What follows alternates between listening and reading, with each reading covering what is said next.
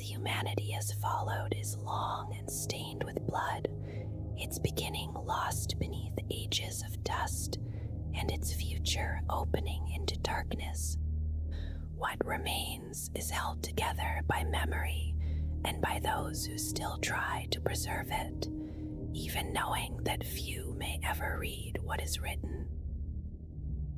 Deep beneath the Imperial Palace on Terra, there are endless catacombs and sealed halls where silence reigns. Vast libraries stretch for countless kilometers, guarded by bulkheads strong enough to endure the fury of the stars. Watchers without rest stand vigil there, and in the shadows, strange ecosystems have grown, shaped by neglect, darkness, and time itself. Within these depths lies knowledge drawn from every great age of humanity. Much of it is decayed and broken, yet even the fragments are enough to overwhelm the mind or threaten the Imperium itself.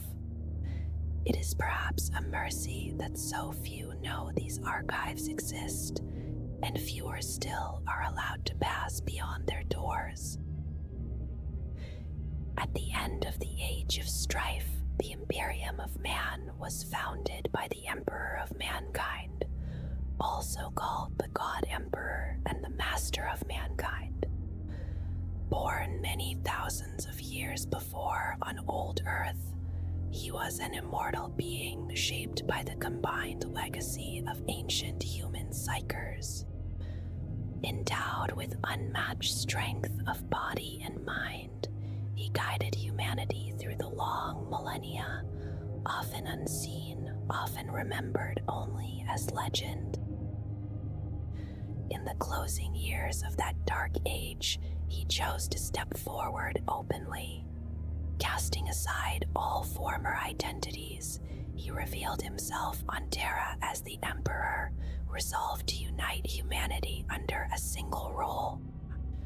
His vision was stern but hopeful, a future guided by reason, knowledge, and progress, meant to lift humanity from fear and ruin and lead it towards survival among the stars. In the earliest age remembered as the Age of Terra, humanity first reached outward into the void. Records of those beginnings are gone, but it is known that the first steps were uncertain and that many failures marked the way forward. Over time, caution became confidence, and small advances turned into great leaps between the stars. Old Earth grew into the heart of an interstellar realm, shining at the center of human expansion. Mars, the first world shaped and renewed by human hands, stood beside it as a beacon of learning and invention. Together they anchored a growing civilization that stretched far beyond its birthplace. Encounters with alien species occurred during this age, though only fragments remain. Some meetings ended in fragile agreements, others in war, most notably against the ever-hostile orcs. Beyond these echoes, little is certain. What survives of this era is no more than scattered impressions, hints of a time filled with exploration and promise, now faded into distant memory.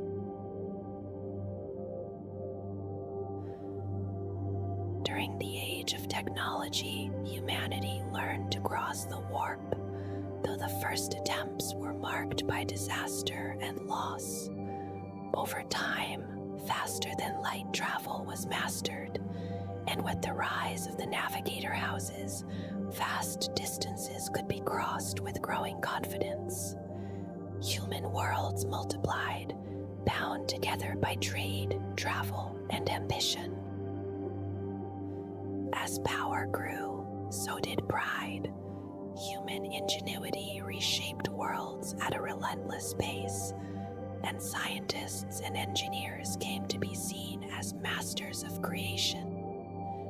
Alien technologies were woven into human designs, and the human genome itself was altered again and again, producing armies of gene-shaped warriors whose origins were barely recognizable.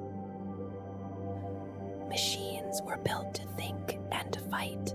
Standard template construct systems allowed colonies to rise quickly from raw materials, while weapons of terrible scale were forged. Artificial intelligences, including the Men of Iron, served humanity's will, enforcing dominance across space and turning worlds into ordered utopias. Yet beneath this triumph, humanity itself was changing. Psychic ability spread more widely, and with it came instability. As psychers became common, anarchy followed, and the boundary between reality and the warp began to fray. Mechanical armies turned on their creators, mutations spread unchecked, and demonic forces broke through into real space. Then the warp itself erupted. Vast storms cut off travel and communication, isolating worlds and collapsing the great human empire with shocking speed. What had once seemed unbreakable fell into ruin, leaving only scattered survivors and the memory of impossible heights. The Age of Strife, also called Old Night, was an era of unending chaos that lasted thousands of years. Warp storms ravaged the galaxy, severing worlds from one another and tearing apart the structures of civilization. Faster than light travel became impossible, and entire systems were left alone in silence. Human worlds turned inward or tore themselves apart.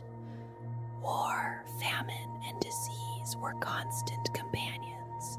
Cited corruption and uncontrolled mutation destroyed some colonies entirely, while others adapted in strange ways, giving rise to uphumans shaped by isolation and necessity.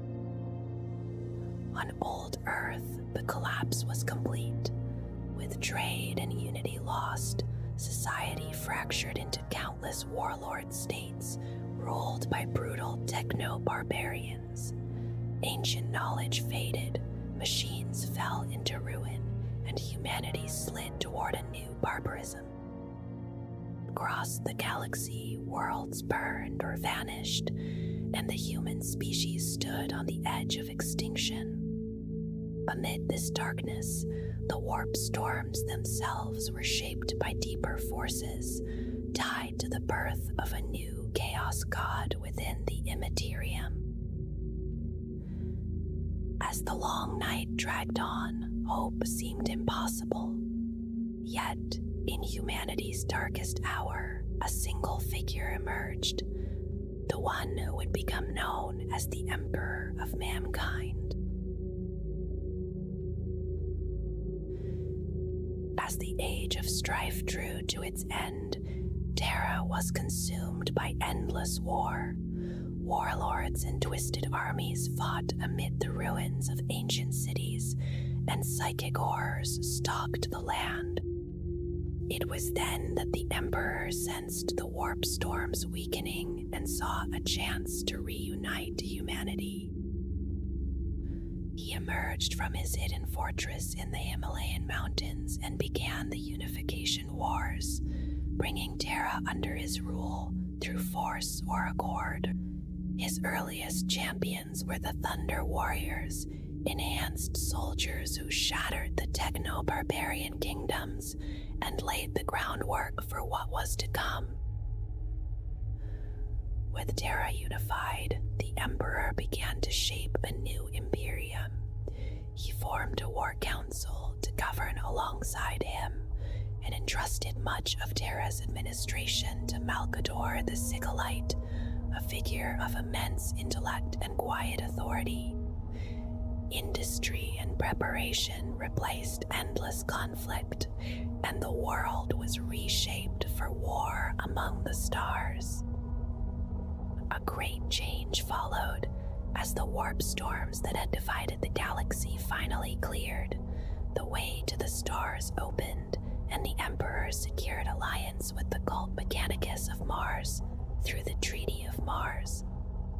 In return for respect and autonomy, Mars provided unmatched industrial strength, war machines, and the means to travel the warp once more. Long before this, the Emperor had created the Primarchs, 20 beings shaped from his own essence and the power of the warp. Scattered across the galaxy by the Chaos Gods, they were lost to him, but from their remaining legacy, he forged the Space Marines, transhuman warriors without fear. With Mars and Terra united, vast fleets were built, and the Great Crusade began. The Sol System was reclaimed, and the Emperor's legions set out to reunite humanity, breaking empires and destroying alien threats as they advanced into the void. Horus was the first of the Primarchs to be found, discovered on the harsh world of Chthoniya. He fought beside the Emperor for many years, and between them grew a bond of deep trust and affection. In time, Horus was named War Master, given command of the Great Crusade itself. Under the combined strength of the Space Marine legions and the Imperial Army, countless human worlds were brought back into the Imperium. Yet, as the Crusade spread ever farther, tension grew. The Emperor withdrew to Terra to pursue a secret project linked to the Webway, leaving the front lines behind. In his absence, a new governing body, the Council of Terra, was formed to manage the Imperium. Many Primarchs resented this shift, believing that mortals were unworthy to rule what they had conquered. Bitterness and pride took root, and these wounds did not go unnoticed by the powers of chaos. Horus, influenced by the Chaos Gods and by the schemes of his brother Lorgar, came to believe that the Emperor intended to abandon them and claim godhood for himself. Enraged and deceived, Horus accepted the promises of the ruinous powers. He turned against the Imperium, convincing 9 other Primarchs to join him. Thus began the Horus Heresy, a rebellion that split the Imperium in half and plunged the galaxy into the greatest war humanity had ever known. The Horus Heresy burned across the galaxy for many years, beginning with betrayal at Istvan and spreading through treachery and slaughter. Loyalist legions were shattered, worlds were destroyed, and the Imperium bled as brother fought brother. Horus drove his forces toward Terra, leaving devastation in his wake. At last, during the siege of Terra, the final battle came. The Emperor confronted Horus aboard the traitor flagship, and there the War Master was slain, ending the rebellion. The victory came at a terrible cost. The Emperor was mortally wounded and brought back to Terra, where he was placed upon the Golden Throne, an ancient device that preserved his life and amplified his psychic power. Since that moment, he has endured in silence, his body broken, his will stretched across the galaxy. Through his presence, the Astronomicon burns, guiding Imperial ships through the warp. Thousands of Psychers are sacrificed to sustain this light, and through it the Emperor shields humanity from the horrors of the Immaterium. Though He suffers endlessly, humanity worships him as a god and protector. believing that through his sacrifice alone the species still survives.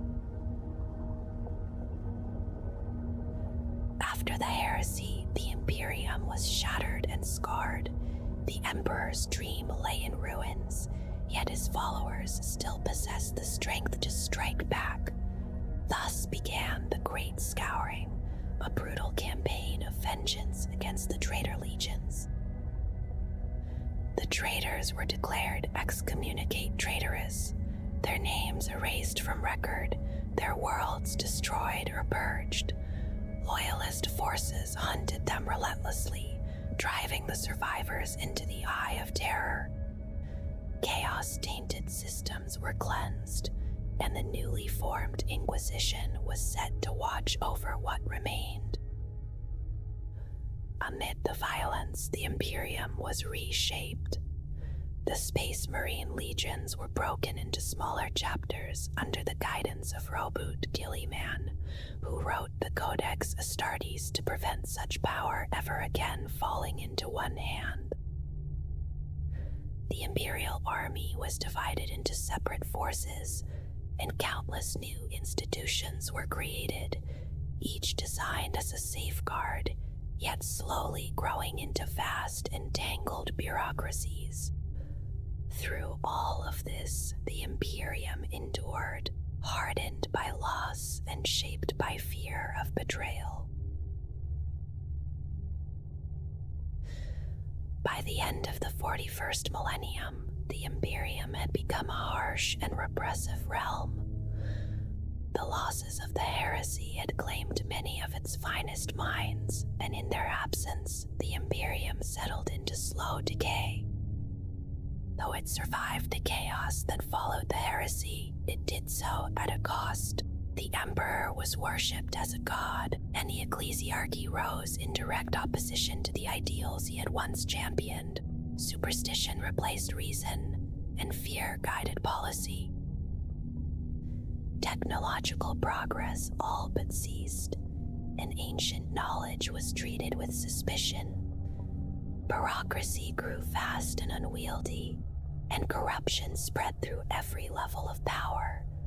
Human life became cheap in a galaxy of endless war. Yet despite all this, the Imperium endured. It stood as the final barrier between humanity and extinction, holding back the enemies that pressed in from all sides. Some knew it must change to survive, but feared that change itself might be fatal. The birth of the Great Rift tore the galaxy in two. A vast wound of warp storms stretched from one end of the stars to the other, shattering worlds and breaking the laws of time and space. Entire regions vanished, while others were twisted beyond recognition. On the far side of this divide lay the Imperium Nihilus, cut off from the Emperor's light and left to endure alone. Even those worlds still close to Terra faced relentless pressure as chaos surged anew. In response, Roboute Guilliman returned to lead the Imperium once more. With new armies and fleets, he launched the Indomitus Crusade, carrying aid and war to besieged worlds and rekindling hope where it had nearly died. Yet even as this new age began, dire truths emerged. The Golden Throne itself was failing, and the knowledge to repair it was lost. Whether the Imperium can change and survive, or collapse under its own weight, remains uncertain as the galaxy burns on. The human race of the 41st millennium carries wounds that never truly healed. The age of strife endured for almost 6 standard millennia, and its violence pressed itself deep into the shared mind of humanity. Survival came only in fragments. Through desperation and isolation, And when mankind finally stepped from that long darkness into the Emperor's light, it did so forever altered. The collapse of interstellar society ended an age of confidence that had once felt unbreakable. A belief in inevitable destiny was shattered, not by some distant enemy, but by dangers born from within and unseen, until they were already destroying everything. That betrayal of certainty left a lasting mark, turning memory into instinct and fear into habit. Curiosity and invention became objects of suspicion. Alien influence and psychic power inspired dread rather than wonder. Humanity withdrew into itself, growing rigid and defensive, determined never to repeat the suffering that had nearly erased it. When records failed, myths endured, and religion carried those old fears forward in whispered form.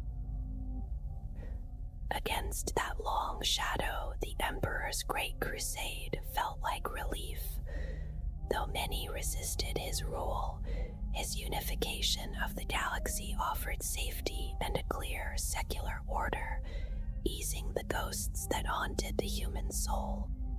When the Emperor fell during the Horus Heresy, those same fears returned with renewed force, no longer held at bay. Without his guiding will, humanity sought strength in blind devotion. The imperial truth faded, and superstition tightened its grip. The scars of the age of strife were no longer only within the mind, but written across the galaxy itself, in ruined worlds, hostile wastelands, and the vast remains of forgotten ambition. Broken planets and dangerous living weapons stood as warnings. Silent orbital rings decayed above dead worlds. Towering spires hummed with strange energies, and buried vaults waited in the dust, still holding threats long forgotten. Each rediscovered relic of former greatness became a reminder of the pride that had doomed mankind, and of how dangerous hope itself could be in such a dark age. The Imperium of the 41st millennium is shaped by fear and reverence in equal measure. It is a superstitious realm where ignorance feels safer than truth, and where old terrors from the age of technology and the age of strife still guide every reaction to change. Innovation inspires not excitement, but unease, wrapped in religious disgust and ancient memory. To most of humanity, technology is not understood, only endured. Scholars and soldiers, pilots and serfs alike, see machines as living things, ruled by temperamental machine spirits. Devices must be awakened through ritual, calmed with oils and prayers, and treated with care lest they fail without warning. True knowledge rests almost entirely with the Adeptus Mechanicus. On their forge worlds, they guard towering archives of data and lore, yet even there, learning and worship are inseparable. Blueprints are scripture, components are relics, and every act of repair unfolds as a sacred ceremony rather than an exercise in understanding. Their Binaric chants echo through incense-filled halls, while construction follows tradition by rote. Experimentation is feared, and invention is treated as heresy. The teachings of the machine god, whose physical form is named the Omnisaya and is identified with the Emperor, warn endlessly against unchecked progress born from the disasters of the past. Lost lost knowledge is allowed to remain lost, the terror of tech heresy and the punishment that follows its discovery outweighs the fear of ignorance itself. Yet, despite this, the Adeptus Mechanicus wields immense power, for the Imperium cannot survive without advanced machines. Their faith is tolerated alongside the Imperial Creed for this very reason. There is a quiet contradiction in their devotion. Ancient devices from humanity's darkest technological age are hunted relentlessly, revered as sacred archaeotech. Armies are sacrificed to recover them, especially fragments of standard template construct machines, whose surviving databases still shape the weapons and engines of war. Unsanctioned technology is condemned as harshly as mutation or rebellion. Thinking machines are forbidden, feared as deeply as witchcraft. To the common citizen, tech heresy and psychic corruption are one and the same, and both are met with instinctive hatred. Some worlds live beside the remnants of forbidden wonders, shunning them as cursed. Alien devices are distrusted even more, no matter their potential. Only on the fringes does pragmatism sometimes prevail, where xenotech slips quietly into black markets, and from there into the notice of the Inquisition, which hunts both the devices and those who dare to trade in them. The Imperium stretches across an immense sweep of the galaxy, touching countless worlds that differ wildly in culture, language, and even the shape of humanity itself. Amid this endless variation, one pattern endures, a web of feudal duty and obligation that binds each world to the next. Every imperial planet swears loyalty to its planetary governor, and through that governor offers troops, resources, and obedience to the governing priesthood of the Imperium. These rulers are charged with turning back the enemies of mankind and with ensuring that psychers do not fall into witchery or demonic corruption. In return, they may call upon the priesthood of Earth, the Adeptus Terra, when disaster looms and aid is needed. This vast body is formed of countless offices and divisions, each burdened with guarding some fragment of imperial continuity, each bound by duty to the one above it.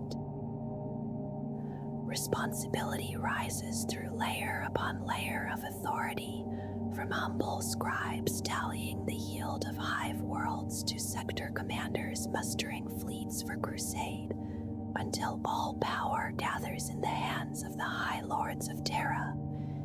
These figures rule in the Emperor's name from ancient Terra, where the Emperor of mankind endures in silent majesty. His withered form rests within the Golden Throne, an artifact of lost brilliance that sustains his life as he stands guard against the demonic horrors of the Immaterium.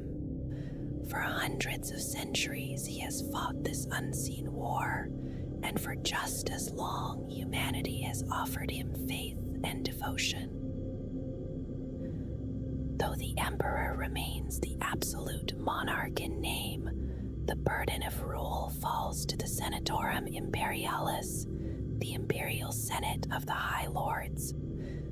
Their number and influence shift as lives end and power wanes, yet they always stand as the voices of the Imperium's greatest institutions.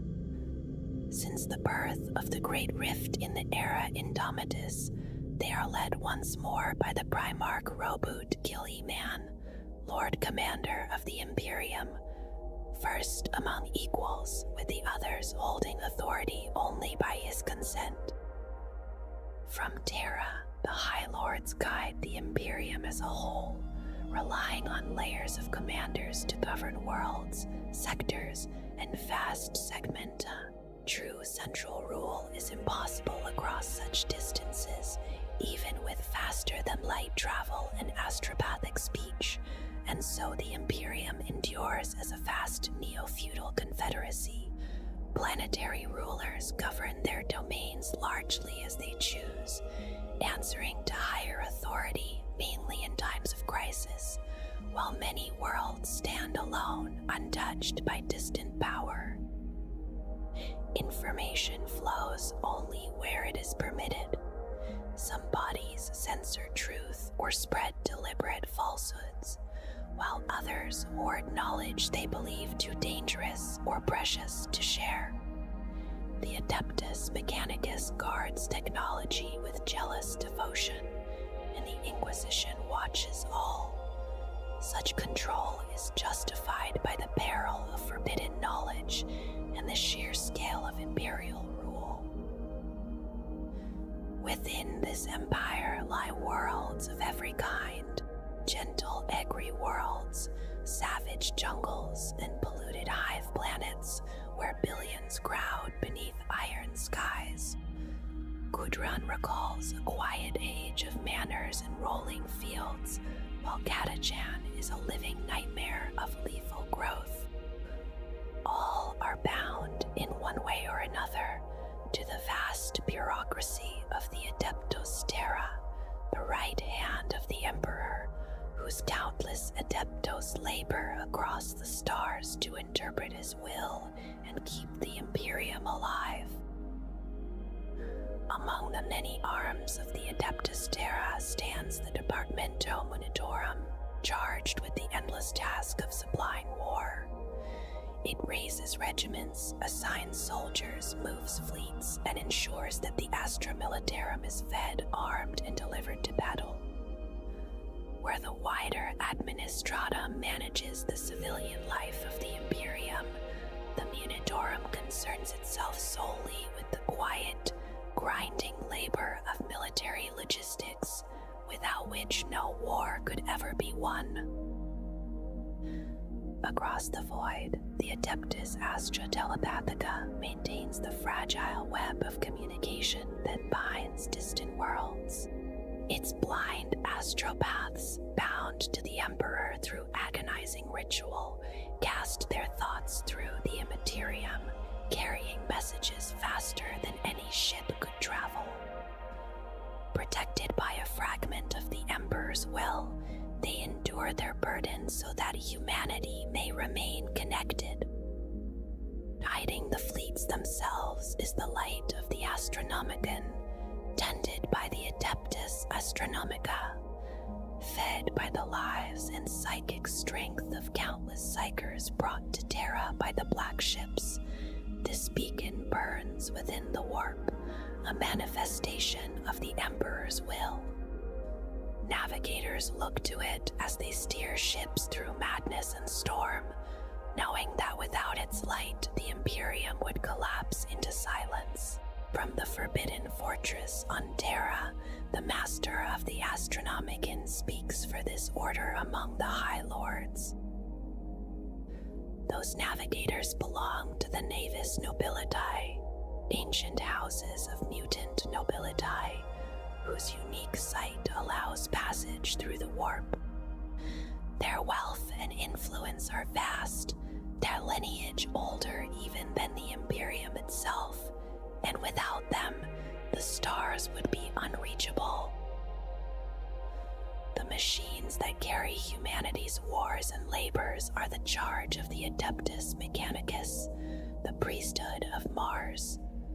To them, knowledge is sacred, the machine god supreme, and the Emperor is living Omnissiah. They tend forge worlds and guard ancient secrets, believing that true understanding lies buried in the past, within lost standard template constructs. Their bodies often bear metal more than flesh, a sign of devotion as much as utility. And though their power is immense, even they remain under the watchful eye of the Inquisition. Standing closest to the Emperor are the Adeptus Custodes, his guardians within the Imperial Palace. Crafted to be mightier than any other warriors, they rarely leave Terra, serving from birth to death in silent vigilance. Beyond the reach of all but the Emperor himself, they watch over his sanctum and are blessed to behold him directly. Order among the rulers of the Imperium is enforced by the Adeptus Arbites, keepers of imperial law. Wherever governors' overreach or unrest threatens the Emperor's dominion, their arbitrators arrive as judge and executioner alike.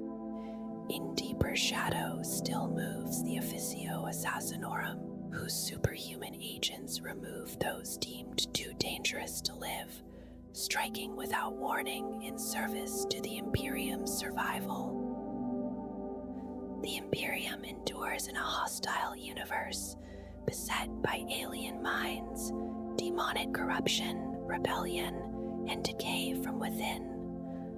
Among the reasons it survives is the Inquisition, the left hand of the Emperor, standing above all other authority. Its inquisitors move freely across the galaxy, their rosettes opening every door, empowered to act without restraint in defense of humanity's rule. They will destroy cities or condemn worlds if they believe it necessary, answering only to the Emperor and to their own order. These agents differ wildly in form and method. Some work unseen and alone, others stride openly with entourages of acolytes and soldiers. What binds them is absolute devotion and the certainty that no adepta may question their actions. Fear follows them wherever they go, and that fear is both tool and shield. Within the Inquisition stand 3 great ordos, each hunting a different threat. The Ordo Malleus pursuing demons and the servants of chaos, the Ordo Xenos eradicating alien dangers, and the Ordo Hereticus rooting out mutants, witches, and traitors within the Imperium itself. Beside, yet not within, the Adeptus Terra stands the Adeptus Ministorum, the ecclesiarchy, voice of the imperial cult. It draws its strength from humanity's belief in the Emperor's divinity and works closely with the priesthood of Earth to shape faith across the stars. From the ecclesiarch on Terra down through cardinals, confessors, and missionaries, it guides countless worlds along the narrow path between devotion and heresy. Its reach is vast and varied, from scholars and preachers to wandering missionaries who carry the Emperor's word to forgotten places. Among its most renowned institutions are the Schola Procenium, where orphans of imperial servants are trained, and the orders militant of the Adepta Sororitas, the battle sisters who fight with faith as fierce as any blade. Through belief, vigilance, and unyielding control, these organs together hold the Imperium in a fragile, enduring balance. War has always followed humanity, and across the galaxy the Emperor's armies are never truly distant. Wherever life endures within the Imperium, the shadow of conflict lingers close by, shaping worlds through fire, loss, and relentless purpose.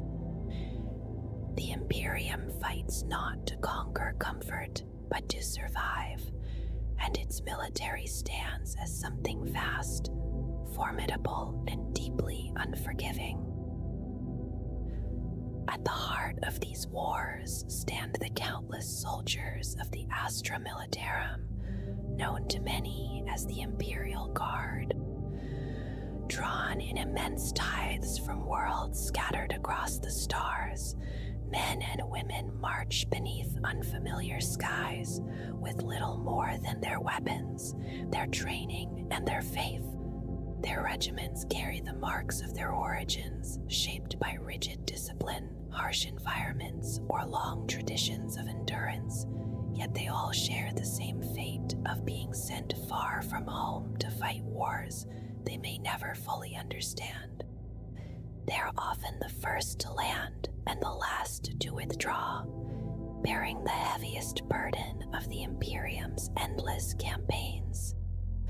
Those who survive a lifetime of battle may be granted land upon worlds they helped seize, a reward that carries both honor and hardship in equal measure. Above them, moving with far greater speed and autonomy, are the Adeptus Astartes, the Space Marines. These transhuman warriors are rare, almost mythical to ordinary citizens, yet their presence carries immense weight. Recruited in youth and remade through brutal augmentation, each Space Marine becomes something far removed from ordinary humanity. Encased in power armor that moves as an extension of his own body, he fights with strength, resilience, and unwavering belief, shaped through relentless indoctrination. Though organized into independent chapters, each with its own traditions and ways of war, all serve the Emperor with complete devotion. Their fleets allow them to strike swiftly, answering threats before slower forces can even arrive, and without them, the Imperium would already be lost to the darkness pressing in from all sides. Among these warriors exist even more specialized brethren. The Grey Knights stand apart, bound in secrecy and purpose, chosen not only for strength but for psychic potential and unbreakable faith. They are shaped to confront the horrors of chaos directly, clad in ornate armor and armed with weapons steeped in ritual and belief. Each carries knowledge gathered across long millennia of war against the warp, and each bears sacred texts that symbolize a faith strong enough to face demons and endure. Against such threats, they fight not for glory, but for survival itself, trusting above all in the Emperor's protection. Equally hidden are the warriors of the Death Watch, drawn from many Space Marine chapters to serve a single purpose. Appearing without warning, they hunt the most dangerous alien foes and vanish once their task is complete. Their black armor and silent vigilance mark them as something apart, answering only to the Inquisition when alien threats rise.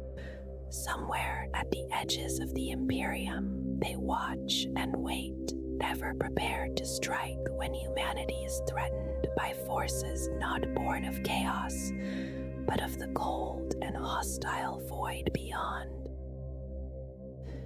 Towering above all ground forces are the Titans of the Colgia Titanica, immense war machines guided by the Adeptus Mechanicus. These colossal engines stride across battlefields like walking fortresses, embodying the Imperium's ability to bring overwhelming destruction when nothing else will suffice. They are rare, ancient, and devastating, symbols of a war-making legacy that no enemy can ever fully ignore. Faith itself marches to war through the Sisters of Battle, the orders militant of the Adeptus Sororitas. Bound to the ecclesiarchy, these warriors serve as both protectors and enforcers of belief, hunting heresy wherever it takes root. Formed as an all-female force, they exist as a deliberate answer to ancient decrees meant to limit the power of the priesthood. Their devotion is absolute, their purpose clear, and their presence often overlaps with the work of the Inquisition, particularly in matters of internal corruption. Where belief is threatened from within, the sisters advance with fire and certainty, convinced that purity must be preserved at any cost. Beyond the surface of worlds, the Imperium's wars are carried on the vast hulls of the Imperial Navy. Its fleets hold nearly all sanctioned warships, from swift escorts to ancient battleships that house tens of thousands of souls. Life aboard these vessels unfolds like that of a city adrift in space, with rigid hierarchies and traditions shaping every moment. Officers live apart from the crews, who toil in the depths, while armsmen patrol the decks as a constant reminder that obedience is sacred. Tech priests tend to ancient machines whose secrets are barely understood.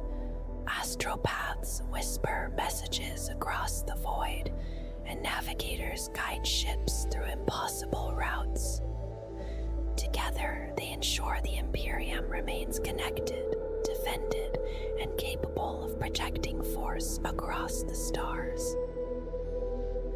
The Adeptus Mechanicus also fields its own forces upon the ground, from Skitarii legions to towering Imperial Knights and tireless combat servitors. These autonomous armies defend forged worlds and lend their strength to Imperial campaigns when required, fighting with cold precision and unwavering loyalty to their arcane masters. Among the most disciplined soldiers of the Imperium are those of the Militarum Tempestus. Trained as elite shock troops, they serve as the sharp edge of the Astra Militarum, deployed with speed and precision to strike where the enemy is weakest. Their missions are brief, violent, and decisive, often beginning and ending within the span of a single day. They do not replace the vast ranks of the Guard, but instead turn the tide of wars that might otherwise grind on without end. The Inquisition, ever watchful, maintains its own stormtroopers as well. These soldiers guard secret fortresses and the black ships that roam the Imperium, collecting those touched by forbidden powers.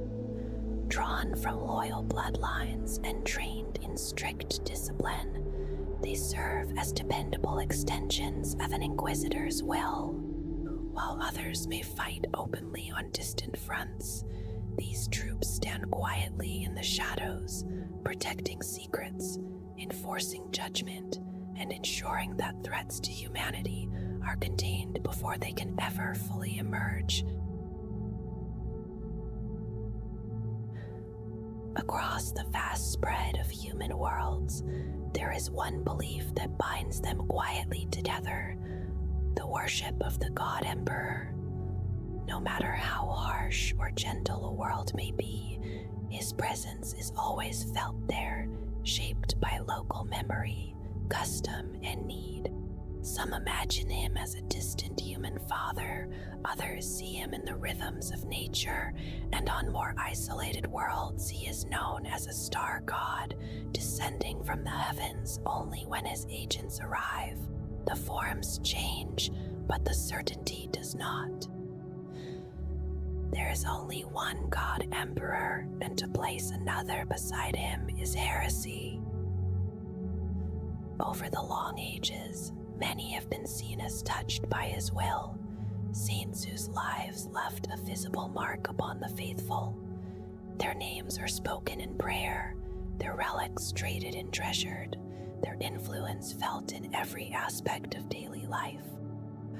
Worship is usually ordered and structured, rising in towering cathedrals that dominate cities and hive spires alike.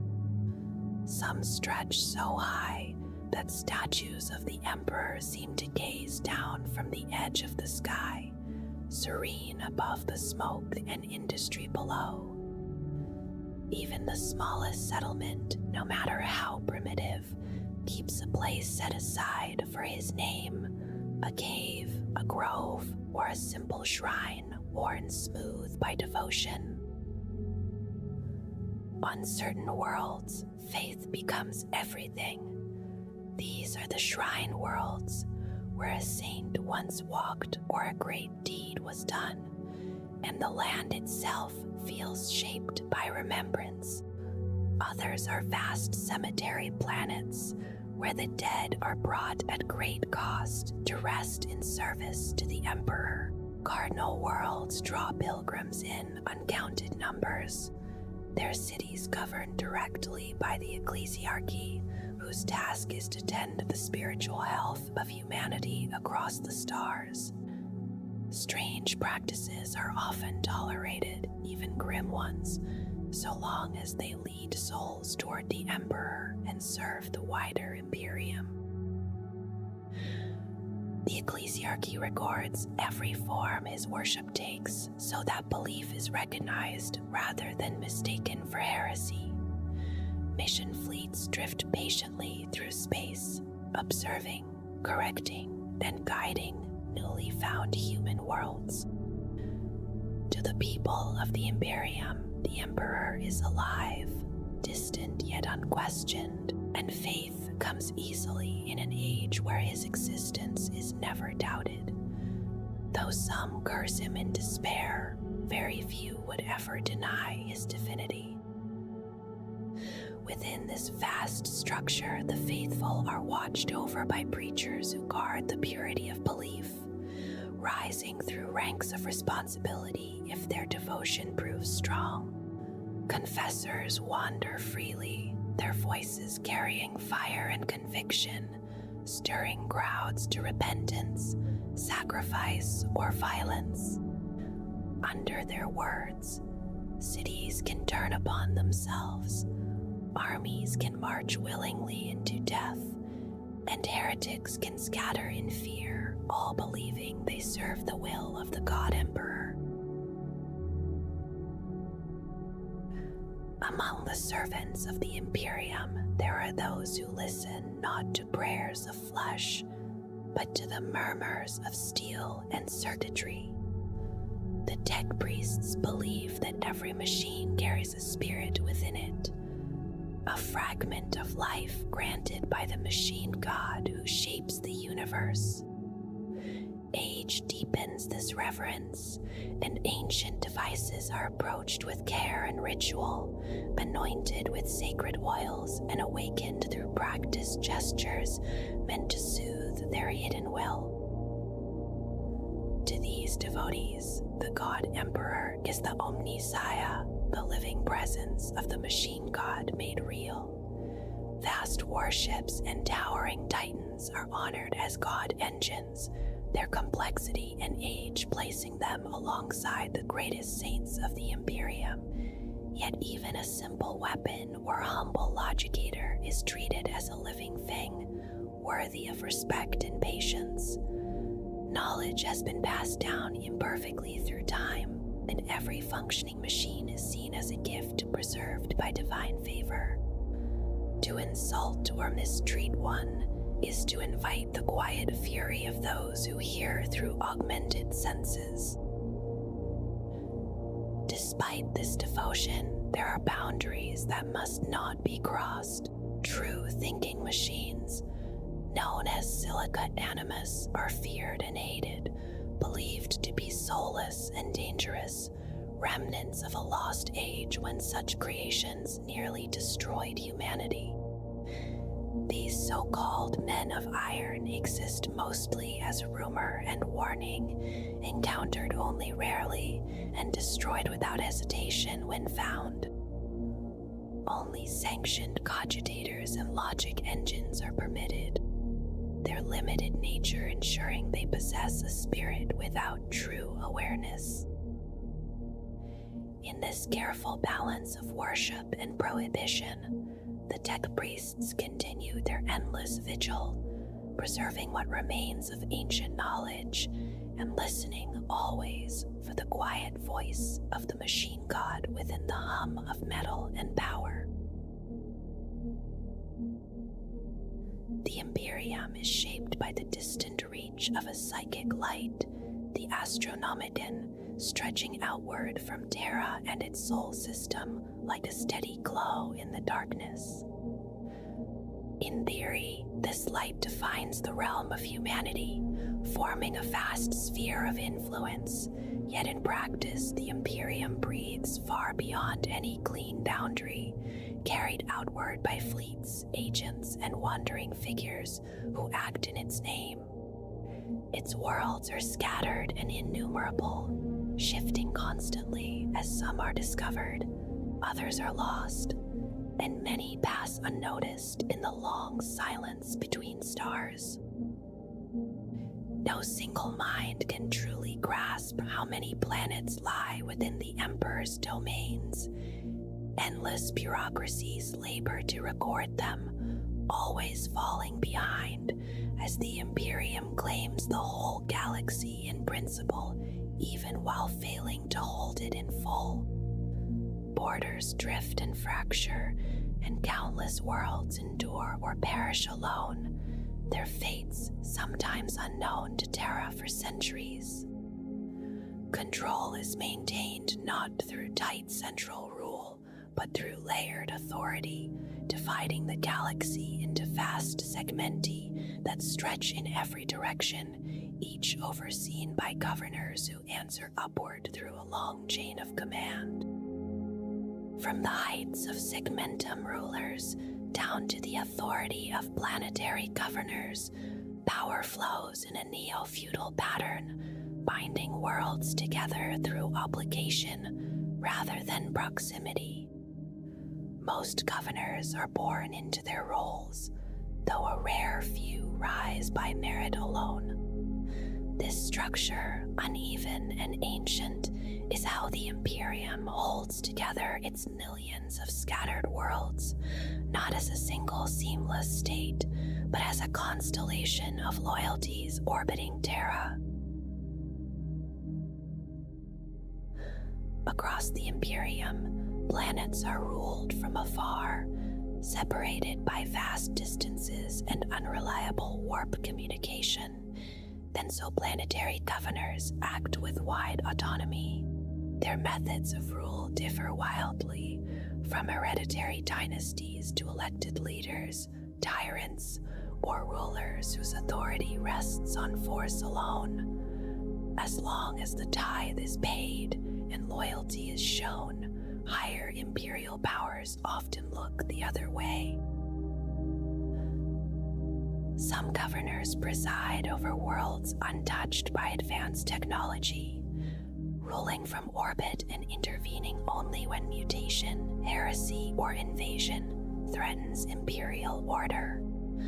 Others govern planets tightly woven into the machinery of the Imperium, responsible for raising armies, surrendering psychers, and maintaining forces strong enough to endure until distant reinforcements arrive.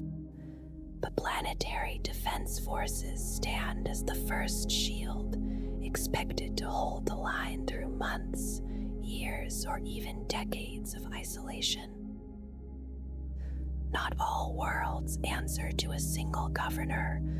Some are ruled directly by the Adeptus Terra, the Ecclesiarchy, the Adeptus Mechanicus, or even the Adeptus Astartes.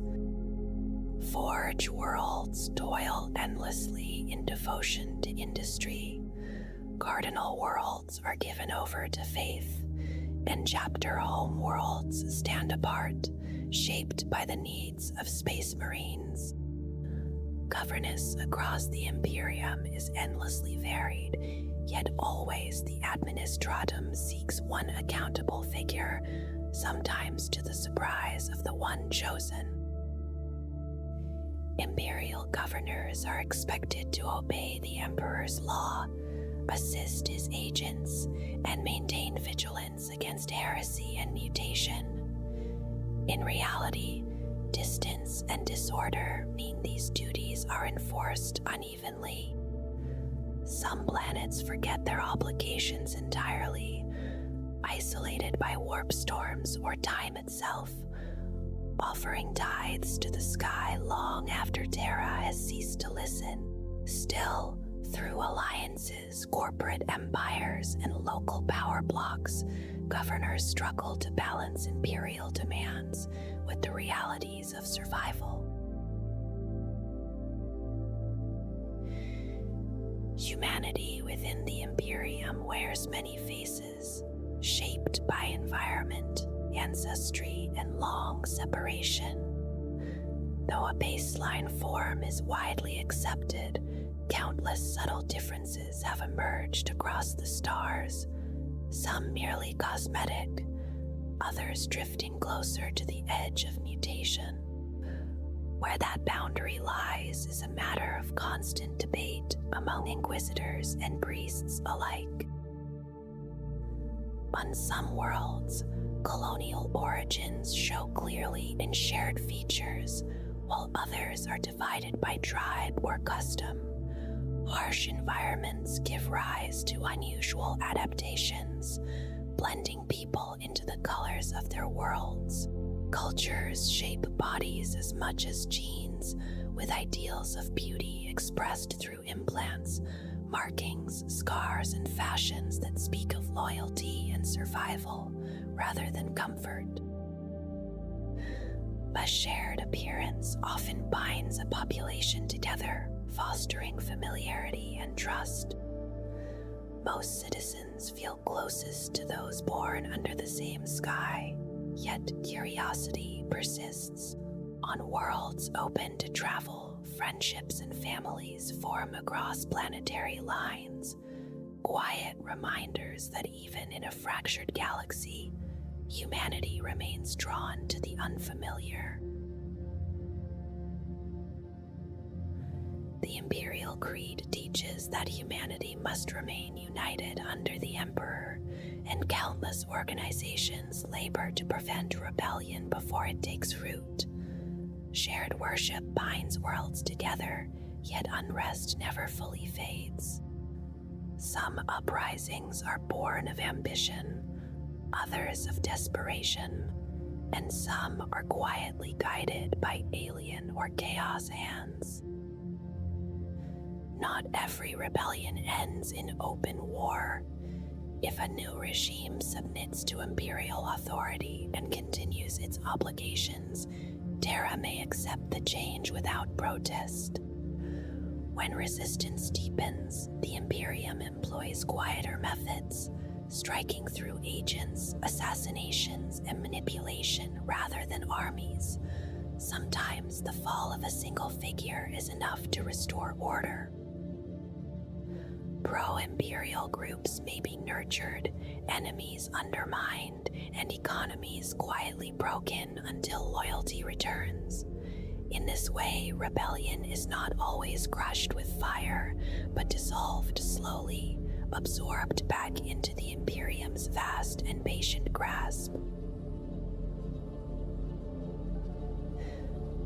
As the age drew toward its bloody close, a cascade of cataclysms tore at reality itself. Ancient structures fell, gods stirred, worlds burned, and warp-bound powers surged into the material realm. Any one of these events might have been the breaking point, yet together they split the galaxy open.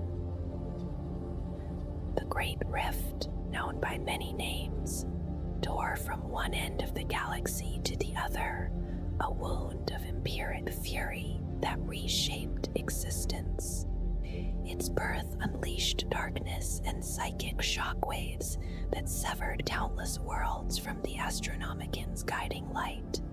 This long night, the Noctis Eterna, claimed fleets, armies, and entire civilizations in silence.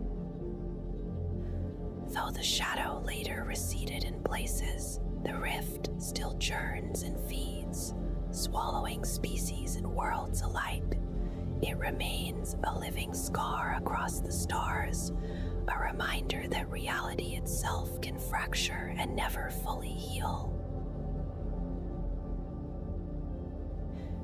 In the aftermath of the Great Rift, the Imperium was torn in two, divided by a raging belt of warp storms. The half that endured with greater strength became known as the Imperium Sanctus, centered once more upon Holy Terra and the steady glow of the Astronomicon. Within this vast region, worlds continue their endless labor, sending soldiers and resources into an unceasing war. Armies march, fleets clash in the void, and space marines move from one crisis to the next. Faith is carried into battle by the Sisters of Battle, while unseen agents and tech priests work in shadow and forge. Yet this realm is far from orderly. Communication passes only through strained psychic minds, heavy with error and symbolism.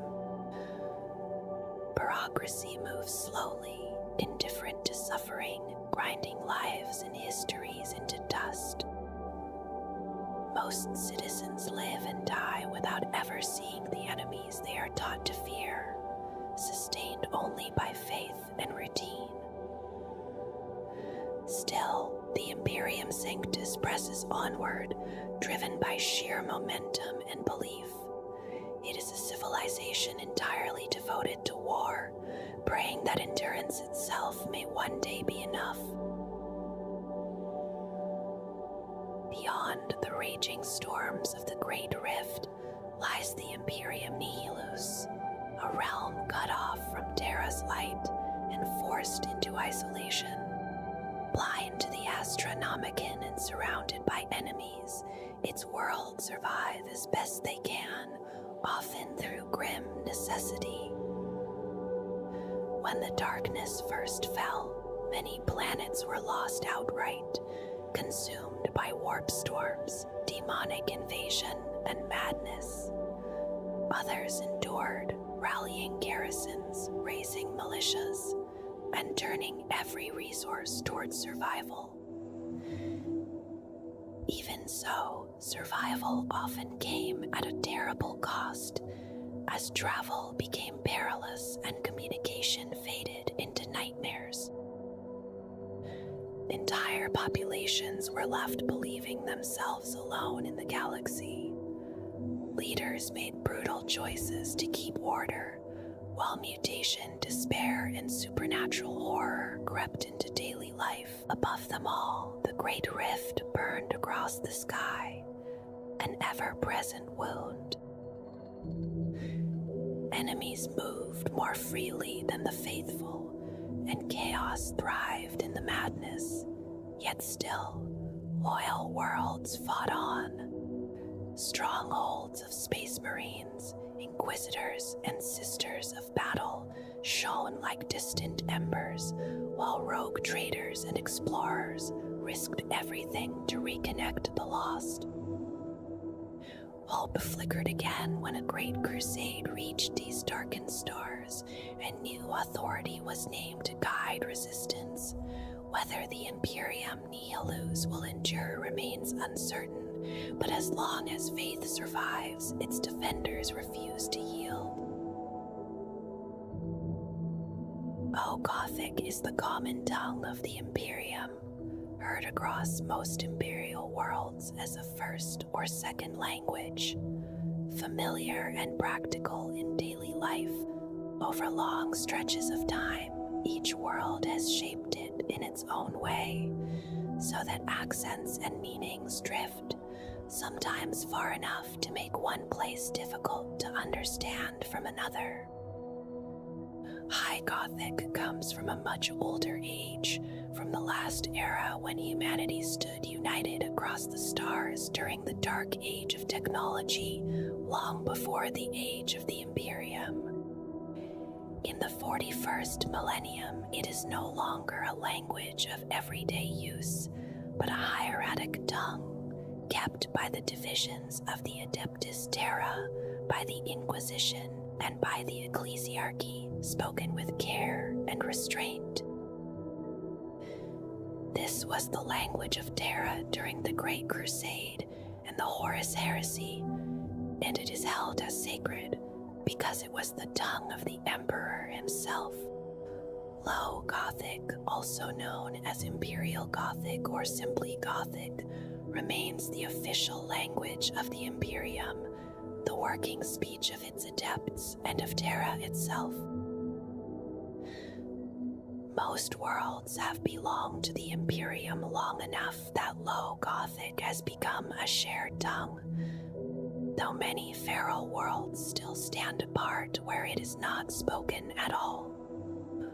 On older planets, ancient local languages endure, sometimes so strongly that ruling aristocracies know only enough Low Gothic to swear their oaths of office. For moments of formality and authority, High Gothic is still chosen, the venerable precursor of Imperial Low Gothic. Many rituals of the ecclesiarchy, edicts of the administratum, and imperial charters are voiced in this ancient language, carrying the weight of age, tradition, and remembered unity. From the earliest days of humanity, reaching back to the Paleolithic age on old Earth, there have always been individuals touched by psychic power, quietly present among the species, capable of things like reading thoughts or calling fire into being. Within the Imperium, their existence is accepted, yet never comfortable, and often carried with unease and fear. An untrained psyker is not merely dangerous by accident, but by nature, an open doorway into the warp, left unguarded and vulnerable, through which demons and enslavers can slip into real space and bring ruin. Stories are told of entire worlds lost this way, overwhelmed by horrors from the Empyrean, while others remember rogue psychers who turned their gifts inward, committing atrocities or drawing followers into destructive cults. On some worlds, this fear hardens into ritual and punishment, where psychers are named witches, forced through agonizing trials and burned once their guilt is declared inevitable. Across the Imperium, the law demands constant vigilance, with all worlds required to watch their psychers closely and present them for testing by the Adeptus Astra Telepathica. Those who prove strong enough endure the soul binding and are shaped into sanctioned psychers, bound to serve the Imperium despite the dangers they carry within. Those who fail these tests are taken aboard the black ships and vanish from sight, never to return. Their lives are spent in silence and sacrifice, consumed to sustain the Emperor's strength within the warp and to keep the Astronomicon burning, a distant light held alive by countless unseen souls. Travel between the worlds of the Imperium is uncommon, and when it happens, it is rarely gentle. Most civilians never leave the surface of their birth world, never hearing the endless thunder of a shuttle in flight, never feeling the sudden drop of a descending pod, never sensing the quiet pressure of deep space closing in around a vessel. The Imperium is vast beyond easy understanding, and a single human lifetime is far too short to cross it in any meaningful way. Those who do attempt such journeys often do so knowing they will never see their destination themselves. Colonists, pilgrims, and refugees pass their lives aboard immense ships, their descendants continuing the passage long after the first travelers are gone. Many vessels drift for generations through the dark, and many never arrive at all, lost to distance, chance, or the quiet dangers of the void. For journeys between nearby worlds or neighboring star systems, ships rely on travel that remains bound by light itself. The speeds involved are immense by human standards, yet they are insignificant against the true scale of the galaxy.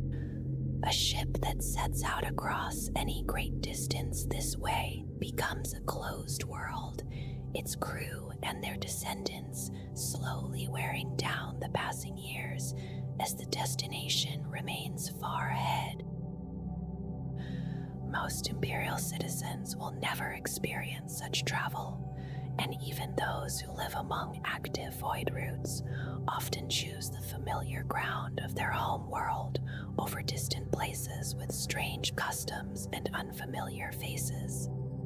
In many regions, space travel is the privilege of a few, reserved for those who can afford the costly rituals, the attending priests, and the vast upkeep demanded by these ships.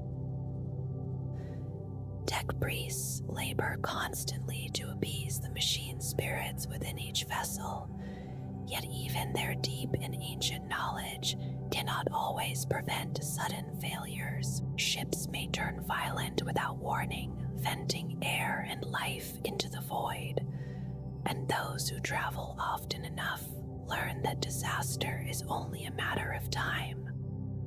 Worlds that still know how to build and maintain these craft guard their secrets closely, keeping their ships reliable and costly, while denying others the knowledge needed to calm their own.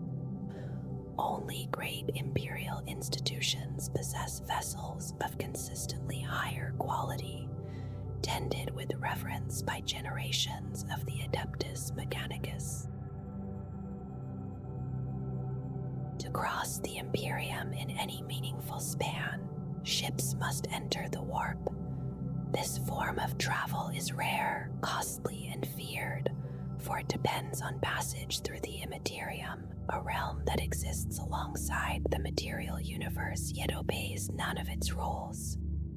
A vessel equipped for this journey surrounds itself with protective fields, then bends away from real space and slips through the veil into that other dimension.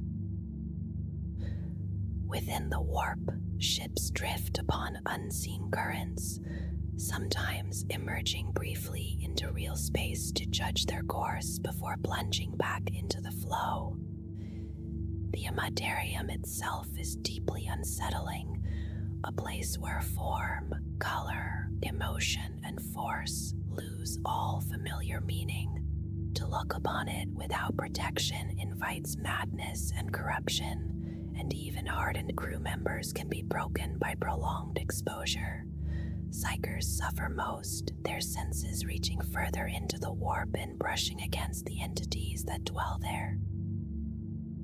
Those who survive the passage often find that time has betrayed them. A journey may steal centuries from real space, or consume only moments, or even return a ship to a point before its departure. No navigator can fully predict this loss or gain, and travelers accept that home may be forever changed or entirely unreachable.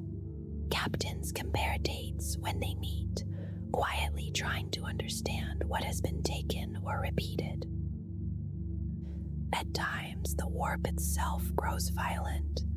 Storms rise without warning, hurling ships along savage tides, casting some back into real space far from their course, while trapping others forever within the currents.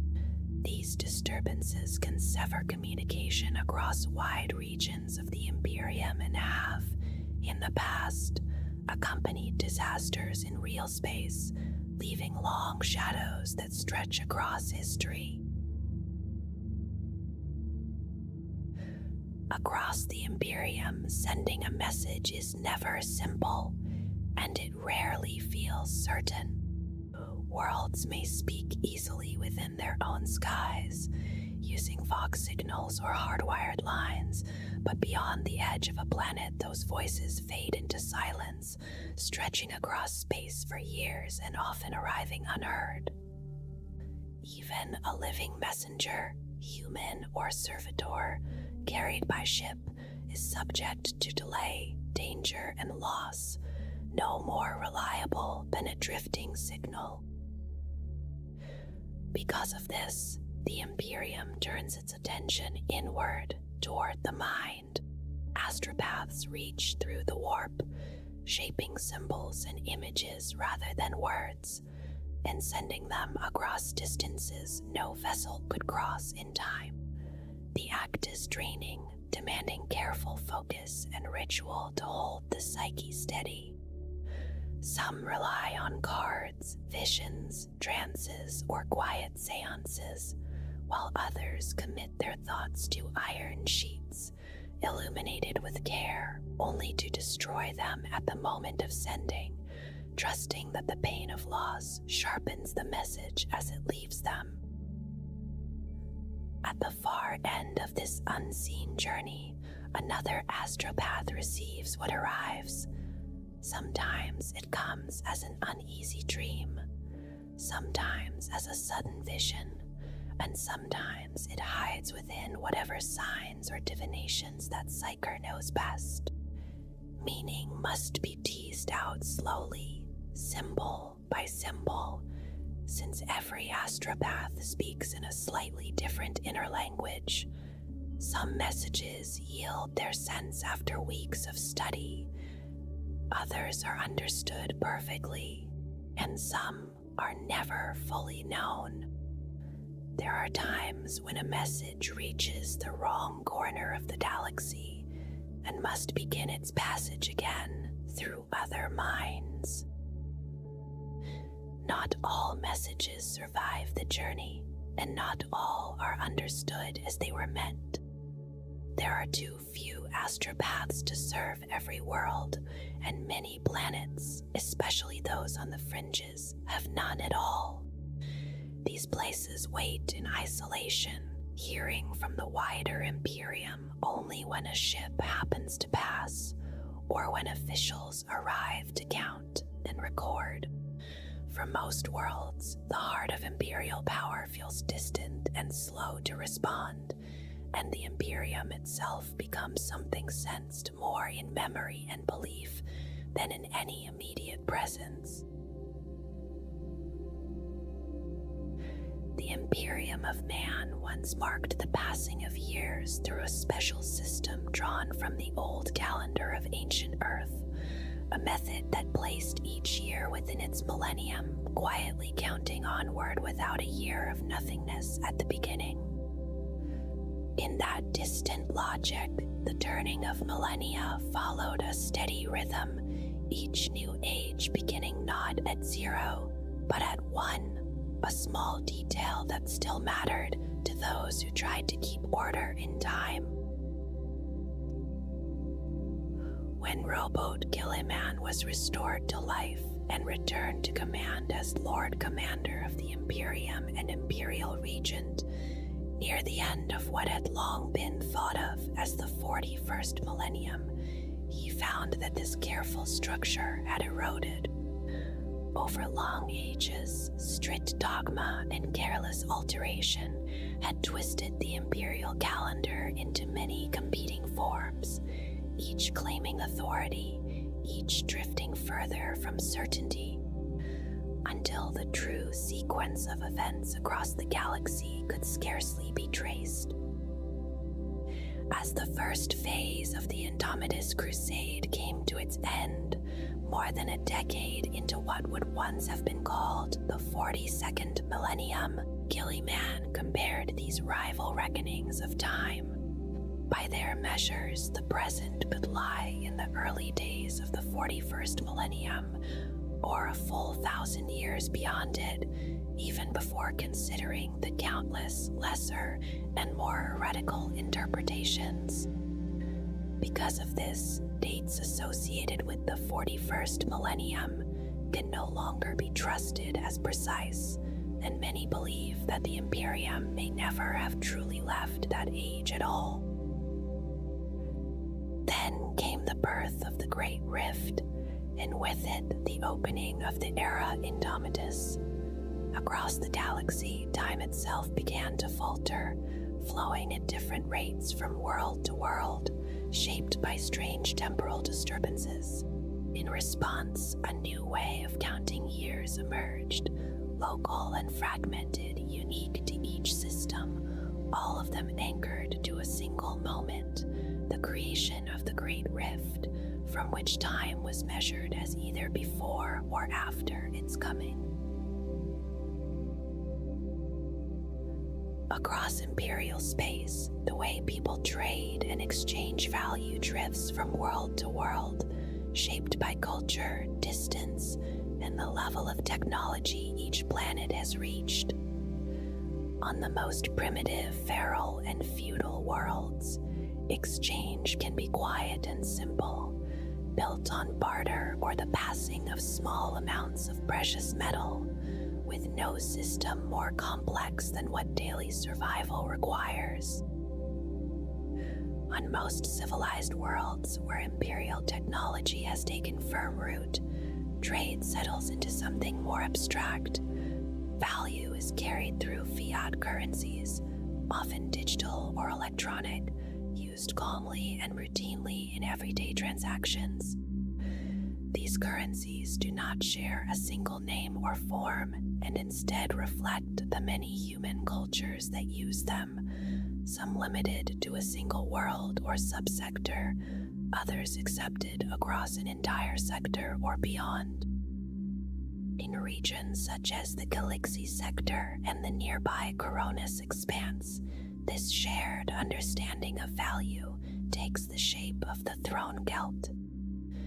It exists as metallic coins called thrones, a name that quietly echoes the Emperor's golden throne, and like most imperial currencies, its worth is bound to the region's imperial tithes.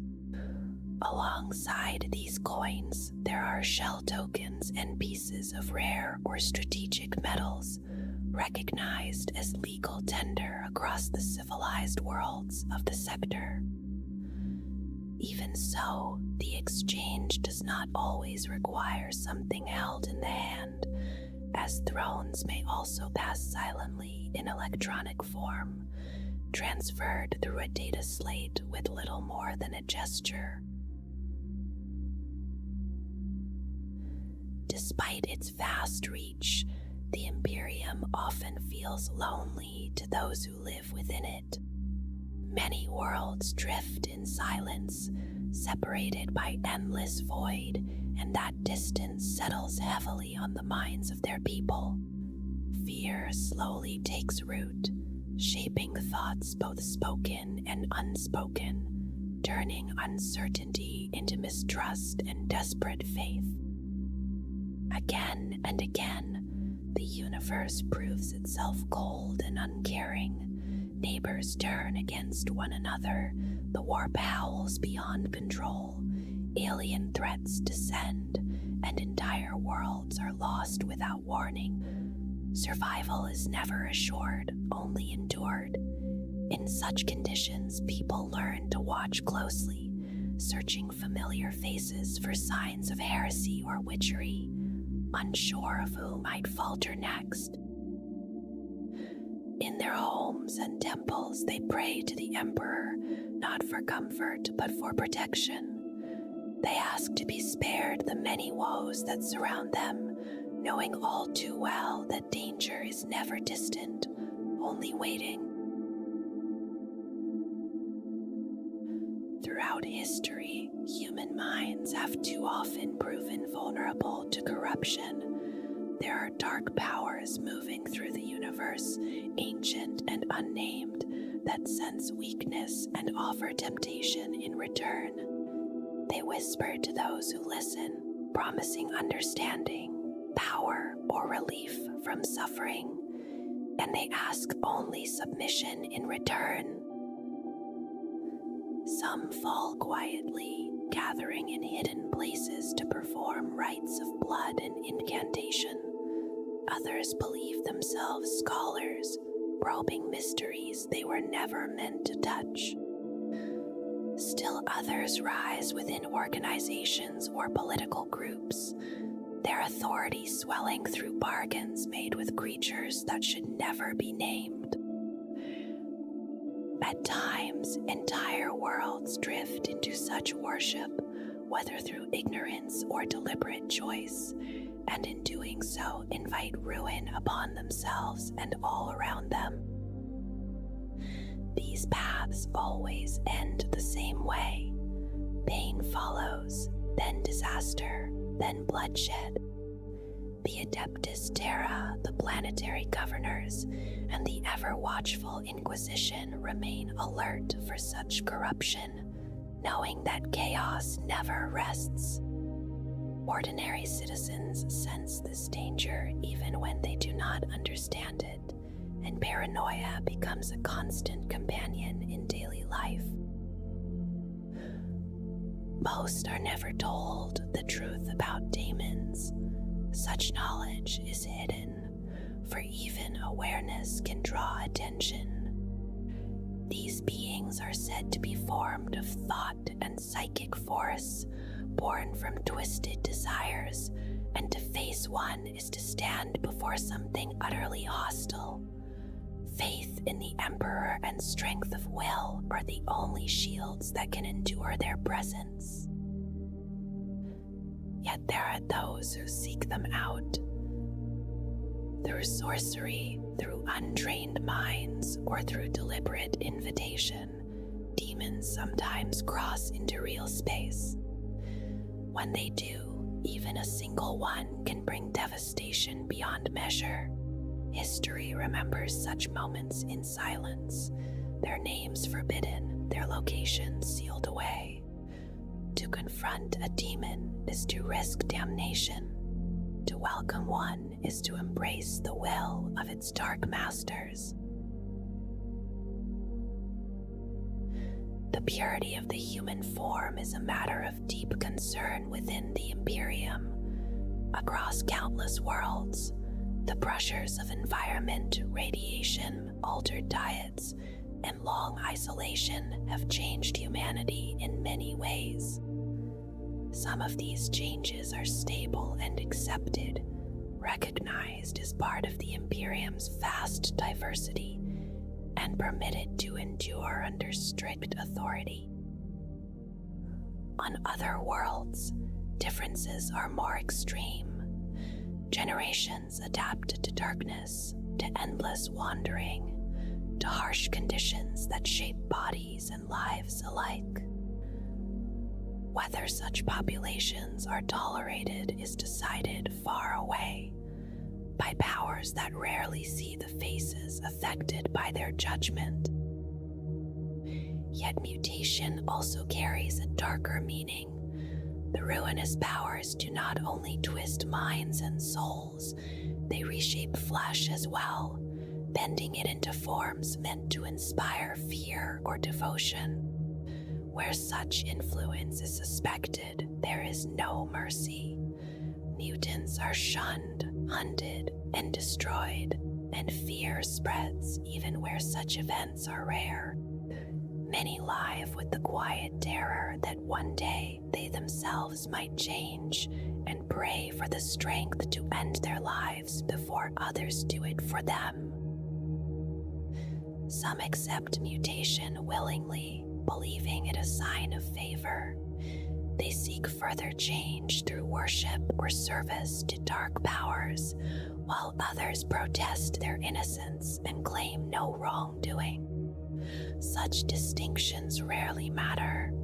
To the Imperium, a mutant remains a threat, and intolerance becomes a grim norm. Innocent lives are often lost to suspicion alone. Alongside this fear stands the dread of witchcraft. Entire branches of the Inquisition exist to find and destroy unsanctioned psychers, while other institutions attempt to contain and control those deemed useful.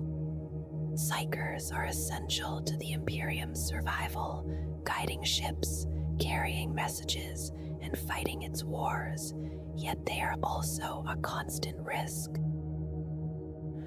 For every strong mind that resists the warp, there are many more that cannot. Untrained abilities invite intrusion, manipulation, and disaster. Most feared of all are those who revel in their power, seeking personal gain through it. Such witches may destroy worlds without meaning to, and their danger lies in how quietly they can appear. Families fear such births above all others. Any psyker not surrendered to imperial authority faces a single fate, and the cleansing flame waits without hesitation. The imperial faith teaches that humanity is destined to rule the galaxy. It is said to be the Emperor's will, and countless lives are shaped around fulfilling that belief. To serve this purpose is considered both duty and salvation. Beyond human space dwell countless other beings, born on distant worlds and shaped by alien histories. Their forms are seen as affronts to what humanity believes itself meant to be. Some of these creatures are weak and are erased without hesitation, their worlds claimed and their memory allowed to fade. Others are far more dangerous. The orcs surge across the stars in endless hunger for battle, vast and brutal, driven by war alone. The Eldari move with deception and speed, offering alliance while concealing betrayal, their weapons as deadly as their words. The Tyranids descend without reason or mercy, stripping entire worlds to lifeless stone in their wake. In darker regions, stranger threats linger. There are beings whose presence warps time itself, others who enslave technology through heretical means, and alien mercenaries who raid without loyalty or restraint. The galaxy is crowded with such dangers. Yet the Imperium teaches that humanity will endure, that the violence of Xenos is born from desperation, and that their fury is the last resistance of those who know their end approaches. The Imperium claims absolute authority over humanity, a rule believed to be set down by the Emperor himself and enforced by the Adeptus Terra. Yet humanity has never been unified for long, and disagreement is as old as the stars. To maintain control across such distances, governance must be harsh, and rebellion is tolerated only until it becomes undeniable. Often, defiance is recognized when the flow of tides stops. A world that turns away is met with swift and uncompromising force. Rulers who seek independence, whether through ambition or neglect, are crushed, and examples are made of them so others do not follow. Such suppression may take generations, but no world is permitted to remain free for long. Assassination, invasion, and even the destruction of entire planets are accepted tools in restoring order. Sometimes rebellion begins among the people themselves. Life within the Imperium is often brutal, and charismatic figures may rise and overthrow local rule. If loyalty to Terra remains, such changes are ignored, but when defiance spreads beyond that, the response is immediate. Military force is brought to bear, and resistance is erased. There are also more insidious threats. Some worlds fall under alien control without realizing it, their populations manipulated as proxies. Others are knowingly or unknowingly infiltrated until rebellion erupts from within. In such cases, the destruction of the infected population is deemed necessary, whether through bombardment, viral weapons, or worse. demonic influence presents an even greater danger. Worlds that turn to the dark gods risk tearing open the boundary between the warp and reality itself. Suppression must be careful, precise, and often entrusted to specialized forces. When cleansing fails, the final answer is annihilation. Through such measures, the Imperium believes it preserves humanity, no matter the cost. For a very long time, the Imperium of Man chose silence as its shield. It believed that the safest way to protect humanity was to hide the truth of chaos, to keep the names and the nature of the Chaos Gods, their demons, and the traitor Space Marines buried far from public thought. Only a narrow few were permitted to know. Certain Space Marines, sanctioned psychers, and the watchful members of the Inquisition who carried this burden in solitude. Those who encountered the demonic too closely were rarely allowed to remember it. Even warriors of the Adeptus Astartes were sometimes stripped of their memories, entire chapters altered after exposure that was deemed too dangerous to carry forward. For ordinary humans, survival often came at a terrible price. Death to prevent corruption, or life under enforced forgetting, with memories reshaped or erased until nothing remained of what they had seen. This practice stretched back to an age before the Emperor of Mankind was bound to the Golden Throne, when only he and his Primarchs knew that the warp held intelligences capable of reaching into real space. Yet even then, the full truth was withheld. During the Great Crusade, the Emperor did not reveal that the warp was ruled by malign powers resembling the dark spirits of ancient human myth, fearing that such knowledge alone could guide his sons toward ruin. To face a daemon host was never a simple battle. It was an encounter with terror and unreason, something that left lasting marks on all who survived it. Because of this, the Imperium came to believe that even knowing such enemies existed could begin a slow fall into damnation, a quiet erosion of faith and certainty. Across the long ages, warp disasters and demonic incursions occurred again and again, yet records of them were erased. After the Horus Heresy and the birth of the Inquisition, the mere possibility of such events was judged too dangerous for public awareness. What little remained was locked away in forbidden imperial texts or scattered through heretical Xenos writings awaiting destruction. Only later, after the Great Rift tore the galaxy open in the era Indomitus, did this silence begin to crack. Demonic invasions became too common, and the need for Space Marine intervention too constant to sustain the old lies. By then, most Astartes had already faced demons in battle, even as the Inquisition continued, at times to erase whole chapters, and others resisted such intrusions into their ancient autonomy. Now, with the galaxy split by the cicatrix maledictum, secrecy has lost its power.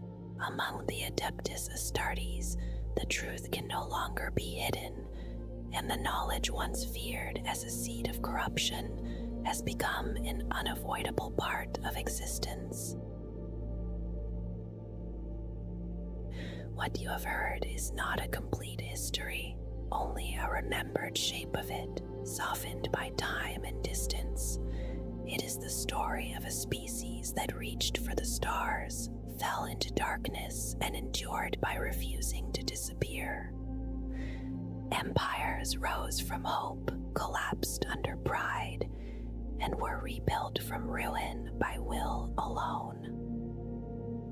across ages of light and catastrophe, humanity searched for order in a universe that offered none freely. Knowledge was gathered, lost, and guarded. Power was created to protect and again to destroy. Even the greatest vision, born from reason and unity, could not escape fracture and betrayal. What remains is an imperium frozen between survival and decay, sustained by sacrifice and belief, standing not because it is just, but because it must endure. Its people live within the long echo of ancient choices, carrying burdens shaped by wars already fought and consequences still unfolding. And yet, even now, amid endless night and distant stars, there is motion. Fleets still travel. Voices still answer calls for aid. The story does not end in silence, but continues, heavy and unbroken, carried forward by those who remember and by those who simply refuse to let the light go out.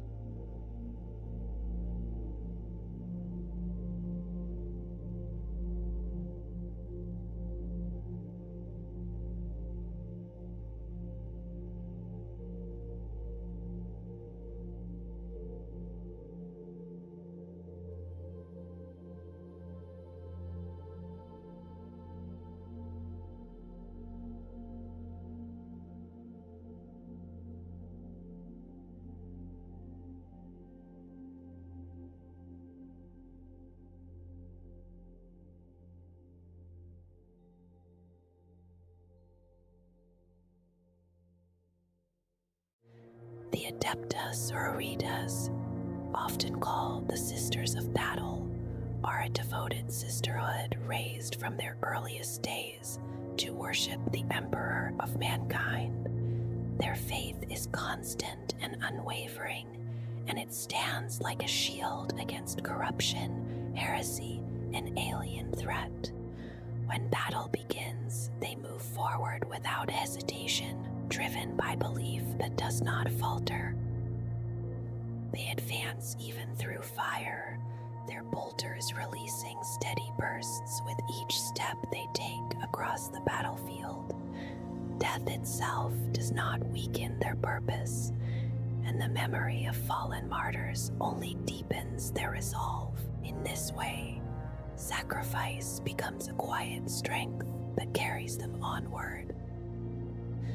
The Adeptus Ministorum, known across the Imperium as the Ecclesiarchy, exists as a vast and powerful state church. It is built upon the worship of the God Emperor as the savior of mankind, and its influence reaches across the galaxy through the teachings of the Imperial Creed. Within this structure, the Sisters of Battle serve as its chosen army. Clad in ceramite power armor, they carry weapons of great power, granted through the immense wealth of the Ecclesiarchy. Their training pushes them to the limits of human ability, and their discipline is as firm as their belief. In times of war, they fight without doubt, and in times of peace, they divide their days between devotion and preparation. To them, training and prayer are not separate pursuits, but parts of the same path. The body, the mind, and the spirit must all be strengthened together, and none can be neglected. On the battlefield, this unity becomes clear as they chant hymns and verses while advancing, calling upon the Emperor to guide their hands. This faith manifests in ways that seem beyond ordinary strength, granting them resilience and clarity even in the midst of violence. They push past fear, endure wounds, and strike with force that appears almost unnatural. To those who witness them, it seems as though the Emperor's presence walks beside these warriors. And so, once battle has been joined, the Sisters of Battle continue forward without pause until their enemies are entirely broken. The origins of the Adeptus Sororitas lie within the Age of Apostasy, a time of deep unrest during the 36th millennium. In this era, the ecclesiarchy held overwhelming authority, shaping both the spiritual and material lives of the Imperium's citizens. Its reach grew so fast that it began to direct the decisions of the High Lords of Terra themselves. The ecclesiarch was seen as a voice of the Emperor, and his influence extended into every part of governance.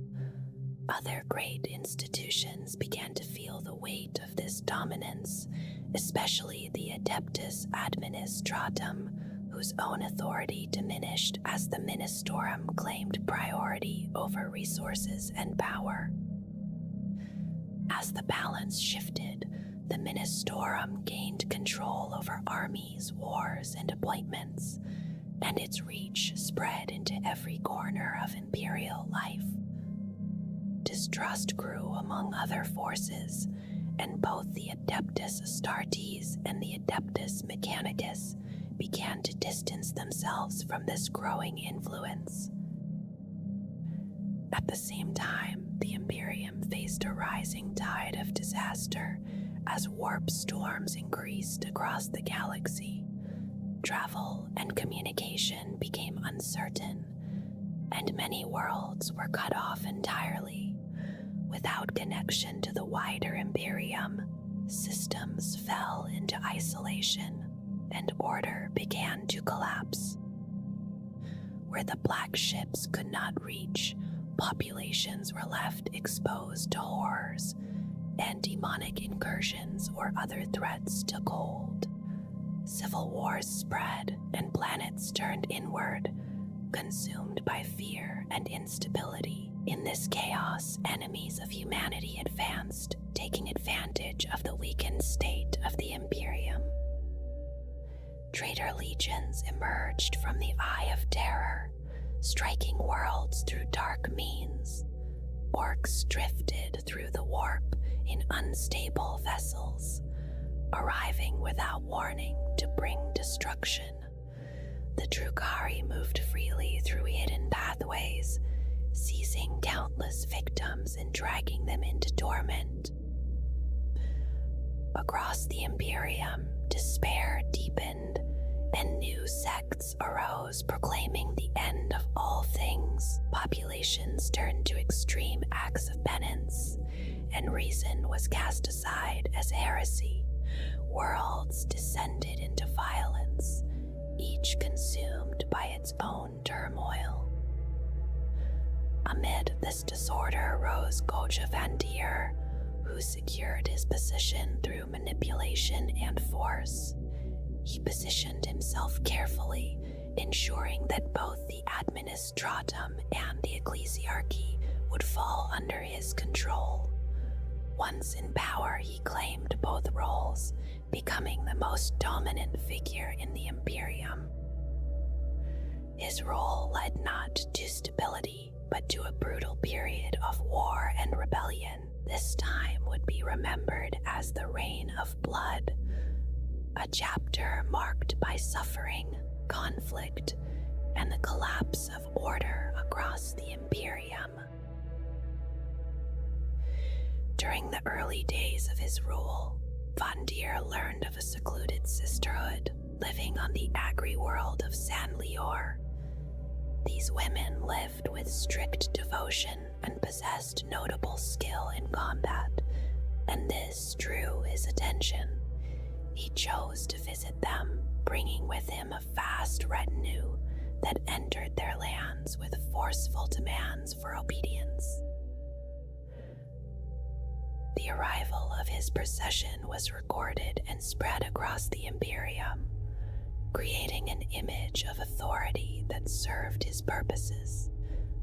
When he reached the convent, however, the gates remained closed, and the sisters declared that they would answer only to the Emperor himself. Vandalier responded with unexpected calm, offering to prove his divine authority if allowed entry with a small escort. The sisters agreed, and he was brought before them in their courtyard. There, he declared that he would demonstrate the Emperor's protection, and that if he failed, he would accept death. Holding his Rosarius, he ordered one of his guards to fire upon him. The guard hesitated, yet obeyed, and a bright light engulfed Vandir. When it faded, he stood unharmed, and the sisters fell to their knees, convinced of his divine favor. In truth, the device had shielded him, but the sisters had never seen such a thing before. Believing his claim, they swore themselves to his service and took on a new name, becoming the brides of the Emperor. From that moment, they stood as his protectors and enforcers. Their training was refined with the finest equipment, and their reputation spread throughout the Imperium. Those who came before Vandir did so under the silent presence of these warriors, whose loyalty appeared absolute and whose vigilance never wavered. As the reign of blood continued, vast numbers perished, and resistance slowly began to take form. A movement known as the Confederation of Light emerged, led by the preacher Sebastian Thor, who spoke of a return to compassion and true devotion. His words spread across worlds, offering hope to those who had suffered under Vandir's rule. Thor's influence grew, and his forces advanced, weakening the hold of the Ecclesiarch. With this shift, the Space Marines and the Adeptus Mechanicus found the opportunity to act, joining the effort to bring an end to Vandir's control. Their combined strength moved toward Terra. Vandir reacted with defiance, declaring his opponents to be traitors and dissolving the structures that opposed him. This act pushed the Space Marines to commit fully, and a strike force was assembled to assault his stronghold within the Ecclesiarchal Palace.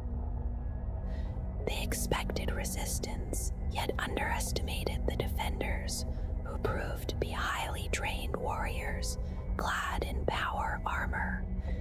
These women fought with unwavering belief, holding their ground against even the might of the Astartes.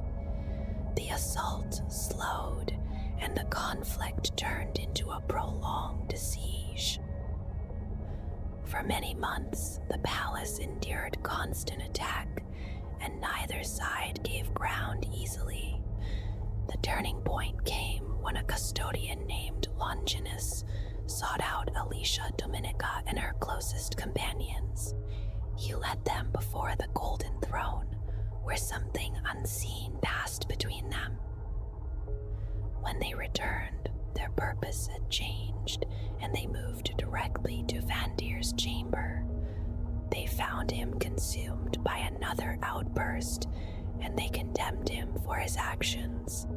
In that moment, Alicia Dominica struck, ending his life with a single decisive blow. With his death, the reign of blood came to an end, and the Imperium began to move away from that time of chaos.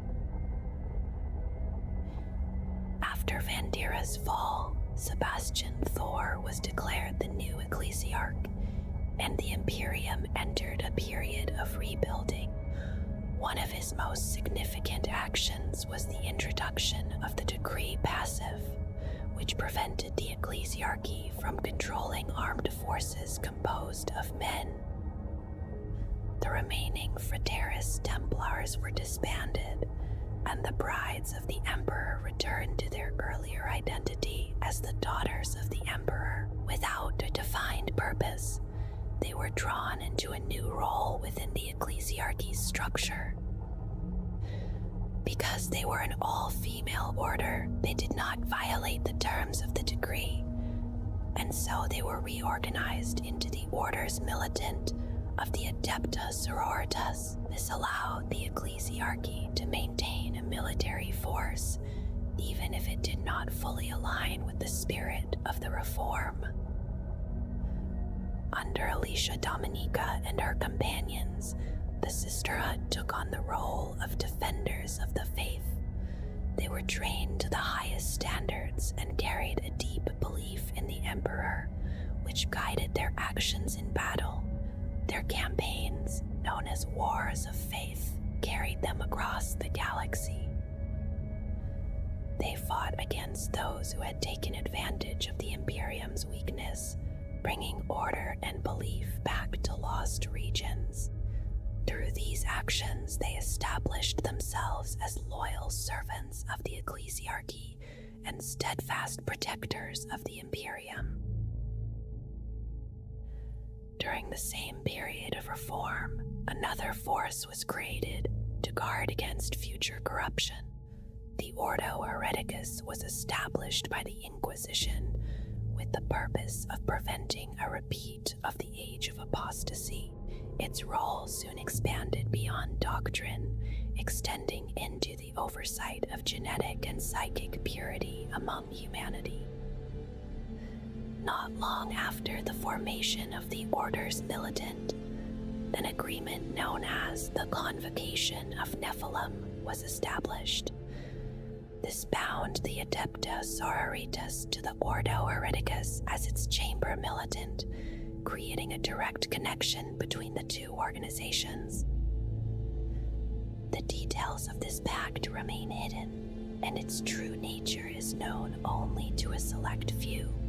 Some believe it is tied to the knowledge revealed to Alicia Dominica and her companions before the Golden Throne, though nothing has been confirmed.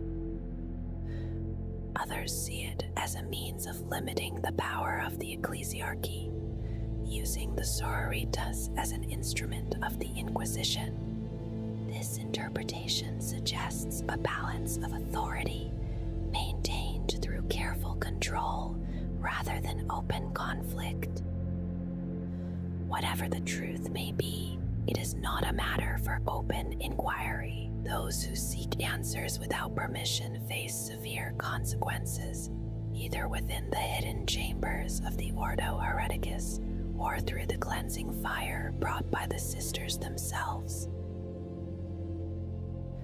In the 41st millennium, the Adeptus Sororitas stands within the ecclesiarchy, shaped into two great convents that rest far apart yet remain bound in purpose.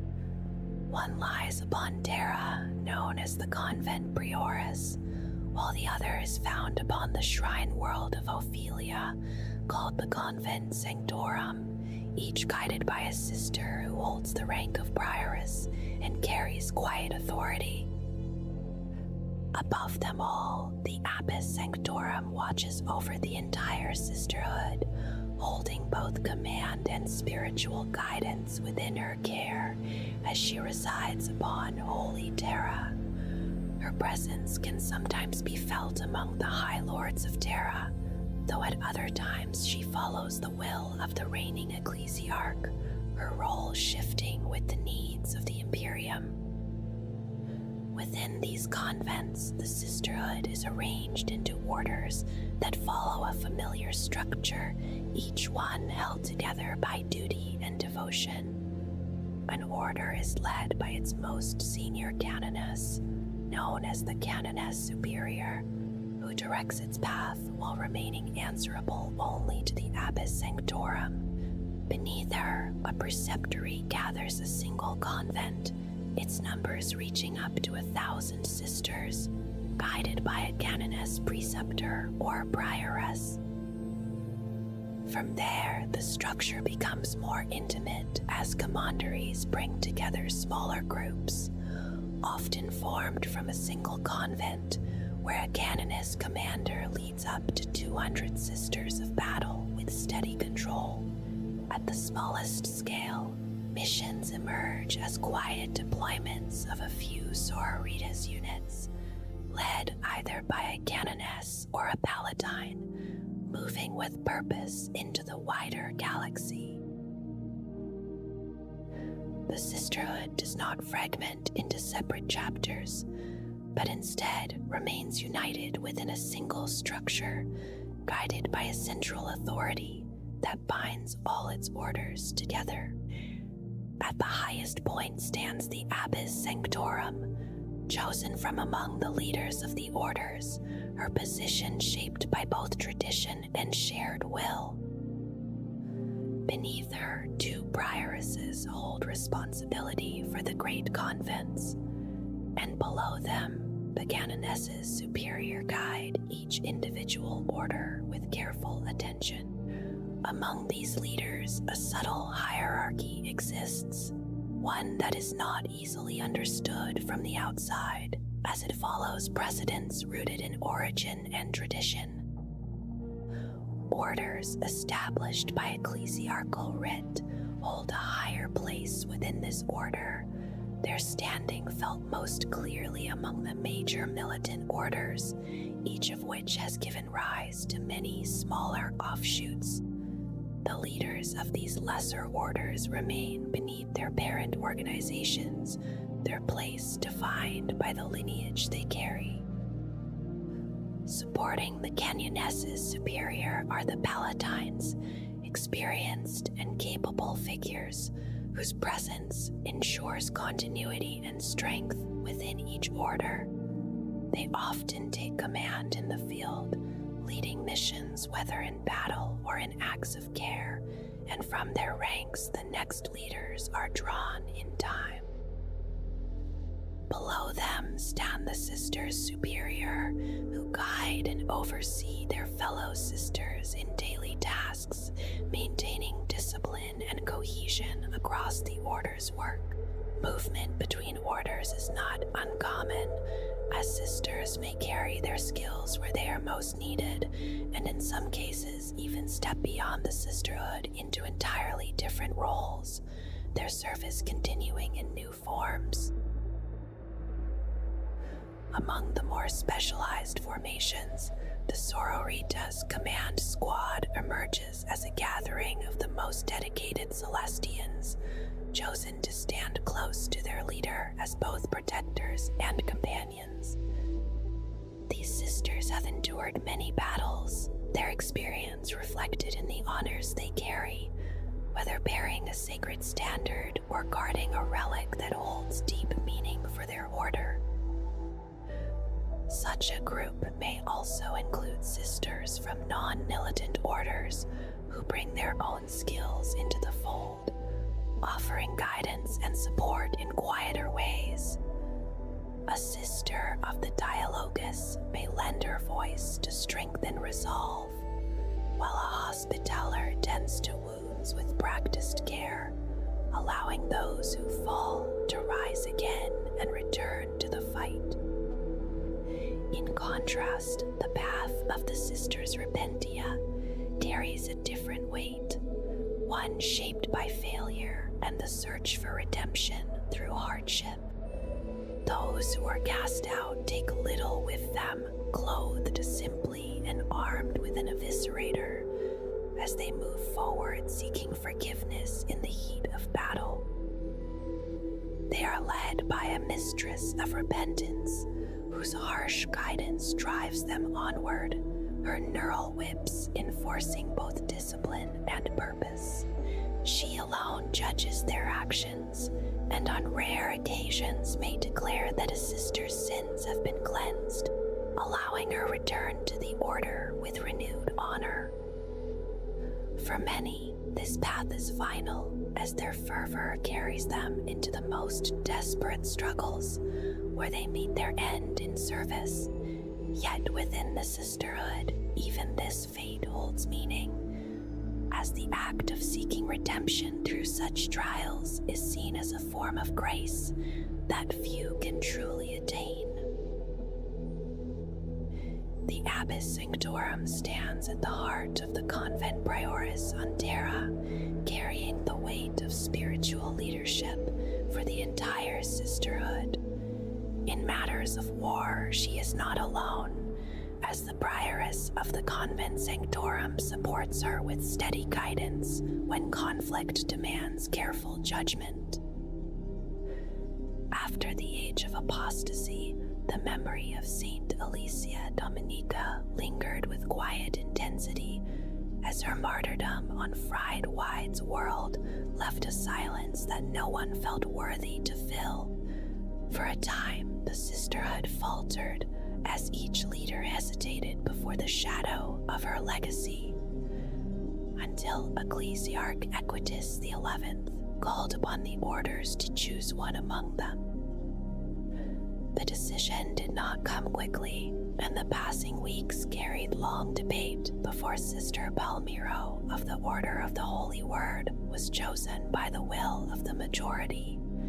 Yet she did not accept the role, as her nature was humble and her path already set toward a pilgrimage to San Lior, far from rank and recognition. In the end, a compromise was shaped through patience, allowing her to complete her journey before taking the mantle, and to view it not as honor but as a form of penance.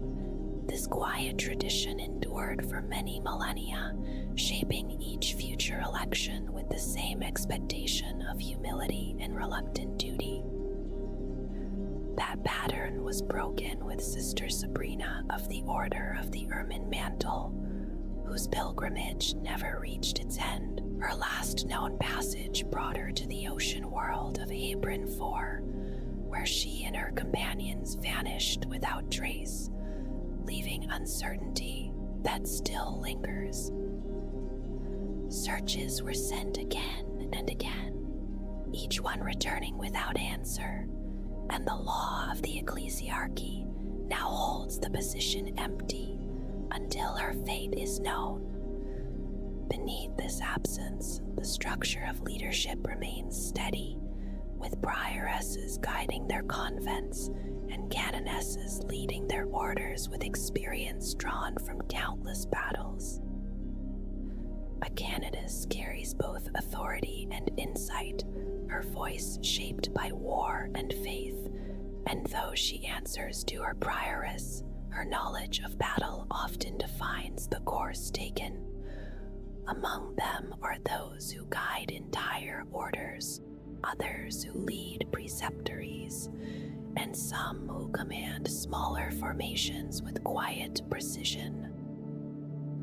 Below them, the Paladin stands as a capable officer, not at the highest rank yet still tempered by experience, leading sisters forward with resolve that is felt in every engagement.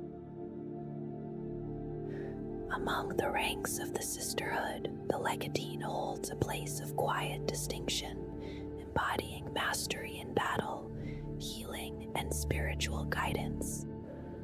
Those who follow them do so with deep devotion, and their presence carries influence that reaches beyond the battlefield into the wider Imperium. From such heights, many continue onward into greater leadership, though the path often begins in smaller responsibilities, where a sister superior leads a single squad with firm resolve. She stands among her sisters rather than above them, guiding through example and maintaining strict adherence to the rule.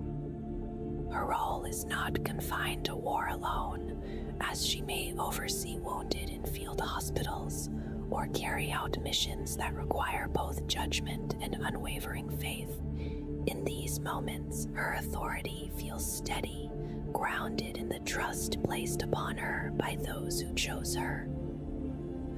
Below her, the rank of sister marks the completion of vows and the full acceptance of duty, a quiet transition into service that shapes every aspect of life. Before reaching this point, each candidate passes through stages that test both skill and devotion, beginning with the novitiate where the final step toward commitment awaits. As training deepens, the rank of Candace reflects growing competence, where each sister learns to serve in many roles, preparing her to act wherever she is needed. This path continues through Constantia, where devotion is affirmed and knowledge of sacred weaponry becomes part of her discipline. At the very beginning stands the novice, enduring hardship with patience, learning through self-denial and contemplation, and slowly shaping her faith into something strong enough to endure all trials that lie ahead. Within the Order's militant, certain sisters rise through deeds that mark them as more than ordinary warriors, and among them the Celestians stand with quiet authority. Their experience stretches across countless battles, and they often remain close to their leaders, guarding and advising with calm certainty. Some among them take on greater responsibility, assisting in the daily flow of command and maintaining the connection between squads and those who lead them. Their presence is steady, bridging the gap between authority and the sisters who carry out each order.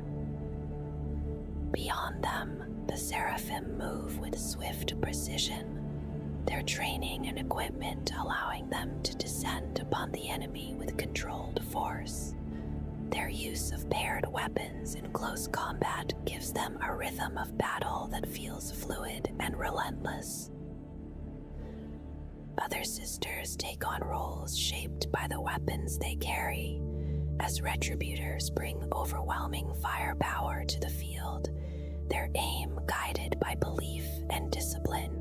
Whether striking from range or closing in confined spaces, their methods adapt to the needs of each engagement. Dominions step forward at the front of an assault, driven by a fierce desire to confront the enemy directly, leading the charge and breaking through resistance with focused aggression. Their presence often marks the beginning of a decisive moment in battle. As experience grows, the mark of the Elohim is granted, acknowledging the blood willingly shed in service, and marking a quiet step forward in the path of devotion. The rank of militant follows the first true entry into combat, where a sister begins to live the purpose she has trained for. At the foundation stands the battle sister, having completed her training and taken her vows, ready to serve within her order. Some are chosen for a different path for a time, serving the Inquisition as acolytes, where their strength and independence are tested in isolation before they return, changed but resolute. Among the non-militant orders, certain ranks reflect a different kind of strength, one that moves through words, knowledge, and careful observation. The Nunciate stands as a messenger and representative, trusted to act independently and to advise those who hold power within the Imperium. In the Order's Dialogus, the Dialogus Advanced devotes herself to study, translating languages and uncovering hidden meanings that might otherwise remain unseen. Their work often reveals subtle traces of heresy, bringing them into the light with careful precision. The Sisters of the Order's Famulus follow a path of diplomacy, where the Famula Advance navigates alliances and negotiations among noble houses and powerful institutions about powerful institutions. Their role requires patience and awareness as they maintain balance while quietly watching for signs of corruption. Within the Order's Hospitaller, the ranks reflect a different form of endurance, shaped by the demands of war and disaster. The Hospitaller Advance serves at the front lines, offering care without hesitation, yet remaining firm when confronted with threats to the faith. Above them, the Curia Advance carries broader responsibility, guiding others and making difficult decisions in moments where survival and mercy must be weighed together. Their experience is marked by hardship, and their judgment carries the weight of those who depend on them. At the highest level, the Almanis Advance embodies the culmination of this path, bringing knowledge and resilience to tasks that extend beyond healing, even into darker duties when required by the Imperium. Most who enter the Sisterhood begin their path within the Schola Progenium, where young orphans are watched closely by the drill abbesses for signs of quiet strength and devotion. From an early age, those who stand apart are noted, and their lives are gently turned toward a future that has already begun to take shape around them. A small number arrive from elsewhere, often drawn from the servants of the Inquisition, though such a path is uncommon and approached with careful thought over a long span of time. Each of these candidates carries a different past, yet all are guided toward the same distant purpose. When a candidate is chosen, she is sent to one of the great convents on Terra, or Ophelia 7, where her days become filled with trials that test both body and spirit. The life of a novice unfolds slowly under watchful eyes, as each trial reveals something of her nature and suggests the place she may one day hold within the orders. During this time, every novice is taught the deep traditions of the Adeptus Sororitas, and most are given a foundation in the ways of war, though this is only one part of a much larger shaping. These lessons settle gradually, becoming part of her thoughts and movements as the days pass in steady rhythm. When she is judged worthy and her vows to the Emperor have been spoken, she stands among others in the great hall of the convent, waiting in quiet anticipation. Before the gathered canonesses and palatines, each name is called in turn, and with it, the order that will guide her life from that moment onward. Some of these gatherings stretch across many days and nights, filled with the presence of countless new sisters, while others are smaller and more intimate, marked by only a few voices in the vast hall. Yet each carries the same weight, as one life gives way to another. As each name is spoken, the newly chosen sister steps forward and is led away to begin her vocation, leaving behind the uncertainty of her novice years. From that point onward, her training deepens and her devotion is shaped without end, continuing through every moment of her life, until it is said she will one day rest at the right hand of the Emperor. The orders militant of the Adeptus Sororitas are remembered as the Sisters of Battle, moving through the galaxy with a quiet certainty as they carry the Emperor's light into places touched by doubt and conflict. Their purpose is bound to war, yet it feels steady rather than chaotic, as they are sent to guard sacred shrine worlds and cardinal worlds, or to return them to Imperial hands when they have fallen into heresy or the presence of Xenos and the forces of chaos. Across distant stars, many such orders exist, their convents spread far apart, each one holding to the same unyielding devotion. Their path often brings them close to the Ordo Hereticus, where they stand beside witch hunters as the chosen military arm, stepping in when other Imperial forces are not called upon to act. In these moments, their presence feels deliberate and controlled, as if their faith alone shapes the battlefield around them. Each sister begins her life within the Schola Progenium, drawn from the daughters of those who gave everything in service to the Imperium. Within those walls, their upbringing is firm and unwavering, guiding them to see the Emperor not only as a ruler, but as a spiritual father whose will shapes every thought and action. This belief deepens over time, settling into something resolute and unbreakable as they are prepared for their place within the sisterhood. When they finally take their vows, their purpose becomes clear and constant. As they move to protect both the physical and spiritual purity of humanity, their duty extends beyond battle alone, reaching into the structures of the Imperium itself, where vigilance must never fade.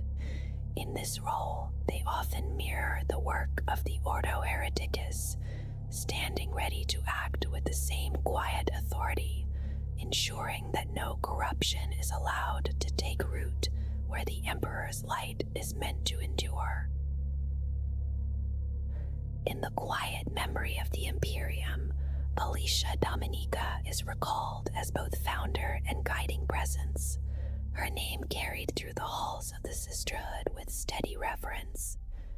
During the age known as the Reign of Blood, she stood before High Lord Goj Van Dyer and brought his rule to an end, her judgment final and her blade unhesitating.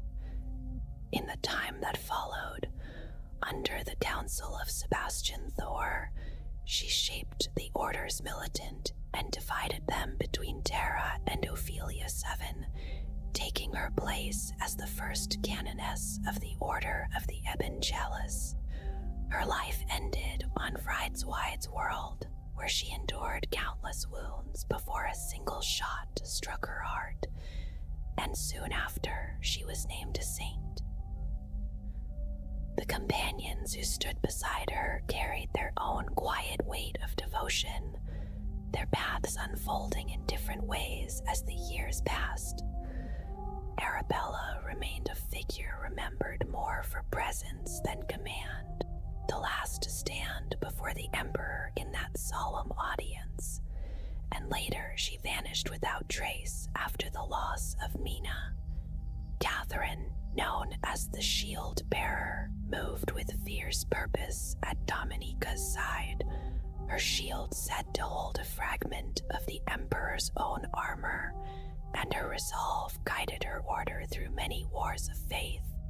In time, she fell to those who hunted her, and her sisters reshaped their identity around her memory, renaming themselves in mourning. Before her death, she left her armor and blade hidden beneath a shrine, resting in silence until they were later recovered. Lucia, the youngest among them, is remembered through the suffering she endured, her eyes taken and her final moments marked by the cries of others, yet her silence remained unbroken. Mina's end came in a shrine stained with the blood of those who sought to destroy her. Her strength reflected in the symbol she left behind. Sylvana walked at the head of crusades, her presence shaping the early path of the sisterhood, and even after her death, her remains did not remain where they were laid, adding to the quiet mystery that surrounds her memory.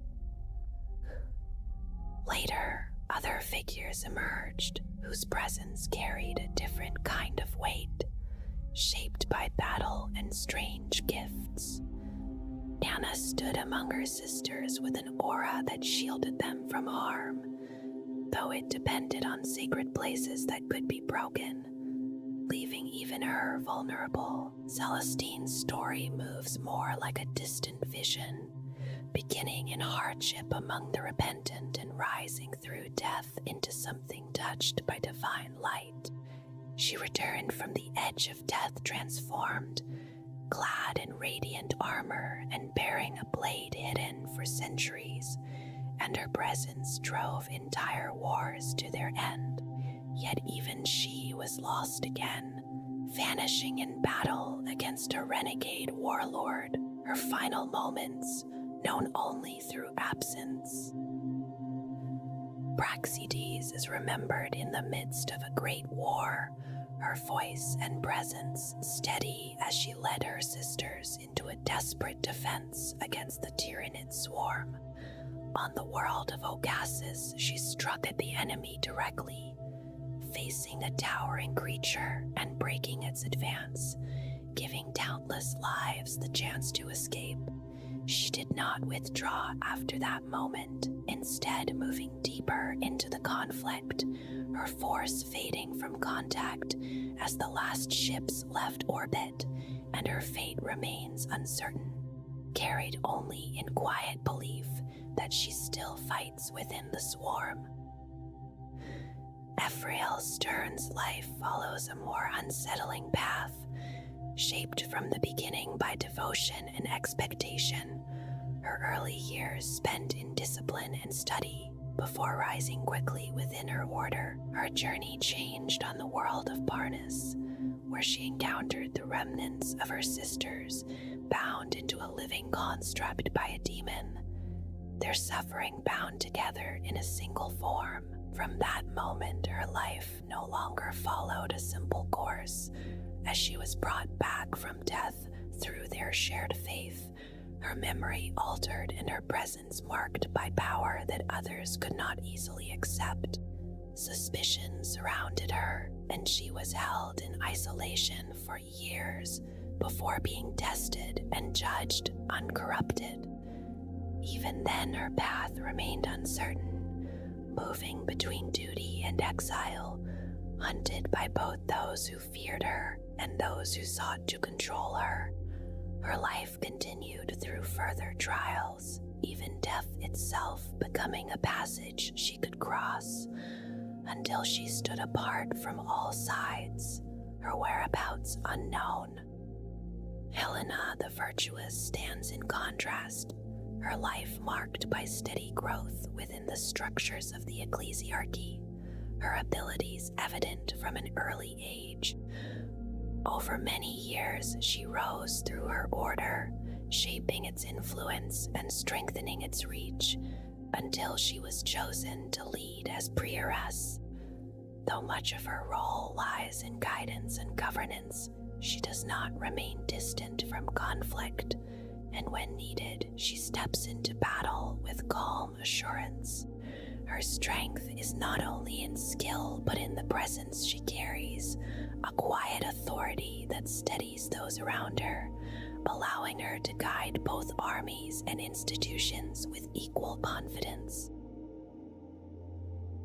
The primary weapon carried by the Sisters of Battle is the bolt gun, held with steady hands and quiet certainty as they advance into war. Some among them take a different path, favoring weapons of flame and searing heat, tools that burn and purify with a purpose that feels almost ritual in its intent. Their armor is strong yet shaped for their own kind, a modified form of power armor that supports their movements without binding them completely. They do not possess the black carapace of the Space Marines, and so their connection to the armor is not as deep, leaving them just a little less fluid in motion. Even so, they are trained with care, learning every response and weight until it feels natural upon them. There is also something else that follows them into battle, something that cannot be measured as easily as steel or fire. Their faith moves with them, rising in moments of need, shaping the world in ways that may touch the unseen currents of the warp. The sisters believe this strength is a gift of the Emperor's will, though it may also be the echo of belief itself made real through devotion. Among the armor they wear, there is one crafted long ago by the forges of Mars, commissioned in a time that left little else behind. This Sororita's power armor grants strength and protection, yet remains light enough to allow swift movement across the battlefield. It endures for long periods, its system steady and reliable, and though it lacks the deeper link of the Astartes, it serves its wearers with quiet efficiency. Those who walk a different path, such as the Hospitaller, wear armor shaped for another purpose.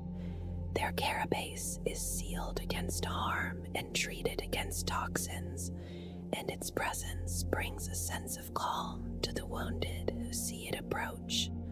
The hooded habit carries the scent of incense, and in the midst of conflict, it feels almost like the arrival of something gentle. Each sister carries her weapons with meaning as well as function, from the bolt pistol at her side to the grenades prepared for the moment they are needed. The Godwin Diaz pattern bolter holds a place of particular reverence, given upon the rise to full sisterhood and maintained with care across time. It is more than a weapon, for it stands as a symbol of judgment and of the bond between the sister and her faith. Some items are carried not as standard issue, but as chosen relics and tools, each one shaped by faith and purpose before it ever reaches the field. A blessed standard may be raised at the front of an advancing force, its presence steady and reassuring, each thread touched by ritual before the march begins. Others wear the chaplet ecclesiasticus close to their body, each bead marking acts of penance that stretch far beyond simple counting. The weight of it is not only physical, as it carries memory and devotion in equal measure, resting quietly against armor or cloth. There are tools meant to restore as well as to harm, held by those who move among the wounded with calm intent. Hierarchians' instruments can bring a fallen warrior back into the fight, even as they remind all who see them of the thin line between pain and salvation. Marks of devotion are often worn upon the skin itself, the fleur-de-lis and other symbols etched or scarred into place, each one a sign of loyalty that does not fade. These markings are chosen, carried, and lived with, becoming part of the sister as surely as any armor. Voices may rise above the battlefield through a laud-hailer, carrying words that strengthen resolve and steady the mind. Nearby, a rosarius may glow faintly as it shields its bearer, its strength said to grow with belief itself. Some relics hold a deeper presence, such as the Simulacrum Imperialis, carried only in moments of great need.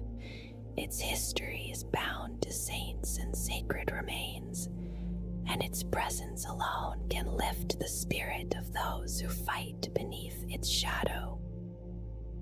Weapons of many forms are also chosen, from heavy blades and chain swords to immense devices like the Eviscerator, which demands strength and endurance to wield.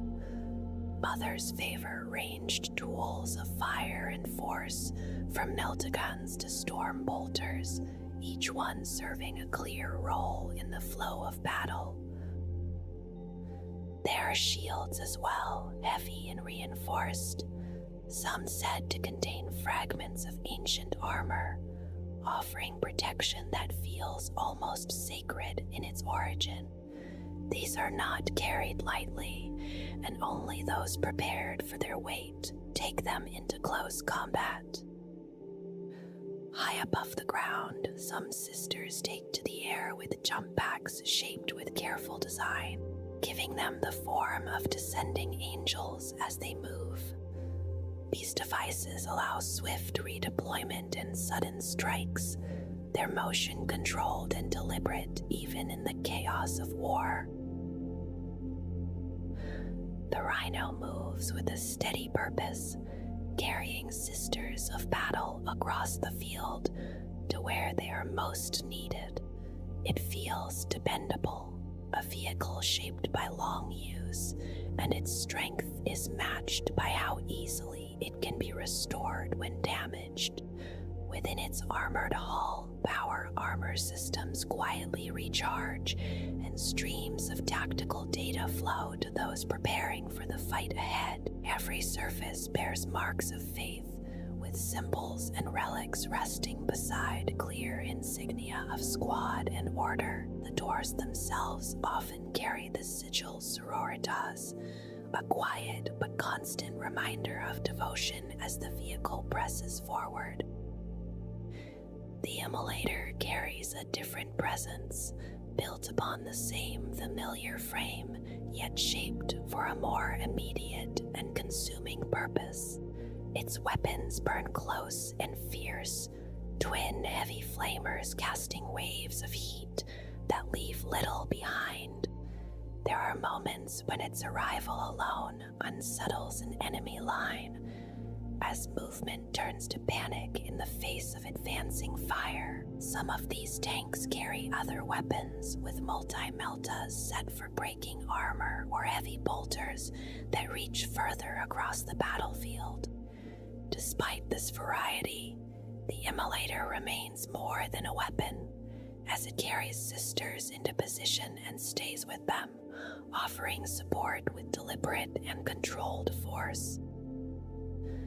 The Exorcist stands apart, its form more ornate, almost reverent in its design, and its role carries a sense of distance and power. It releases volleys of missiles that strike with precision, capable of tearing through heavy armor or scattering tightly held formations. Yet there is an uncertainty to it, as the mechanisms within are not fully understood, and their behavior can shift without warning. Many of these machines have endured since the age of apostasy, and time has only deepened their unpredictable nature. Even so, they are maintained with care, and their presence serves not only as a weapon, but as a moving shrine, a symbol of devotion that travels with the army. The penitent engine does not move with calm intention, but with a relentless urgency that feels almost driven by something deeper than command. Its towering frame advances directly into the enemy, with flamers casting fire ahead and heavy saws cutting through whatever stands in its path. Within the machine, the pilot endures constant pain, bound by wires and chemical systems that force both memory and punishment into the mind. These are individuals who have fallen from grace, their past actions judged too severe for ordinary sentence, and now they seek redemption through unending struggle. Their movements are not cautious, as they charge toward the nearest foe, guided by the belief that only through death can forgiveness be reached. Alongside them, the Sisters of Battle advance and watch, bearing witness to this act of atonement as it unfolds in the heat of combat. Ecclesiarchy relics are spoken of as objects of rare devotion, each one preserved with care and guarded without hesitation, for they carry a presence that the faithful recognize without question. These artifacts are not only revered for their history, but also for the strength they lend to those who hold them, especially when entrusted to the warriors of the Adeptus Ministorum in moments of great need.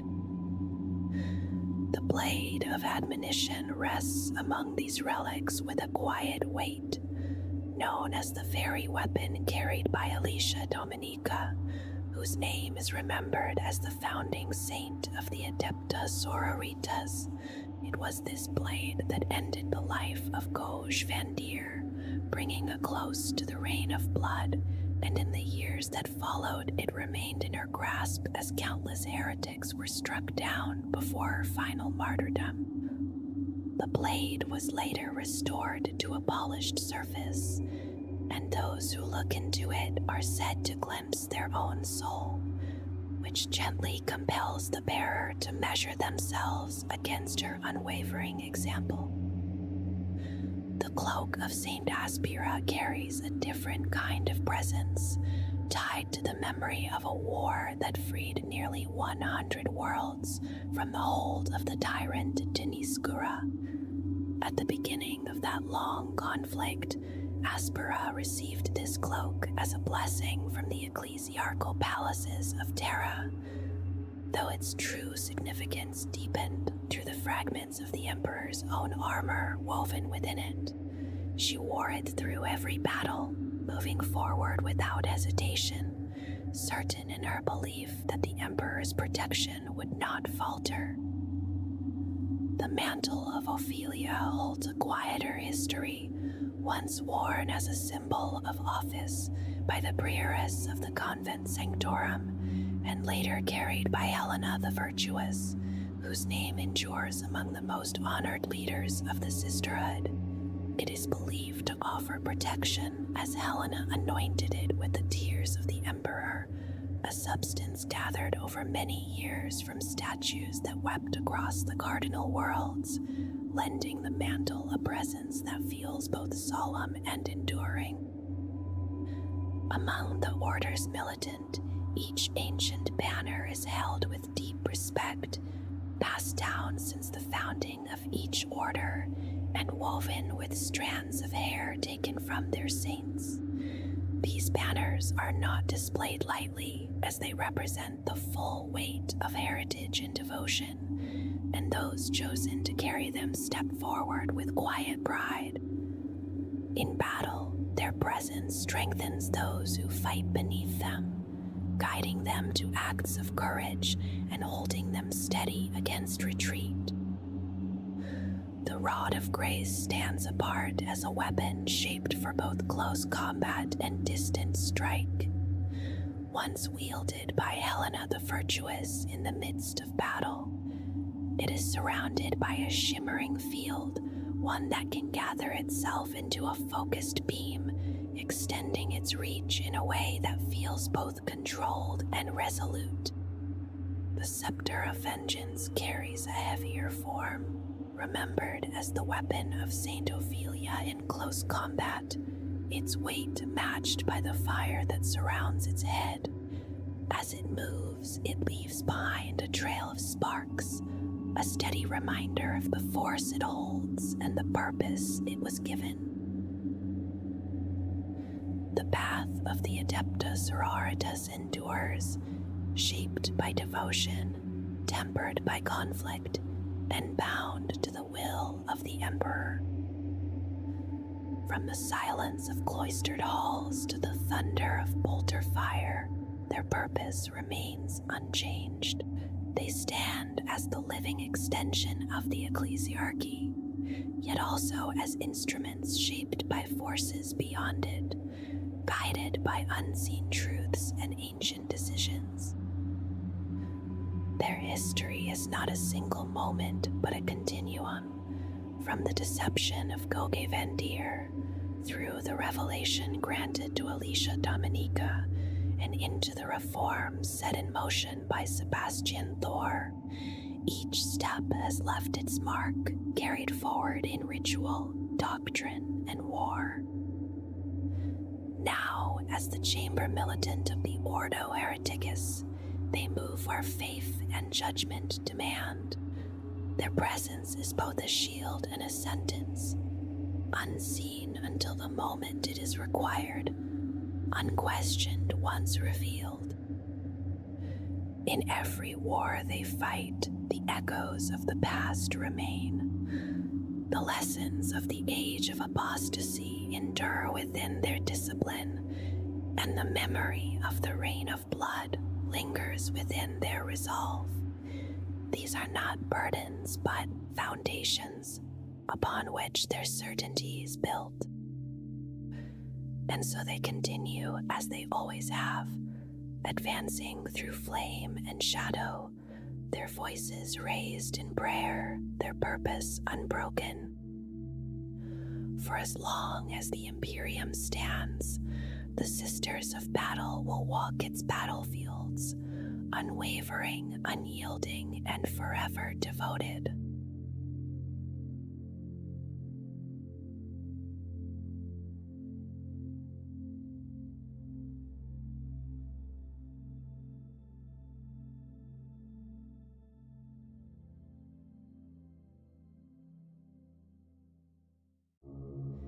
The Space Marines stand as the Imperium of Man's transhuman warriors, shaped to be stronger and more resilient than ordinary humans, their bodies remade for endless war. They exist in many chapters, each one a self-contained force, ready to answer threats the moment they arise. Within these brotherhoods, pride runs deep, bound to colors and heraldry set down at their founding and carried across armor and war machines alike. Their war gear is never treated as mere equipment. Every plate and weapon is cared for with devotion, often etched with a high Gothic script that quietly recalls victories and hard-won honors. A Space Marine towers over other warriors, his immense strength guided by disciplined skill, his bolter roaring with shells that detonate within the enemy. Encased in power armor, he endures hostile worlds and withering fire, surviving where others would fall. Such warriors are not born by chance. They are forged through relentless training and genetic manipulation, drawn from the most dangerous warrior peoples of the galaxy and transformed into weapons of unmatched lethality in service to mankind. The roots of the Space Marines reach back to the unification wars on Terra in the closing years of the 30th millennium, when the Emperor of Mankind revealed himself and led his forces across Old Earth. At his side marched the Thunder Warriors, genetically engineered soldiers created to crush the techno-barbarian tribes and fractured nations that ruled the planet. Even before Terra was reclaimed, the Emperor relied on enhanced warriors, drawing upon traditions of bioalchemy and augmentation that had flourished during the Age of Strife.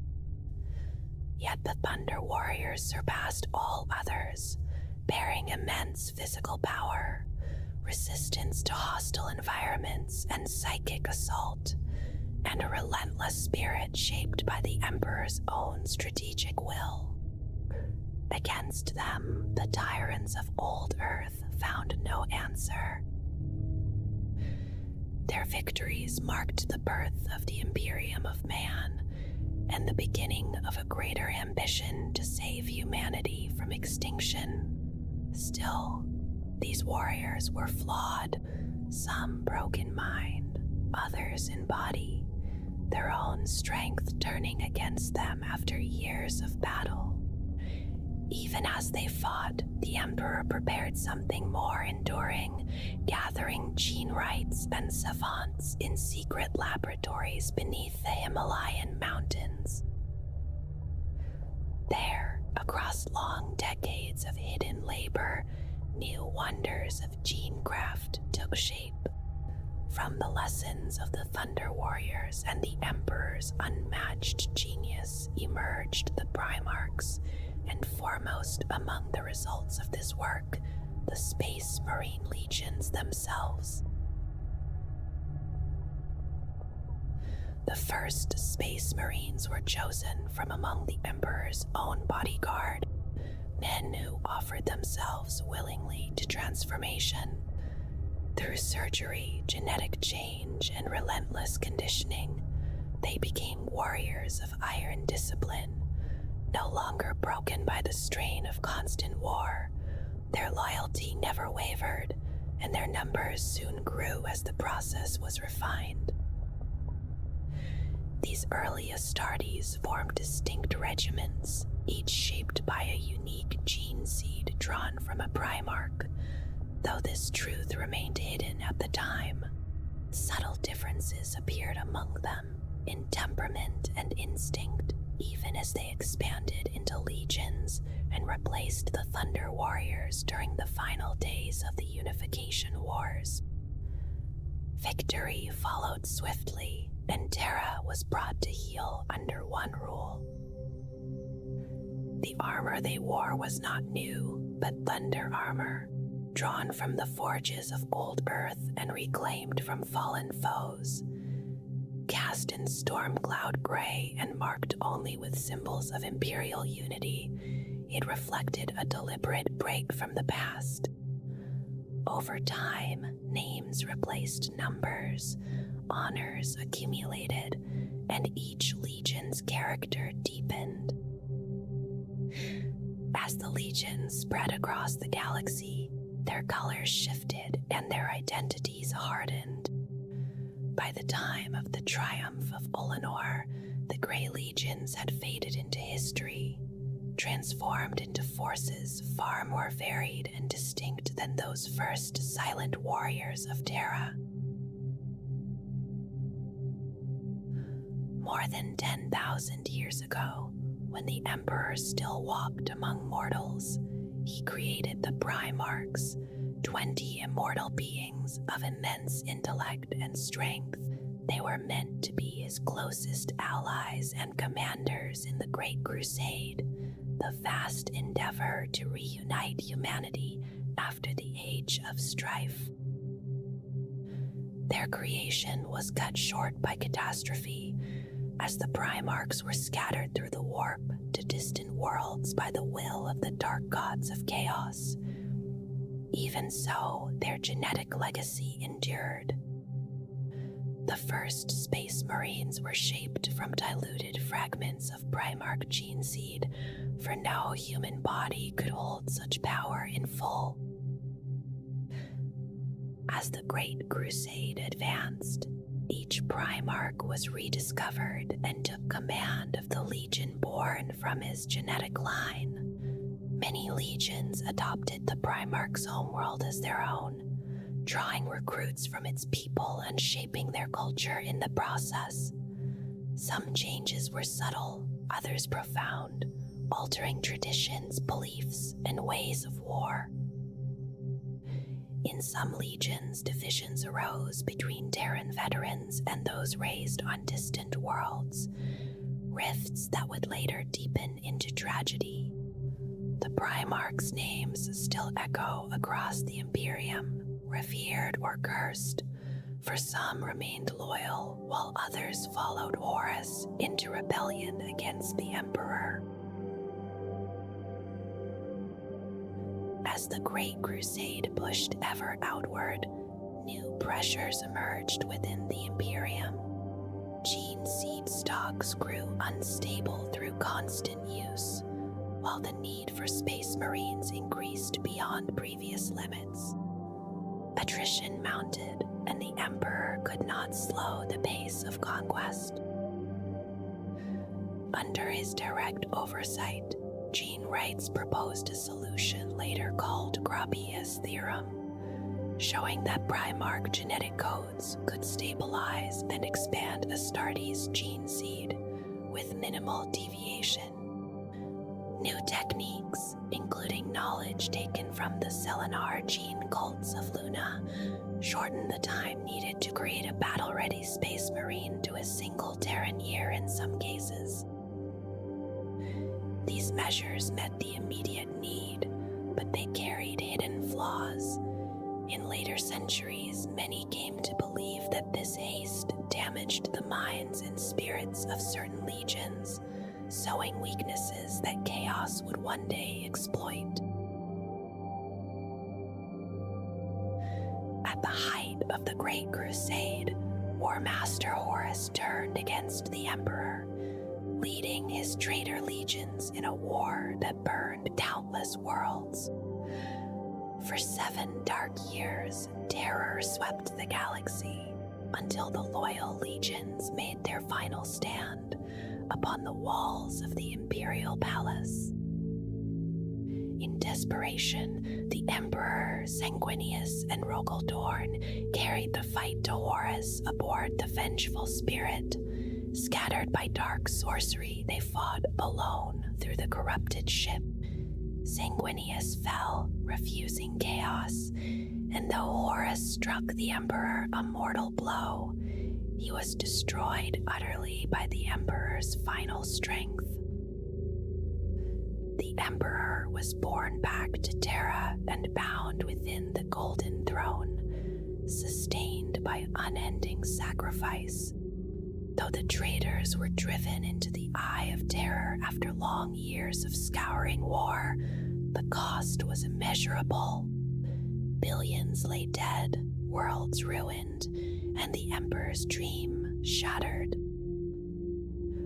From this ruin came reform. Robot Gilliman decreed the division of the legions into chapters, an event remembered as the Second Founding, shaping the Imperium's future and leaving more than 1,000 chapters scattered across the stars. After the Horus Heresy, the Imperium was reshaped during the Reformation. Under Gilliman's guidance, the structures of governance and war were codified, and his greatest legacy took form in the Codex Astartes. This vast tome laid down the organization, tactics, and discipline of the Space Marines, decreeing the division of legions into chapters and the careful, measured creation of new warriors. It addressed everything from battlefield roles to markings and command, but its most enduring decree limited the size of chapters, ensuring no single leader could wield legion-scale power again. The Codex also sought to safeguard genetic purity. Gene seed would be monitored, tested, and stored under the control of the Adeptus Terra, with strict separation of genetic lines. Over time, the Codex evolved, shaped by generations of experience, yet it remains the authoritative guide to war for the Adeptus Astartes.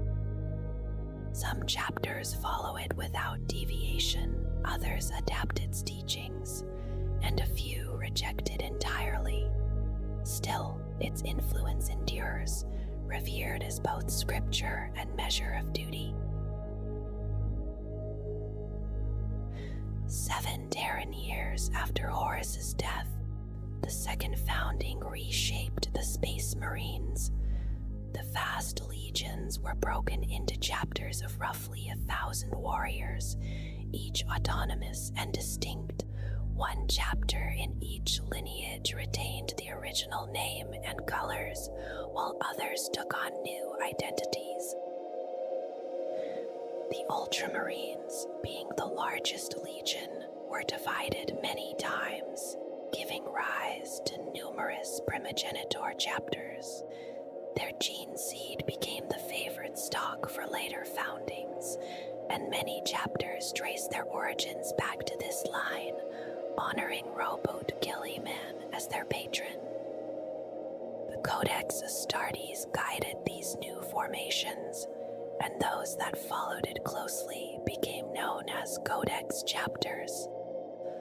Records from this era are incomplete, and many chapters have since been lost, but the Second Founding remains a defining moment in the Imperium's history. Across the Imperium's long history, rebellion and upheaval have erased much of the past. Many chapters were founded in such troubled times, their origins obscured beyond recovery. What is known is that roughly 1,000 chapters exist, scattered thinly across a vast galaxy. The largest group descends from the Ultramarines and their primogenitors, adhering closely to the Codex Astartes while maintaining their own heraldry and traditions. Others follow different Primarchs, yet still strive to uphold Gilliman's teachings, balancing inherited traits with Codex doctrine. A final group stands apart, shaped by unique gene seed quirks or uncompromising traditions. Chapters such as the Black Templars and Space Wolves reject the Codex in favor of their own ways of war, fiercely independent, yet still defenders of humanity against overwhelming darkness. The Space Marines were first formed as vast legions, created by the Emperor during the first founding, each one made up of many thousands of warriors whose gene seed was drawn from a single Primarch.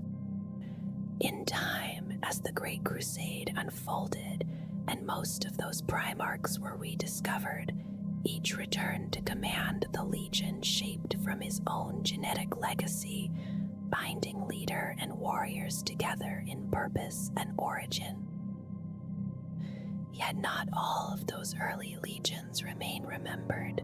Two of them, the 2nd and the 11th, vanished from Imperial history, their names and deeds deliberately erased before the Horus Heresy began. They are spoken of only as the Forgotten and the Purged, recorded in the most minimal way as having been deleted from Imperial records.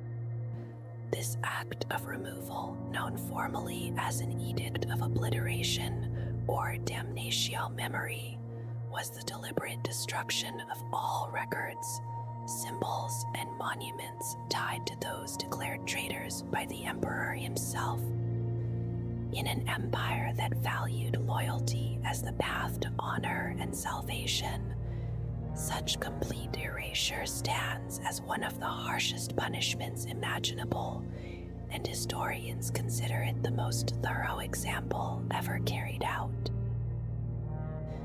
As the age darkened and the Horus Heresy erupted, fully half of the legions turned against the Imperium, pledging themselves to the powers of chaos and becoming the traitor legions.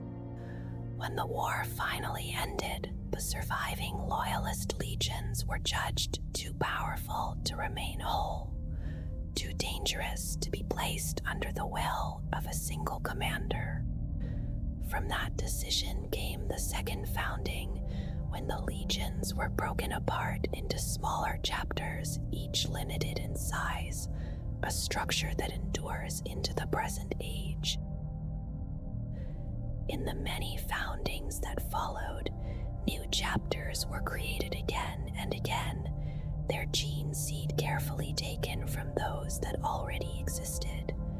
Even so, many of these successor chapters still carry echoes of their origins, preserving the memory of their progenitors in their rites, their symbols, and the way they wage war, their shared genetic and cultural traits lingering quietly across the centuries. Each chapter and each legion that came before it is a subject far too complex to be fully understood when spoken of together. Their histories, traditions, victories, and failures unfold across centuries, shaped by countless battles and choices. To truly appreciate them, they must be approached one by one, with patience and care. For that reason, each of these forces will be explored separately in dedicated materials on this channel, where their stories can be recalled slowly and in full. The Primaris Space Marines are a new kind of warrior, shaped slowly across 10,000 years of hidden labor on Mars. Archmagos Dominus Belisarius Cull worked in silence, guided by a command given long ago by Roboot Gillyman, before the Primarch was struck down in the bitter days after the Horus Heresy.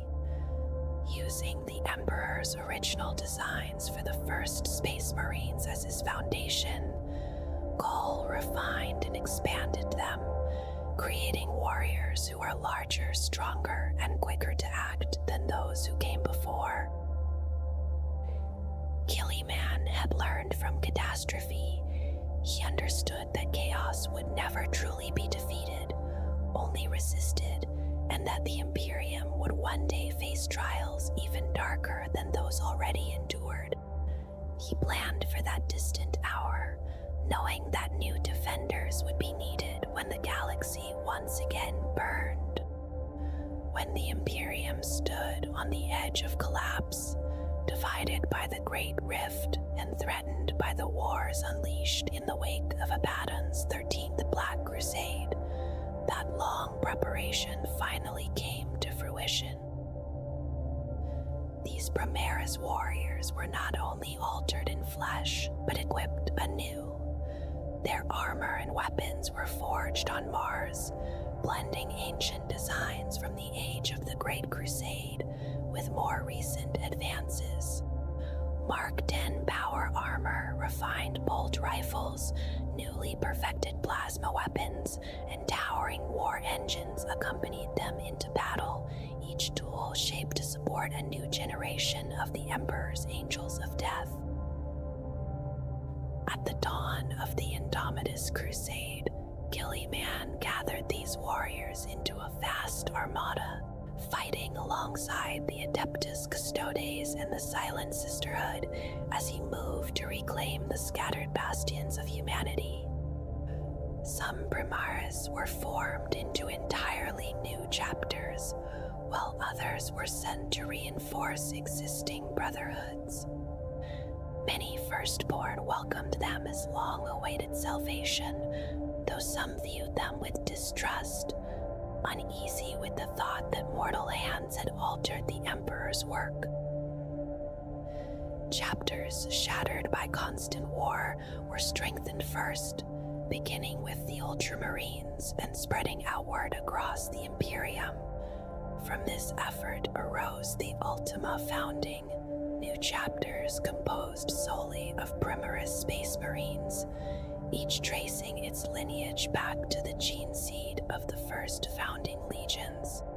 They were stronger and more resilient, bearing additional organs and enhanced physiques, yet questions lingered about how these changes might interact with the ancient flaws carried by some bloodlines.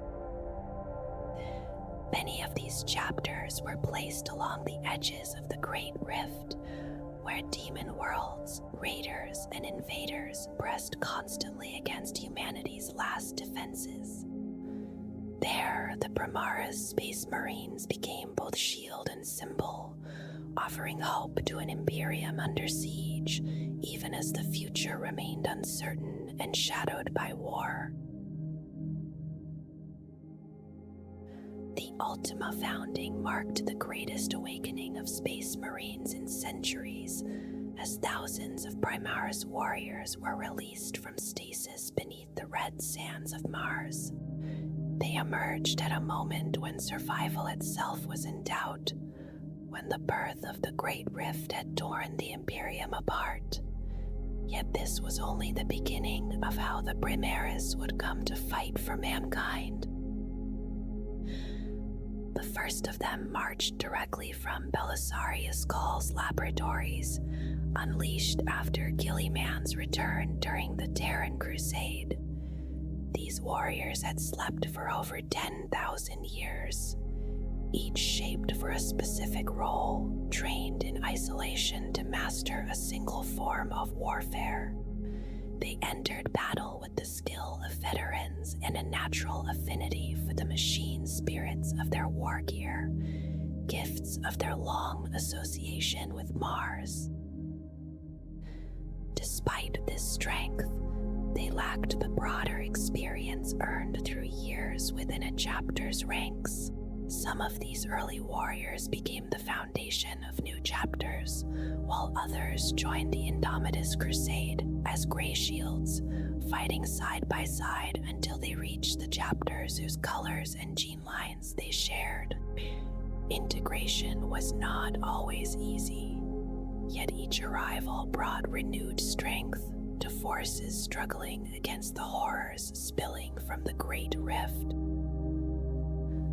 As the war ground on, it became clear that a single wave of reinforcements would never be enough. Alongside the Crusade fleets came Adeptus Mechanicus Canator acolytes, embedding themselves within chapter apothecarians. Through their arcane devices, existing chapters gained the ability to create and train new Primarchs warriors from their own recruits, ensuring a lasting source of strength.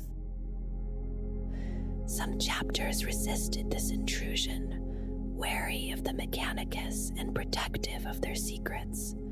Yet even they could not deny the value of a system that allowed the Primaris legacy to grow. Over time, aspirants were implanted with the new organs, some entirely remade as Primaris, others remaining firstborn, each path shaping the future of their chapter. These later Primaris benefited not only from enhanced bodies, but from full immersion in their chapter's traditions, learning flexibility, culture, and faith through long progression. As their numbers grew, a question began to echo through the fortress monasteries of the Imperium. Could a firstborn space marine cross the Rubicon Primaris and survive the agonizing transformation? Accounts differ on who first attempted this perilous ascent, and many names are spoken in quiet remembrance of those who failed. Still, more warriors chose to risk everything, not for glory, but because no true son of the Primarchs would refuse greater strength with which to defend the Imperium. With each passing day, more crossed that threshold, and the legacy of the Primaris became woven ever deeper into the long, unending war. New Space Marine chapters do not come into being a piece at a time, shaped by immediate need, but emerge instead through deliberate groupings known as foundings, planned far in advance and revealed only after long, quiet preparation. The approval of such a founding rests with the imperial government, and the path to that decision is obscure and ancient, often stretching across decades or even centuries before any public announcement is made. Only an edict from the High Lords of Terra can begin the creation of new chapters, as the effort demands the coordination of countless arms of the Imperium, vast and inflexible in their scope. No single authority could hope to gather such resources alone, and the founding of an individual chapter outside this system is all but impossible. Within this process, the Adeptus Mechanicus holds a vital place. Its highest ranks are responsible for the creation, testing, and refinement of the gene seed that will form the genetic foundation of each new chapter. Entire forge worlds may be devoted to producing the weapons, armor, vehicles, and starships required, their forges burning for years to equip warriors not yet fully formed. Other matters unfold alongside this labor. A suitable human-inhabited world must be chosen, one that can serve both as a defensible base and as a source of future recruits. Such worlds are often identified long before, reported by wandering rogue traders and marked by Mechanicus explorators as potential homes.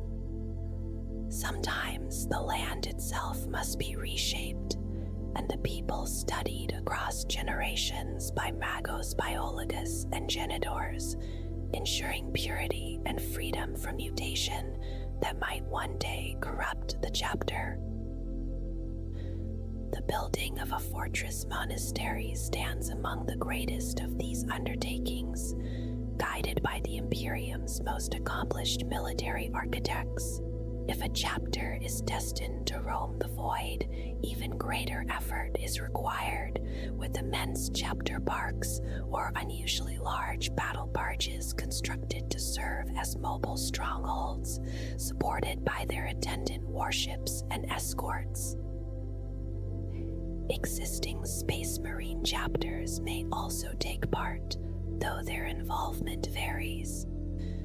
Many of the first founding chapters maintain close ties with those created from their own gene seed, and some chapter masters are said to guide future foundings using that lineage. One such case speaks of the Disciples of Caliban, a successor of the Dark Angels, formed after a direct appeal from the Supreme Grand Master, a request rarely made.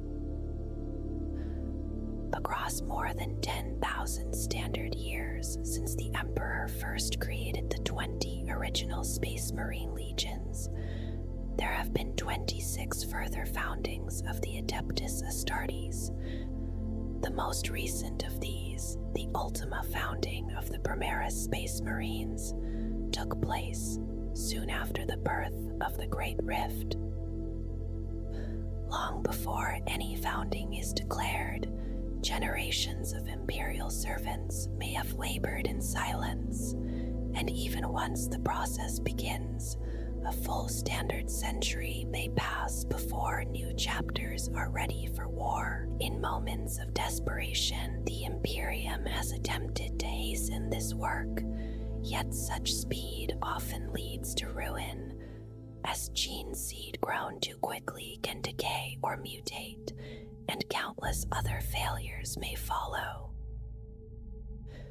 There are few dangers greater to the Imperium of Man than a space marine who falls to corruption or turns renegade, and so the long, careful patience of the foundings remains a necessary burden, carried quietly for the sake of survival. Each chapter of Space Marines finds its future warriors in its own way, shaped by tradition, distance, and belief. Many draw from a single homeworld, returning again and again to the same people, watching generations grow, testing the strongest among them through harsh trials meant to strip away all but endurance and faith. These worlds are often rough and technologically backward, places where survival itself is a daily contest.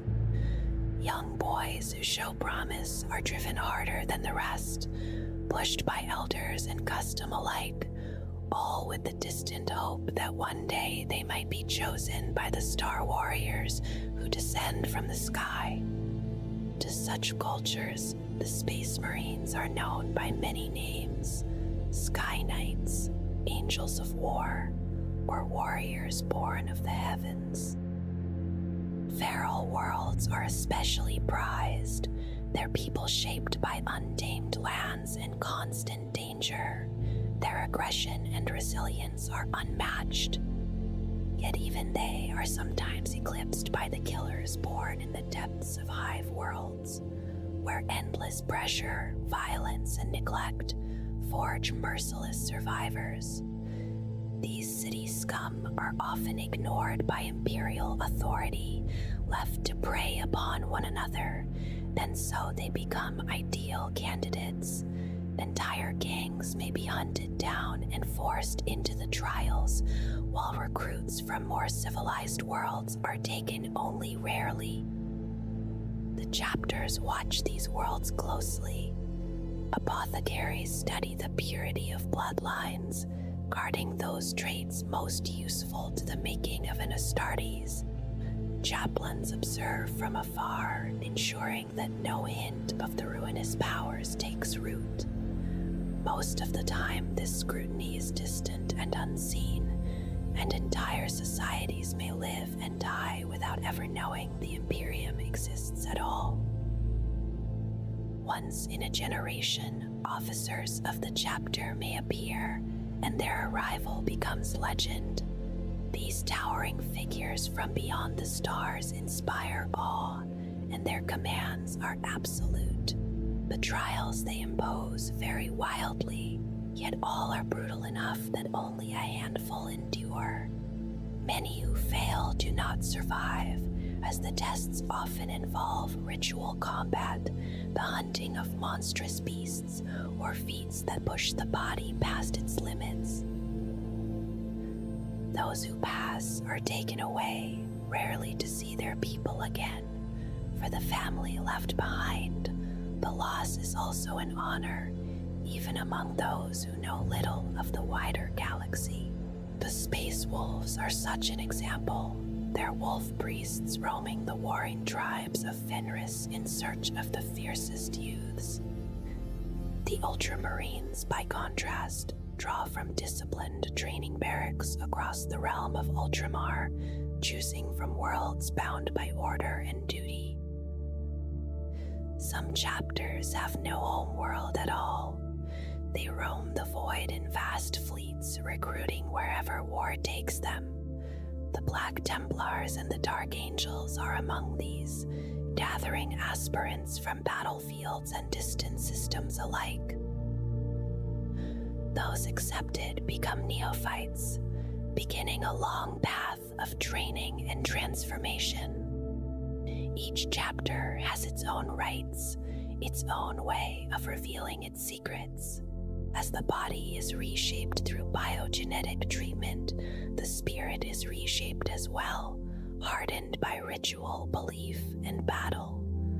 Some rites are solemn and reflective, others loud and celebratory, and still others bloody and unforgiving. All are necessary, and many do not survive them. Failure does not always mean death. Some are cast out, crippled, or found wanting in spirit. Many are mind-scrubbed and reduced to chapter serfs, servants bound to the chapter for life. Others fare worse, transformed into mindless servitors, their bodies repurposed for labor and war. A rare few may rise to positions of authority within the chapter household, yet even then they remain insignificant beside true battle brothers. Across the worlds of recruitment, legends grow. On primitive planets, the Space Marines are feared as otherworldly angels of death, arriving without warning to claim the strongest sons. On more advanced worlds, the honor is better understood, and the memory of an ancestor chosen long ago may grant status, reverence, and whispered prayers, as though the warrior were a saint watching from the stars. Before any aspirant may be called a neophyte, he must endure trials that define the rest of his life. Though testing continues long after, the first trial is the one that carves itself deepest into memory. What is faced in those moments is never forgotten, no matter how long the warrior lives. Every chapter uses such trials, yet none are the same. Some are woven into ancient festivals and rites of passage, their true purpose hidden even from those who take part. Aspirants believe they are proving themselves to their tribe or clan, unaware that unseen eyes are judging every step. Others fight openly for the chance to be chosen, knowing that a great reward awaits, even if its nature remains a mystery.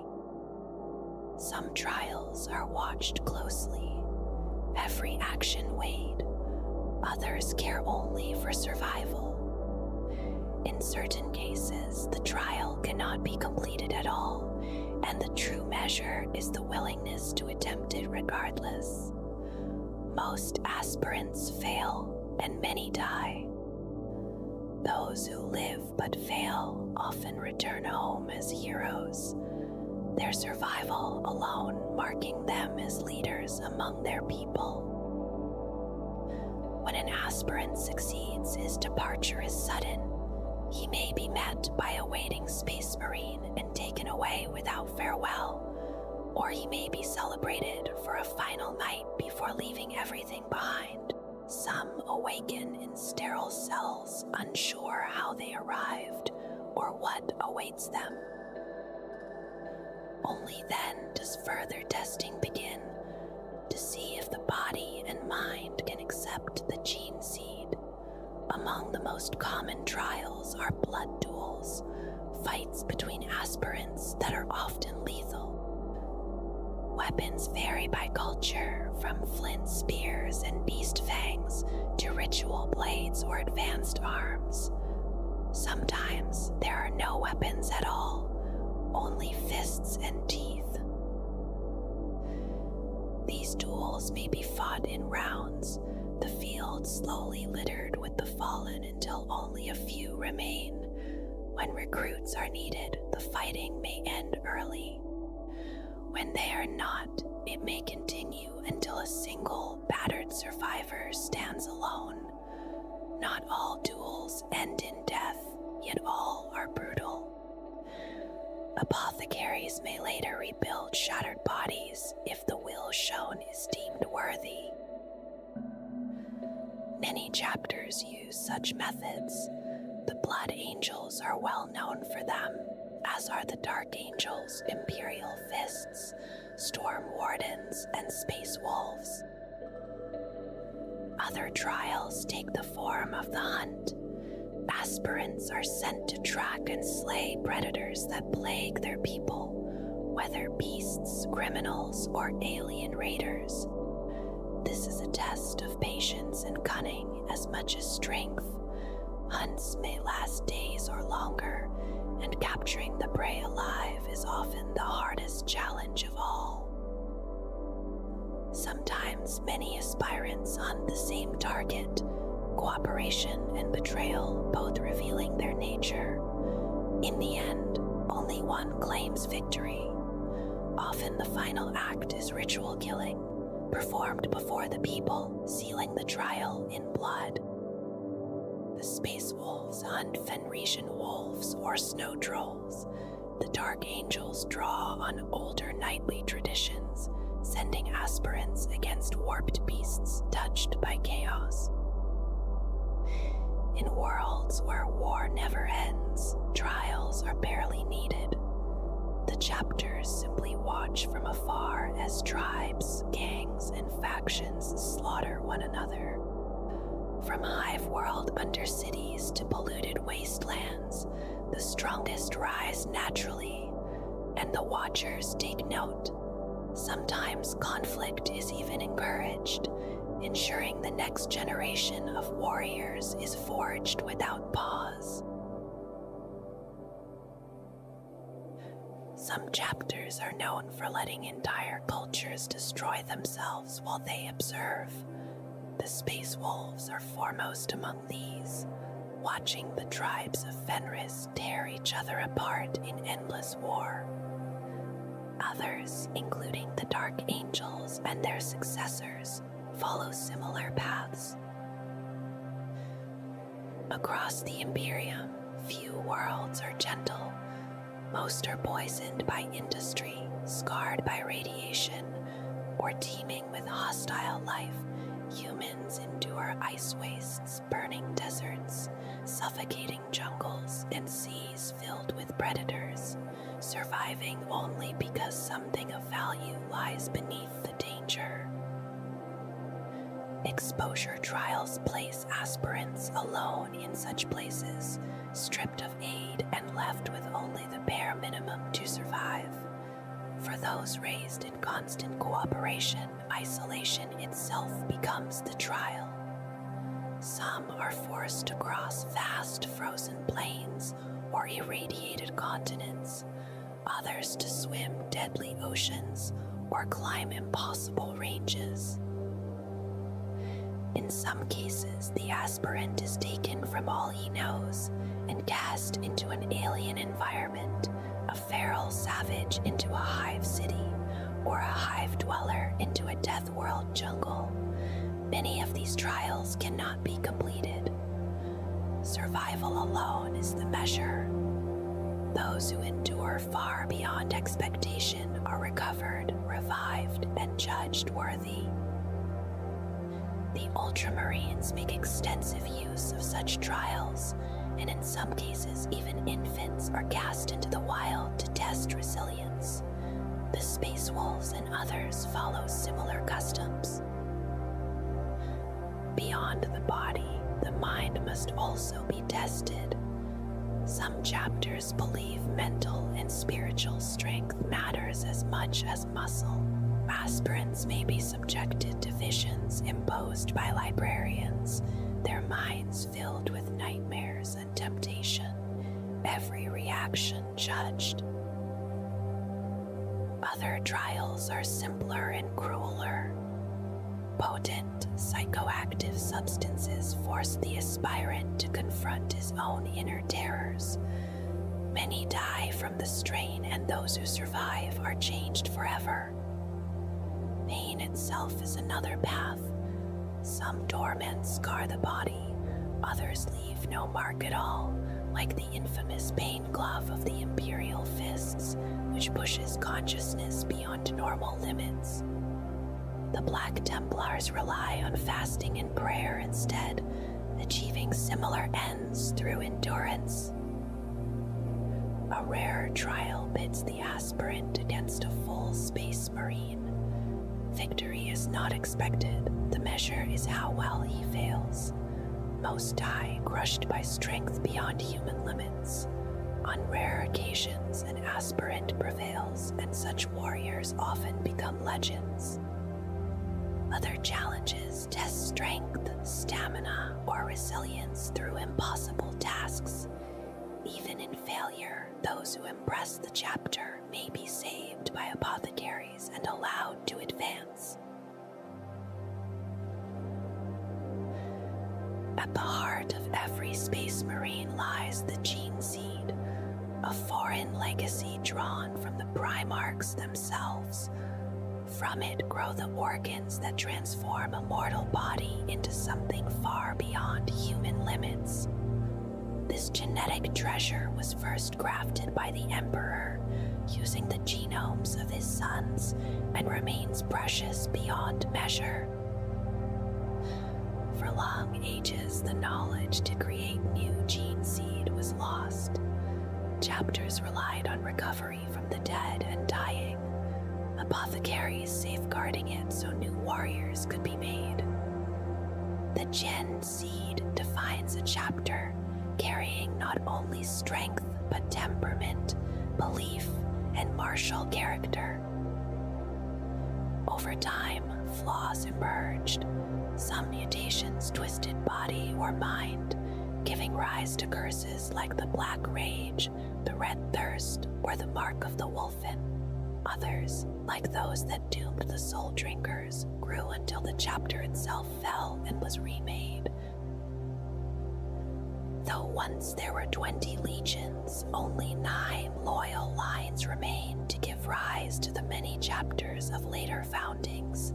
Each carries echoes of its origin. Not all aspirants survive the process. The body must be male, young, and compatible. The implants must harmonize with growth, immunity, and mind. Any taint of chaos, any rejection, can mean death or madness. These requirements exclude almost all of humanity. Those who pass are taken to the fortress monastery, where implantation, conditioning, and training begin in earnest. Years later, if all goes well, the initiate enters battle, completes his rites, and rises as a true battle brother. The transformation of a neophyte is driven by 19 organs grown from gene seed, each one reshaping the body for war and survival.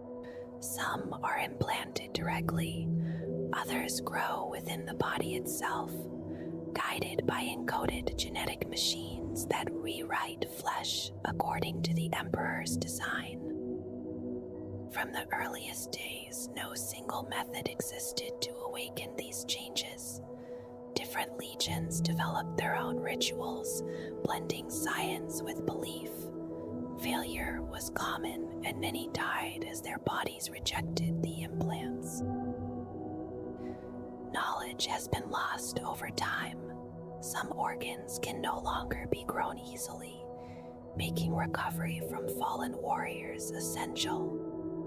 Among the most vital are the progenoid glands, which preserve the chapter's future, and the black carapace, which binds warrior and armor as one. Implantation must begin early while the body is still growing. Starting too late greatly increases the risk of death. Most chapters choose youths barely into adolescence. The organs themselves reshape every system. Hearts multiply, bones thicken and fuse, muscles swell with unnatural strength, blood carries more oxygen, wounds seal almost instantly, sleep becomes optional, poison loses its sting, and senses sharpen beyond human limits. Memories may be tasted, air drawn from toxic voids, and vision pierces the dark. Each change brings risk. Only a fraction survive to become scouts, and fewer still reach full initiation. Later, implants push survival even further. Some allow hibernation for centuries. Others shield the skin from radiation or cleanse toxins at the cost of unconsciousness. Taste and scent become tools of tracking. Skin may seal itself against vacuum and cold. Saliva turns corrosive when needed. At the core of continuity lie the progenoid glands, growing new gene seed to replace what is lost. Through them, the chapter endures, though the blood passed on is always that of the Primarch, never the warrior himself. Last comes the black carapace, binding nerve and armor together, allowing thought and movement to flow directly into the machine spirit of power armor. Throughout the years of surgery, chemical treatment, and hypnotherapy guide development, many bodies fail. For those who cannot endure, death or servitude awaits. For the rest, the path continues until growth ends and the scout steps into war. Primaris Space Marines are born from the same ancient gene seed, yet refined. Their creation raised concern, for altering the Emperor's work has led to disaster before. Still, Archmagos Belisarius Gaul labored in secrecy for millennia, guided by strict command. Though samples from all Primarchs were gathered, only loyal lines were used. The result was a warrior more stable, his gene seed far less prone to mutation. Where earlier chapters suffered flaws, these new warriors endure with minimal deviation. Primaris Marines bear all the traditional organs and 3 more besides. Reinforced sinews grant immense strength. A cerebral lobe amplifies growth and other implants, echoing a greater organ once meant for Primarchs alone. A dormant furnace within the chest awakens in moments of mortal peril, flooding the body with revitalizing force before falling silent once more. These changes were unveiled late in the age, and the Primarchs were unleashed in vast numbers, carrying renewed strength into a darkened galaxy. Beyond surgery, conditioning shapes the Space Marine. Chemical treatment, psychological pressure, and hypnotherapy accompany endless training. Apothecaries monitor every change, correcting imbalance and suppressing deviation. Even after initiation, treatment never fully ends. Power armor itself watches over the warrior's body, delivering drugs as needed. Hypnotherapy teaches control, awakening implants and training the mind to master the body's altered processes. The mind is reshaped as much as the flesh. Pain is endured beyond human limits. Thought accelerates, memory sharpens, sometimes becoming perfect recall. Personality is smoothed, fear diminished, obedience reinforced. Resistance to chaos is forged through relentless conditioning. In the end, the transformation is complete. A human youth becomes an Astartes, superhuman in body and mind, yet no longer fully human.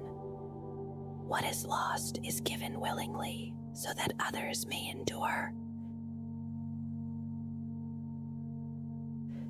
Every Space Marine chapter carries its history openly, shown in distinctive colors and heraldry that were set at the moment of its founding and worn with unfiltered pride across armor and vehicles alike. Their war gear is cared for with exacting devotion, and over countless years, many weapons have been etched with fine lines of high Gothic script, each one recalling a battle honor earned by a warrior who bore it before. A chapter is led by a chapter master, a commander whose authority stands on equal footing with that of a planetary governor within the wider Imperium. Though a chapter numbers only 1,000 battle brothers, it moves and strikes with a strength far beyond its size, its combat power matching many times that number of ordinary Imperial soldiers. Each chapter is self-contained, with its own transports, armorers, support staff, and fleets of warships, ready to answer threats wherever they arise across the galaxy. Their mobility sets them apart, and it is often the Space Marines who arrive first when war breaks out. They are used to sudden raids and deep strikes, appearing without warning to shatter an enemy's resolve. The role they were first created to fulfill more than 10,000 Terran years ago is the planetary assault, where a chapter fleet sweeps aside enemy ships, silences orbital defenses, and clears a path to the surface below. Before the main force descends, enemy positions are undermined by scout or vanguard marines, or seized outright by full battle companies. When the moment comes, many Space Marines are hurled straight into the fight, committing at once to a decisive clash that exploits the shock of their arrival. Speed is vital, and their warships carry vast numbers of drop pods and cavernous bays filled with Thunderhawk gunships, whose distant contrails are often the only warning of what is coming. They strike at the heart of the foe, unleashing storms of bolter fire that can end a rebellion or drive off an invader before a wider campaign has time to unfold. These assaults are often led by Terminators from a chapter's veteran first company, teleporting directly into the enemy's midst, supported by heavier armor delivered from the skies by Thunderhawk transporters. Each company can draw upon different types of squads, shaping its strength to the task at hand. Rarely is a full company deployed on its own, as forces are carefully assembled to match each mission, sometimes made up of only a few squads reinforced by others, along with armored vehicles and dreadnoughts. Such formations may be led by a captain or lieutenant, or by a seasoned veteran sergeant, chaplain, or librarian acting as force commander. Only in the gravest circumstances does a chapter commit a large portion of its strength. In these moments, forces numbering in the hundreds may be unleashed to hold a line that must not fall. During the Second and Third Wars for Armageddon, the High Lords of Terra judged that the Orc warlord Daskal Threka had to be stopped, lest his waws spill from that vital hive world into the heart of the Imperium. Legendary chapters such as the Blood Angels, Salamanders, and Black Templars answered the call, and their efforts were so fierce that Armageddon itself became a byword for total war in Orc culture. Because their duties are scattered across the stars, a chapter's companies are often divided, fighting separate wars light years apart. Centuries may pass before all 10 companies stand together, and when that happens, it signals a threat capable of tearing at the Imperium's foundations. Such a deployment can be ordered only by the High Lords of Terra, and is led by the chapter master in person, a concentration of force able to crush a fortress world, turn back an alien invasion, or halt a Black Crusade. Conflicts like the Helican Schism, the Macarian Heresy, and the Tyrannic Wars demanded such unity, consuming vast regions of space and countless millions of lives. Yet even in wars of that scale, the final outcome was shaped by the resolve and sacrifice of a comparatively small number of the Emperor's Angels of Death, whose deeds are remembered on worlds turned into silent shrines of remembrance. Long before the coming of a new age, the Space Marines followed an order that had endured for centuries, a pattern of organization laid down in the Codex Astartes and carried faithfully into battle. At its heart were 3 kinds of squads, each with its own purpose, each designed to support the others so that no warrior ever truly fought alone. There were those who advanced steadily and held the line, those who struck swiftly and closed the distance, and those who stood back to deliver overwhelming fire. Together they formed a flexible whole, able to adapt to almost any war zone or enemy. Beyond these core formations stood the most seasoned warriors gathered in the veteran company, fighting either in the immense bulk of Terminator armor or as elite veterans shaped by countless campaigns. At the far edge of the chapter, the youngest aspirants served their first years as scouts, learning patience and restraint before earning the right to stand among full battle brothers. A Space Marine's path began quietly, often unseen by the wider war. As a scout, he moved through shadows and broken ground, guided by a veteran sergeant whose long memory of battle shaped every lesson. In these early missions of reconnaissance and ambush, the neophyte learned how to watch, how to wait, and how to strike with purpose. Each engagement was both a test and a teaching, And even in these first clashes, the gulf between an Astartes and a mortal foe was made clear. In time, the scout would take his place in heavier armor, first among those who carried the chapter's largest weapons.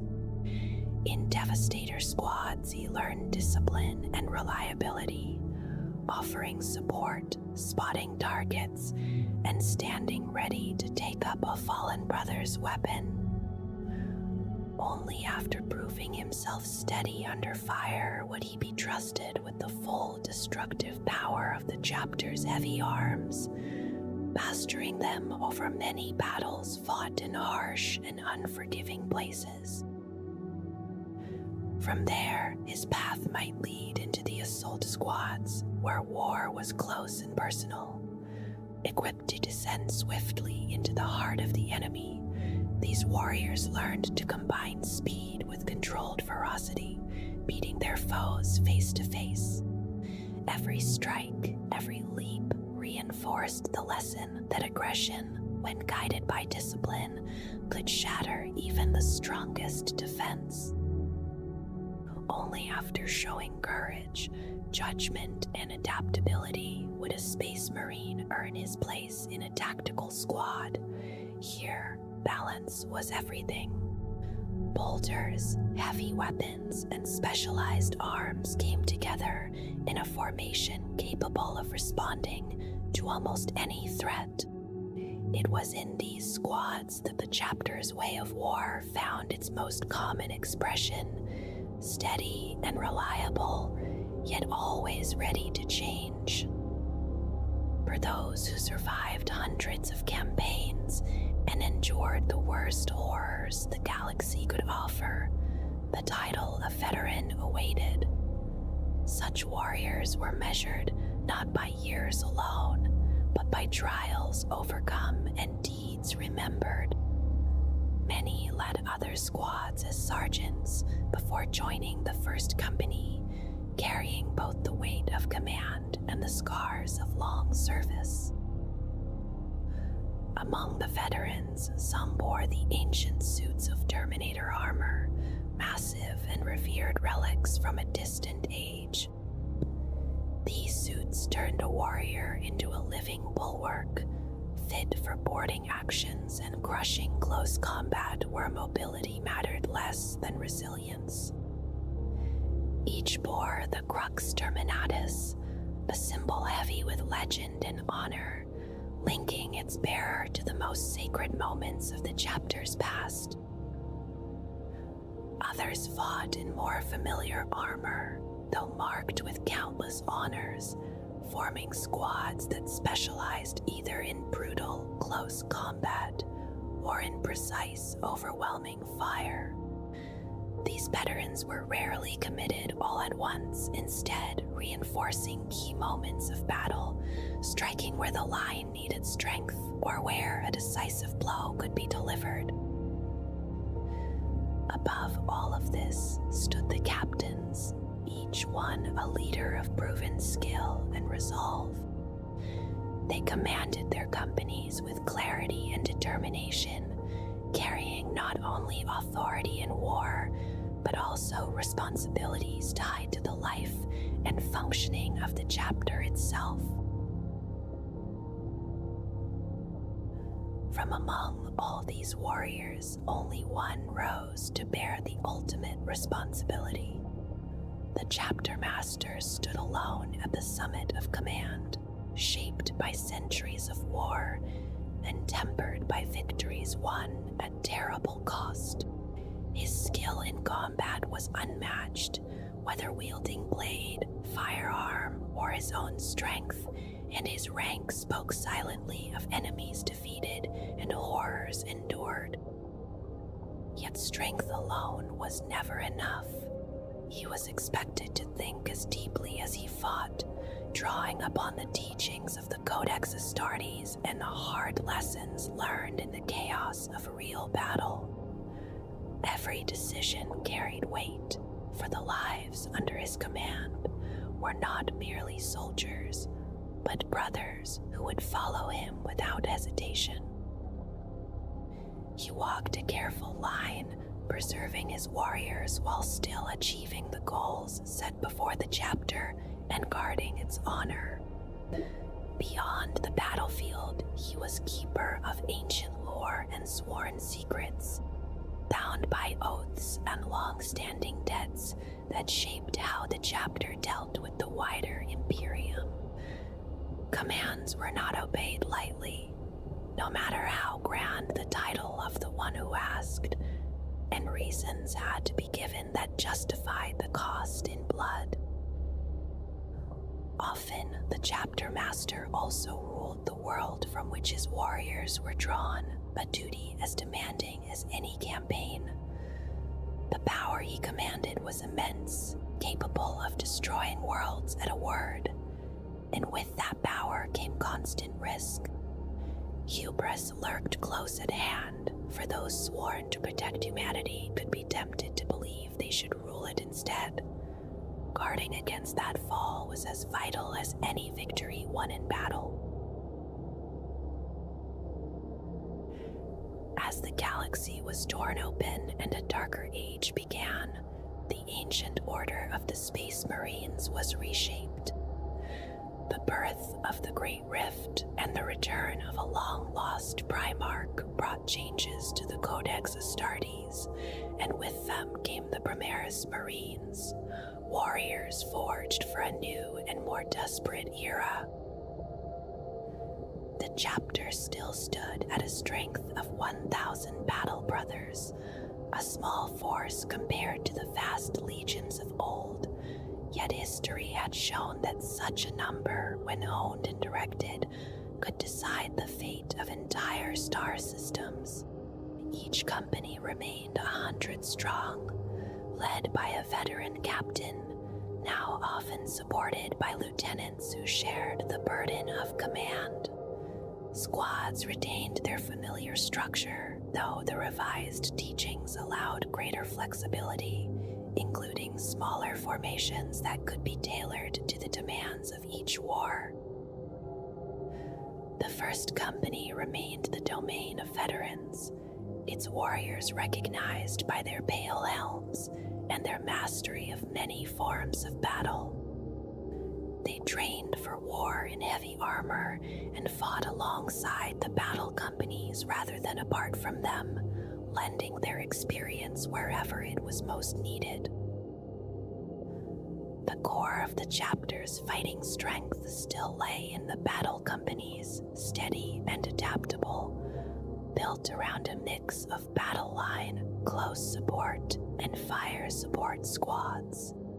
These formations were designed to respond quickly, breaking apart and reforming as circumstances demanded. Warriors trained for one role might serve another in the same campaign, piloting armored suits, driving transports, or manning heavy weapons as the situation required. Behind them stood the reserve companies, each dedicated to a single type of warfare. They existed to reinforce the front line, replacing losses and ensuring the chapter could endure long and punishing conflicts. Some trained for rapid assaults on bikes or fast skimmers. Others specialized in close combat or long-range fire. And in certain battles, they were deployed as powerful forces in their own right. Through these companies, a Space Marine continued to progress, moving from heavier fire support toward more flexible roles, learning new ways of war with each transition. The 10th Company still held the chapter's newest warriors, though it now also contained seasoned specialists trained for stealth and infiltration. Its size shifted with the flow of recruitment, growing or shrinking as the chapter's fortunes allowed. Across all companies, armored transports and war machines were carefully managed. Some were assigned permanently, others drawn from a central pool, and many companies counted ancient dreadnoughts among their number, warriors entombed yet still bound to the brotherhood they once served. These towering figures carried not only weapons of great power, but also the memory of the chapter's long and costly history. When vehicles were assigned to a company, they bore its markings and numbers, their crews bound to them as surely as any warrior to his armor. Each war engine was given a name at its creation, a promise of protection and service, and over time its deeds became part of the chapter's shared memory. Beyond the companies themselves stood a body of specialists and officers who moved where they were most needed.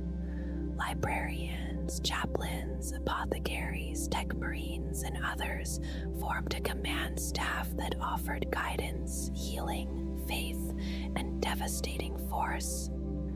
Though many ranks existed in theory, only those with a direct role in war accompanied the chapter into battle, while much of the quieter work was carried out by loyal human servants. Captains often bore additional titles tied to specific duties, each reflecting a facet of the chapter's life beyond the battlefield. Above them all remained the chapter master, accountable for every action taken in the chapter's name and, if he chose, guarded by a personal honor guard drawn from its finest warriors. A new emphasis was placed on vanguard warfare, with Primarchs Marines trained extensively in infiltration, sabotage, and shadowed assault. From their earliest days, these warriors learned to disrupt supply lines, shatter morale, and dismantle the enemy piece by piece before the main force ever arrived. Even after moving on to other roles, they retained these skills, ready to don lighter armor and return to the shadows when required. At times, the chapter committed its most heavily armored veterans in overwhelming force. Terminator squads, usually dispersed among other formations, could be gathered together for assaults against the most hostile environments, from infested space hulks to fortified strongholds. Such actions carried grave risk, for every suit of that ancient armor was irreplaceable, yet the reward could be decisive, victory against foes few others could face. Supporting all of this was the chapter's fleet, a collection of warships designed for rapid strikes and planetary assaults. Frigates and strike cruisers formed its backbone, while older chapters often maintained massive battle barges that served as mobile fortresses and symbols of their legacy. Within their launch bays waited drop pods, boarding torpedoes, and squadrons of attack craft, ready to carry the chapter's warriors from the cold void into the heart of war. A space marine is shaped through layers of connection that settle over time, each one quiet but enduring. There is the bond of the chapter, the shared inheritance carried in flesh and memory, passed down from the Primarch through the gene seed they all bear. No matter how distant the founding, that lineage binds them, giving form to belief, to duty, and to how war itself is understood. Within the chapter, command is defined, doctrine is set, and the deeper truths of the galaxy are taught to those who once knew nothing beyond feudal or feral worlds. What a battle brother accepts as simple fact often comes from this early shaping, whether it is reverence for the machine spirits or a more practical understanding of the Imperium's workings. And these differences can surface quietly when warriors of different chapters stand together. As he grows into his role, the Space Marine finds his place within a company, where the Codex Astartes guides his path and refines the way he fights for mankind. From his earliest days as a scout, through the long discipline of fire support and close assault, each stage leaves its mark, preparing him for the balance required of the battle companies. Company traditions take root here, born of past victories and losses, remembered through rites that matter deeply to those who observe them. To neglect such a rite, when there is no battle to prevent it, can weigh heavily on the spirit, like a quiet failure to honor those who fell before. Closest of all are the bonds formed within the squad. These are not distant teachings or inherited beliefs, but trust earned through endless days of shared danger. Fighting side by side, the battle brothers learn each other's rhythms, their strengths, and their silences. Over time, reliance becomes instinct, and separation, whether for service elsewhere or a new duty, feels like leaving a part of oneself behind. In joining another squad, the Space Marine carries these memories with him, steady and unspoken, as he learns once more how to belong. The Astra Militarum, often called the Imperial Guard, is formed of men and women whose faith in the God Emperor of mankind burns steadily, even though they remain mortals of flesh and blood. To them, the Space Marines of the Adeptus Astartes are something far beyond the ordinary towering figures who seem like gods moving among humanity. For most guardsmen, and for most people across the Imperium, such warriors are rarely seen, almost unreal in their distance. Many troopers will pass through entire campaigns without ever laying eyes on a Space Marine, let alone standing beside one in battle, and so stories grow in the empty spaces left by absence. Legends, myths, and quiet superstitions take shape, shaped by the many cultures of the Imperium and the regiments drawn from them. Some speak of the Space Marines with reverence, calling them the true sons of the Emperor, while others whisper of them with fear, believing them to be the living instruments of divine judgment. Truth and exaggeration blend together easily. It is known that a Space Marine can spit acid, yet in the telling this becomes something more, a belief that they can kill with a glance or scatter armies with a single word spoken aloud.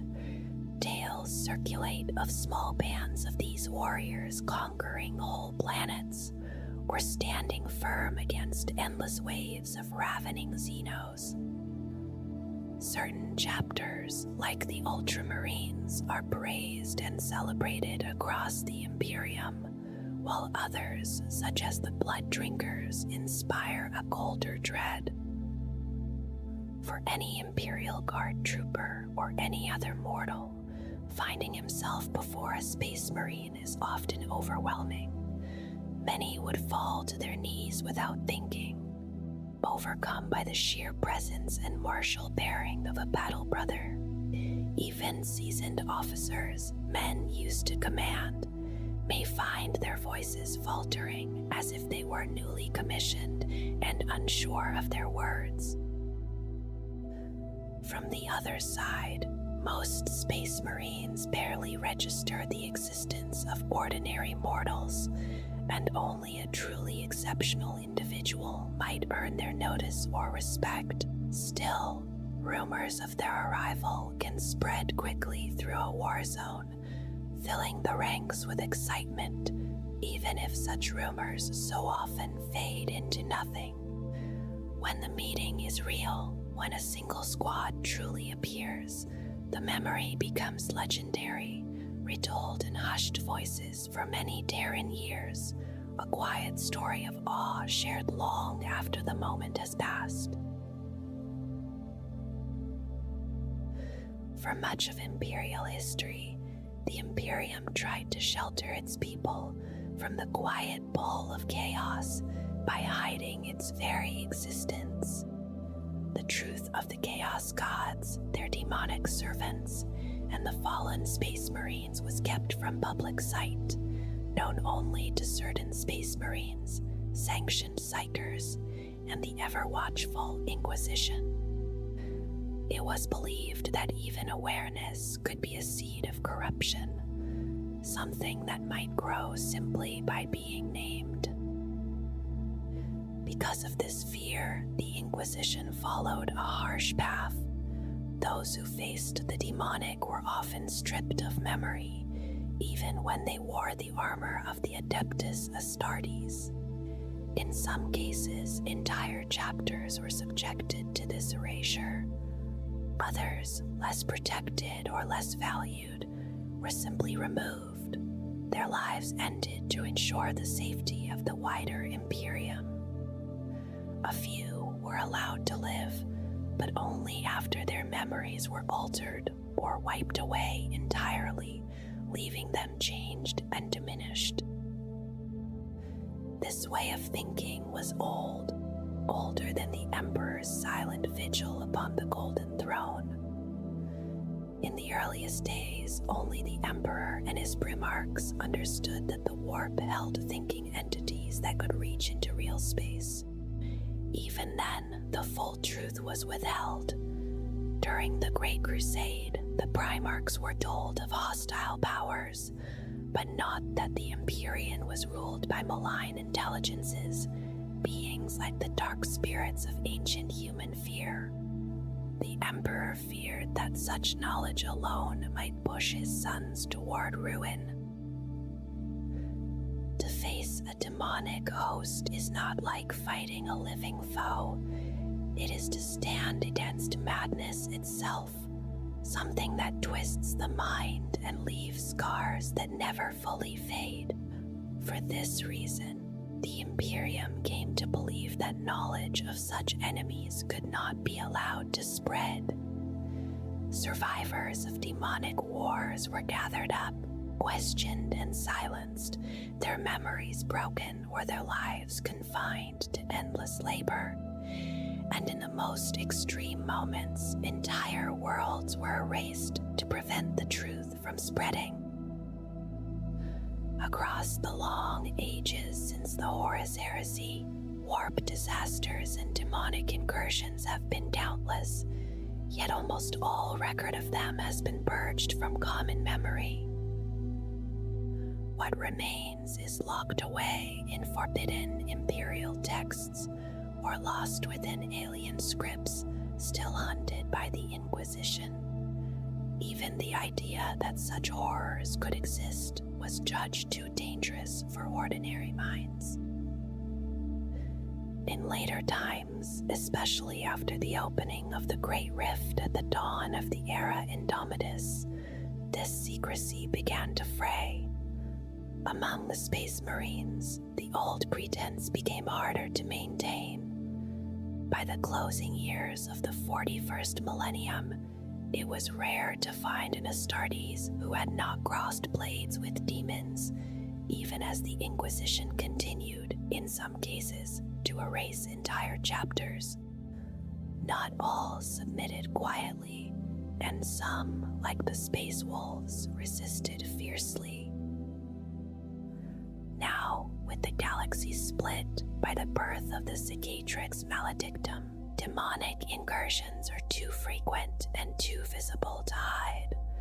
The Space Marines are needed everywhere, and the effort to keep them ignorant has lost its purpose. The silence that once surrounded chaos has thinned, not by choice, but by necessity.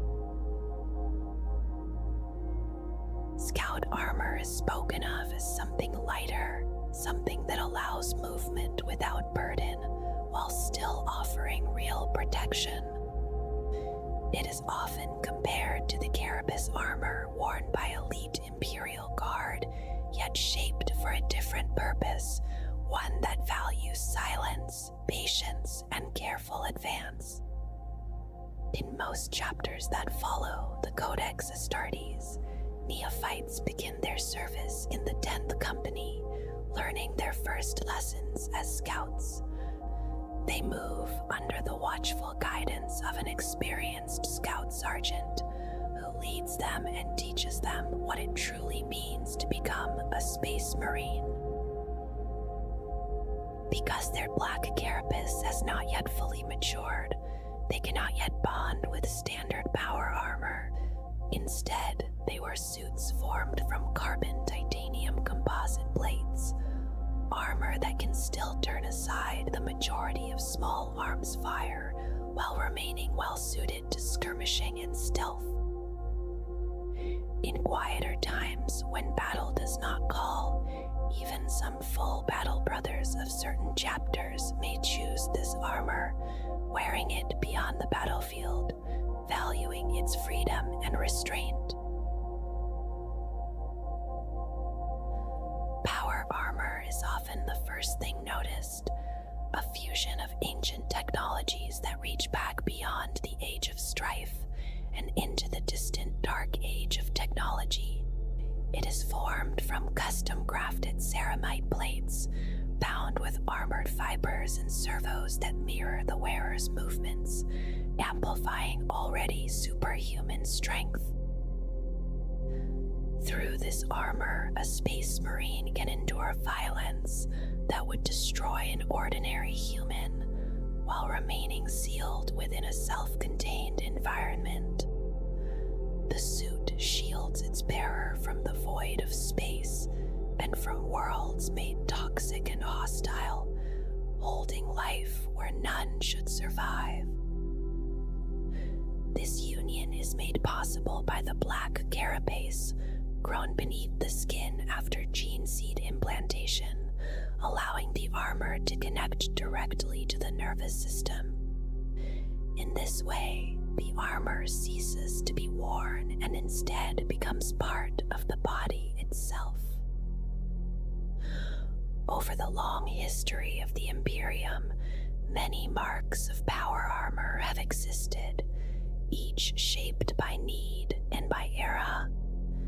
Some were built for specific roles, others are hurriedly forged during times of desperation, such as the heavily studded suits created during the Horus Heresy. Certain chapters hold particular patterns in high esteem, valuing their form and purpose above all others. For thousands of years, one pattern stood as the most familiar sight, though older components were often reused, conserving precious resources. Riveted plates from ancient Crusade-era armor can still be found upon later suits, protecting their wearers just as well, since changes over millennia have largely affected auxiliary systems rather than protection itself. Each suit is bound to its bearer, shaped so precisely that no other space marine could wear it without alteration. Oaths are sworn to honor its machine spirit and the memories of those who came before. With the coming of the Primarchs Space Marines, a new modular design emerged, the Mark X, able to adapt its form to many roles through different configurations. Whether worn by intercessors, inceptors, or those who move unseen as reavers and vanguard warriors, this armor remains a core exoskeleton, silent or reinforced as needed. Across all patterns, power armor is maintained with near religious care, preserved and engraved, carrying the history and triumphs of the chapter across the centuries. Terminator armor, also known as tactical dreadnought armor, transforms a space marine into something almost unstoppable. These suits are rare beyond measure, representing the pinnacle of personal protection found within Space Marine armories. Created in the final days of the Great Crusade, the knowledge to make them has long since been lost. Each surviving suit is a priceless relic from a forgotten golden age, reserved only for the most perilous missions. They are entrusted to veterans who have earned the right to bear the Crux Terminatus upon their shoulder. That symbol is said to hold a fragment of the Emperor's own armor from his final battle during the Siege of Terra. Through it, the wearer can survive the violence of teleportation, withstand weapons meant to destroy tanks, and in rare accounts, even endure the crushing weight of a battle titan's stride. Built from layers of ceramite and adamantium, threaded with powerful fiber bundles and servo systems, the armor links directly to the warrior's body, enhancing movement despite its immense bulk. It was designed to stand between a true dreadnought and standard power armor, balancing protection with mobility. Its heavy plating can deflect devastating bombardments, and the Crux Terminatus itself serves as a psychic ward against power weapons, melta fire, and the energies of the warp. Because of its size, this armor is most effective in confined spaces where its storm bolter can be brought to bear with relentless efficiency. Artificer armor is reserved for those who have truly proven themselves, commanders, honored guards, and veterans whose deeds have earned lasting recognition. Each suit is individual, heavily modified, and shaped entirely around its bearer.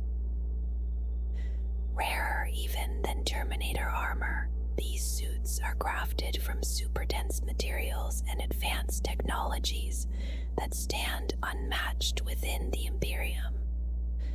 Every piece is a masterwork, awarded only to heroes of the chapter, aside from the tech marines who labor toward such honors themselves.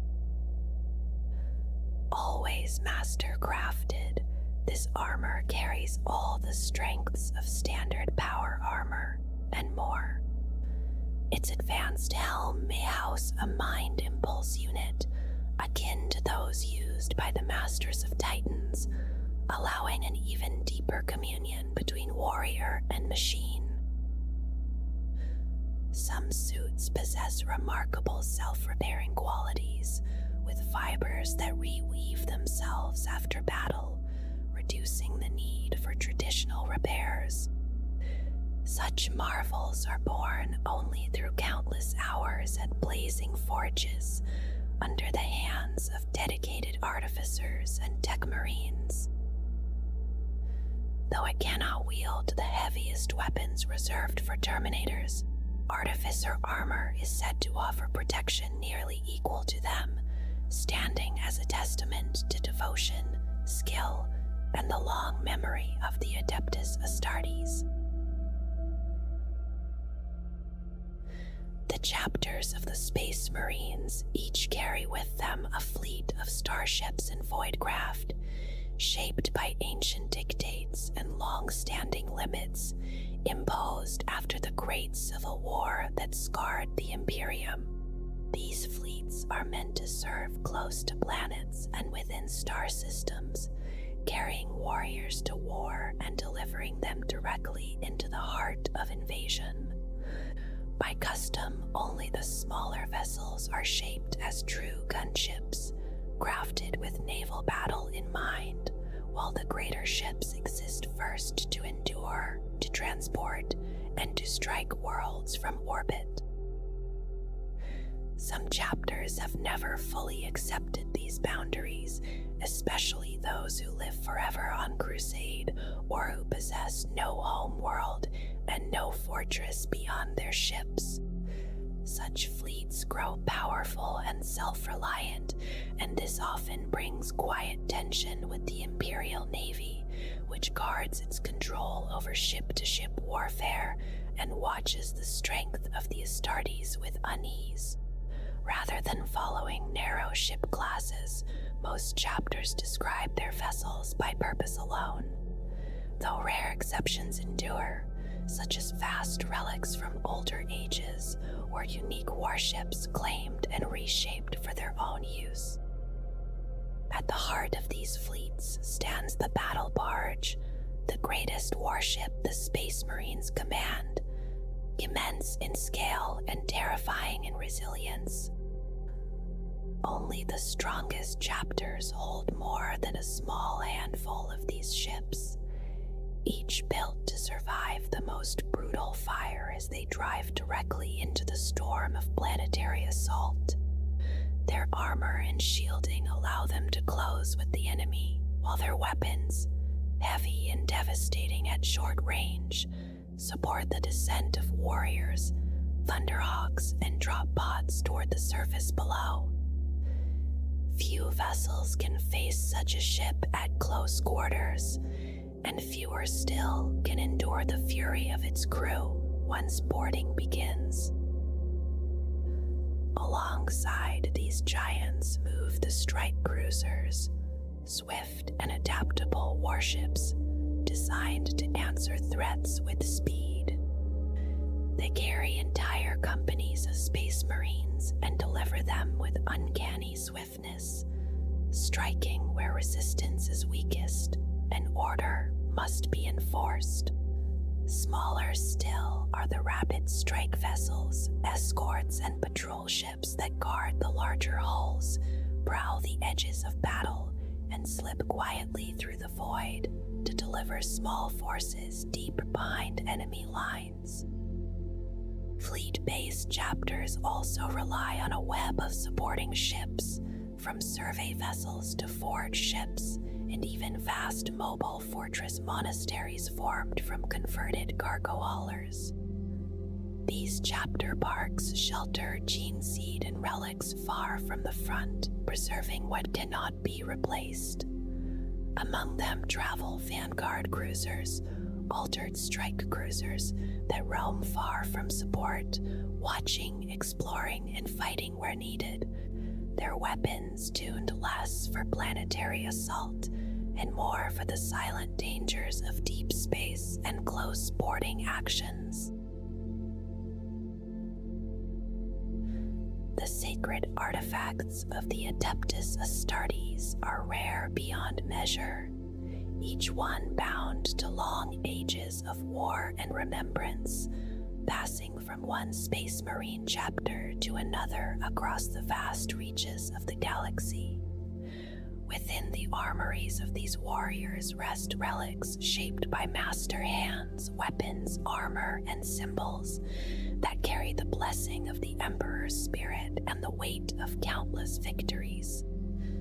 Many were once born by champions whose names have never faded, their deeds lingering like echoes that still seem to stir the air around these objects.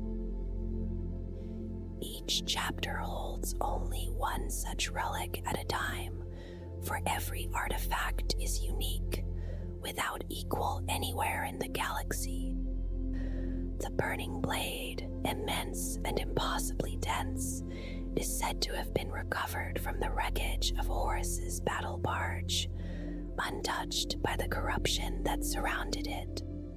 Some believe the Emperor himself once wielded it, and in battle its blaze grows so fierce that even the ceramite of its bearer can begin to melt, yet still it is carried into combat, for danger has never restrained the fury of the Space Marines. There is also the armor Indomitus, an ancient suit of artificer armor forged long before the Horus Heresy, its layered adamantium plates so heavy and resilient that modern weapons struggle to breach them. Masters of the forge speak of its machine spirit with reverence, blessing it each morning and evening, and whisper that its design shaped every suit of power armor since the Unification Wars. When the fire grows heaviest, a shimmering force field rises around it, sustained by secrets long lost. Other relics tell quieter stories of loyalty and sacrifice. The shield eternal, believed to have been gifted by Rogal Dorn during the darkest days of the heresy, stands as a steadfast bulwark, turning aside both blade and witchcraft. The Primarch's wrath, traced to the personal arsenal of Reboot Gilliman, carries not only thunderous bolts but the weight of his tactical wisdom etched into its surface in microscopic script. Some artifacts drift in and out of history like phantoms. The Teeth of Terra appears only in times of dire need, its origins unknown, its hunger growing louder as the odds against its wielder rise. The standard of the Emperor Ascendant, woven in the earliest days of Terra's unification and once carried before the Emperor's own guard, inspires unwavering courage, its presence alone enough to steady faltering hearts. There are relics shaped by devotion and relentless duty. Purgatoris, a bolt pistol forged in the 35th millennium, has purged traitors and heretics for generations, its wrathful machine spirit mirroring the resolve of those who bear it. The reliquary of Cathalamor holds the bones of Ordula Grendath, a warrior of the Sisters of Silence, whose nullifying presence once repelled the warp, leaving behind a fragment of that same power. Others speak of innovation pushed to forbidden edges. The bellicose bolt rifle, born on a hidden forge world consumed by the Great Rift, is revered for its devastating design, while Lament, a master-crafted stalker rifle, carries dark rumors that doom both wielder and target alike. Even so, it is taken up without hesitation. Some relics are worn rather than wielded. The Ghostweave cloak blurs sight and sensor alike, its Nemo thread strands carrying data spirits that veil its bearer like a passing shadow. The Tome of Malkador, penned by the Emperor's closest aide, sharpens the minds of librarians who study its words, deepening their grasp of reality itself. Faith and fury are bound into others. Benediction of Fury, Agrosius carried through countless crusades, has absorbed the righteous wrath of every chaplain who held it, while the Honor Vehement, a single stanza said to trace back to the Emperor, drives not only its bearer, but all nearby battle brothers into unrelenting zeal. Finally, there is the Voxus Spiritum, an experimental creation of Belisarius Gaul beneath Mars, amplifying voice and thought alike. Through it, commands can reach directly into the minds of allies and enemies, a reminder that even in an age of ancient relics, the line between faith, technology, and danger remains thin and ever-shifting. What you have heard is not a tale of sudden triumph, but of long shaping, of choices made under pressure, and of consequences that never truly faded. From the first wars on Terra to imperfect creations and careful refinements, a pattern slowly emerged. Each step forward carried its own cost, even when guided by unmatched vision and resolve. The warriors who followed were never just soldiers. They were traditions made flesh, carrying memory in armor and ritual, shaped as much by loss as by victory. Expansion demanded speed, speed demanded compromise, and compromise left marks that time could not erase. Loyalty and rebellion grew from the same roots, nurtured by pride, fear, and belief. In the end, order replaced excess, not to perfect what had been made, but to contain it. The chapters that endure now stand as echoes of that distant age, each bearing fragments of its origins. The Imperium continues, not because it is whole, but because it remembers how close it once came to breaking.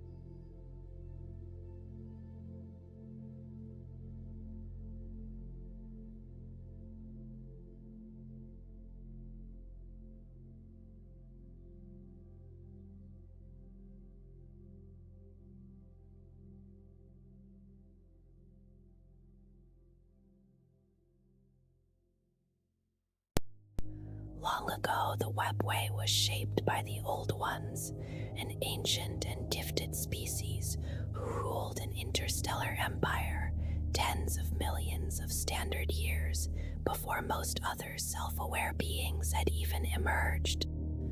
They fashioned it as a hidden road between worlds, a way to cross the stars without braving the shifting tides of the warp. The ancient Eldari learned this secret art from them and soon mastered the labyrinth dimension. Through its winding paths, they extended their realms to the furthest corners of reality, gathering knowledge that has since faded into silence. Over uncounted millennia, their gaze turned inward. They sought ever deeper sensations, exploring the full range of feeling that burned so brightly within them. Gradually, that search became corruption. Vice spread through their empire, and blood ran in the streets beneath the roar of delighted crowds. Within the hidden chambers of the webway, palaces of avarice and cruelty rose. Entire worlds were bent toward darker pleasures, and the echoes of ecstasy and agony began to ripple across time and space. In the Immaterium, those echoes gathered. The psychic tides of the Empyrean shaped themselves around the intense emotions of countless sentient minds.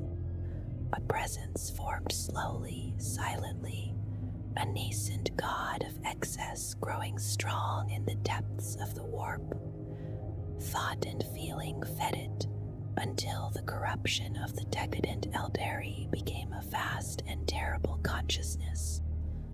The great enemy stirred. When at last the Eldari understood, it was too late. They had birthed a god in their own image, immense and perverse, nourished by the collective soul of their species. They would not speak its true name. Instead, they whispered, "Sigh, Lenthrush, she who thirsts." In a single heartbeat, the shining civilization that had endured for eons was torn open, and a wound of pure chaos pulsed where its heart had once been. After the fall in the late 29th and early 30th millennia of the Imperial calendar, the webway was left broken and dangerous. Its splintered reaches became infested with strange beings from other realities, yet its portals still allowed the bold to strike without warning across real space. The ancient art of moving along the veil between real space and the warp endured, though war and disaster had scarred the network beyond recognition. The craft worlds drifted through deep space at sublight speeds, their true positions of little concern to their people. Swirling spheres of light and darkness, held in stasis astern of each craft world, marked the gateways into the webway. Through these passages, smaller vessels traveled between craft worlds to the green worlds of the exodites and to the vast and corrupt city of Gomorrah.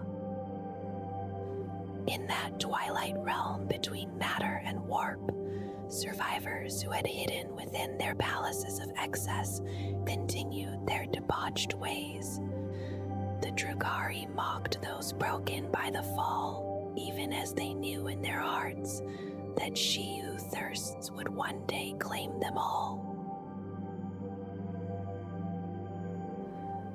Though the webway still binds many Eldari worlds together, the violence of the fall has left it scarred. Its hyperspatial pathways are ruptured in countless places, and its tendrils twist into dead ends and mazes that can entrap the unwary. Some corridors lead only to ruins, others to regions now haunted by demons of the warp.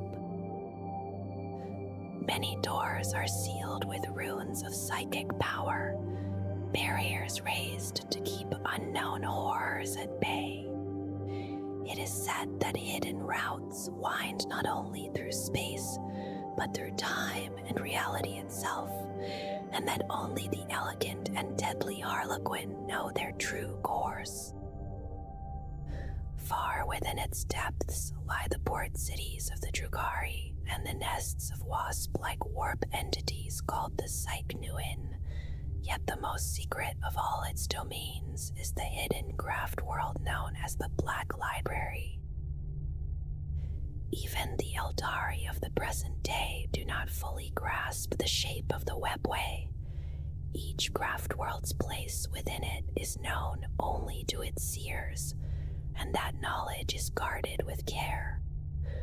Rumors speak of a transdimensional map created thousands of Terran years ago and kept within the Black Library, an artifact that shows paths long lost or forgotten. Some of the webway's arterial passages are fast enough for spacecraft, but most are narrow tunnels fit only for warriors on foot or small vehicles. While Eldari vessels can travel through the warp, the risk is grave, like casting a candle into a storm and hoping it remains alight. For this reason, the Asuryani and Drugari rarely journey far beyond the safety of their portals. Within the labyrinth dimension, movement between major gateways can be swift and precise, yet worlds without a gate remain distant and difficult to reach, separated by a network that is as broken as it is vital.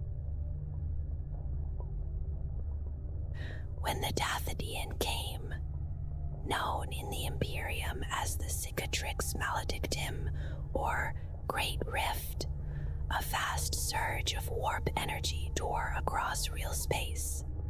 Many arterial spars of the webway were shattered in that moment. Whole regions were cut away and left as isolated islands, abandoned and silent. Roan gates ruptured, and some were swallowed by the hungering realm of chaos, their passages opening into howling rents in reality. Yet beyond the webway, the devastation was greater still, for the Great Rift split the galaxy in two. Countless human worlds were left in darkness, unable to communicate or travel as they once had. The Drukhari rushed into this shrouded hunting ground. From worlds once thought impregnable, they harvested slaves in numbers greater than ever before. Each day, the Imperium struggled to reclaim its lost territories, and each day, more captives were taken to Kamara. Among them were warriors unseen in earlier ages, the Primarchs Space Marines, whose presence fed the spectators' hunger for new spectacles of bloodshed. Though the Dathadian ravaged the webway, those Drukhari who survived its birth now savor the torment it has unleashed across reality. Hidden deeper than any other realm within the Labyrinth dimension lies the Black Library, a secret craft world that holds the accumulated knowledge of the Eldari concerning chaos across millions of standard years. To reach it, one must travel secret passages through the webway, evade terrible guardians, and unlock entrances veiled in riddle and illusion. It is said to resemble a vast and impossible craft world existing only within the Labyrinth dimension, containing lore about every deadly mystery encountered by the Eldari. The webway itself defies simple description. Some imagine it as a tapestry of shimmering strands, others as glowing tunnels or the veins of a vast being. None of these visions truly capture it. Once it spanned the galaxy and stretched into the extragalactic void.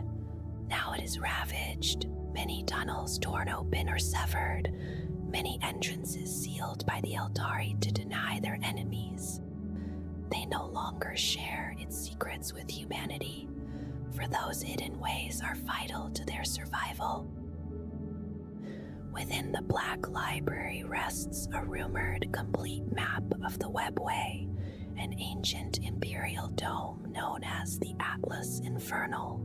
It is an organic and adaptable map, created from the stretched skin of an untouchable who had been an imperial sister of silence, set within golden frames and sustained by an intricate bump in its spine. Its living pages can reconfigure to reveal a chosen destination, though it is no longer entirely accurate. The Harlequins stand watch over this realm and its dark guardians. With knowledge of hidden paths, they outmaneuver their foes and strike from unexpected quarters. Even so, the webway remains broken and perilous, and more than one army has been overrun from within before realizing that battle had begun.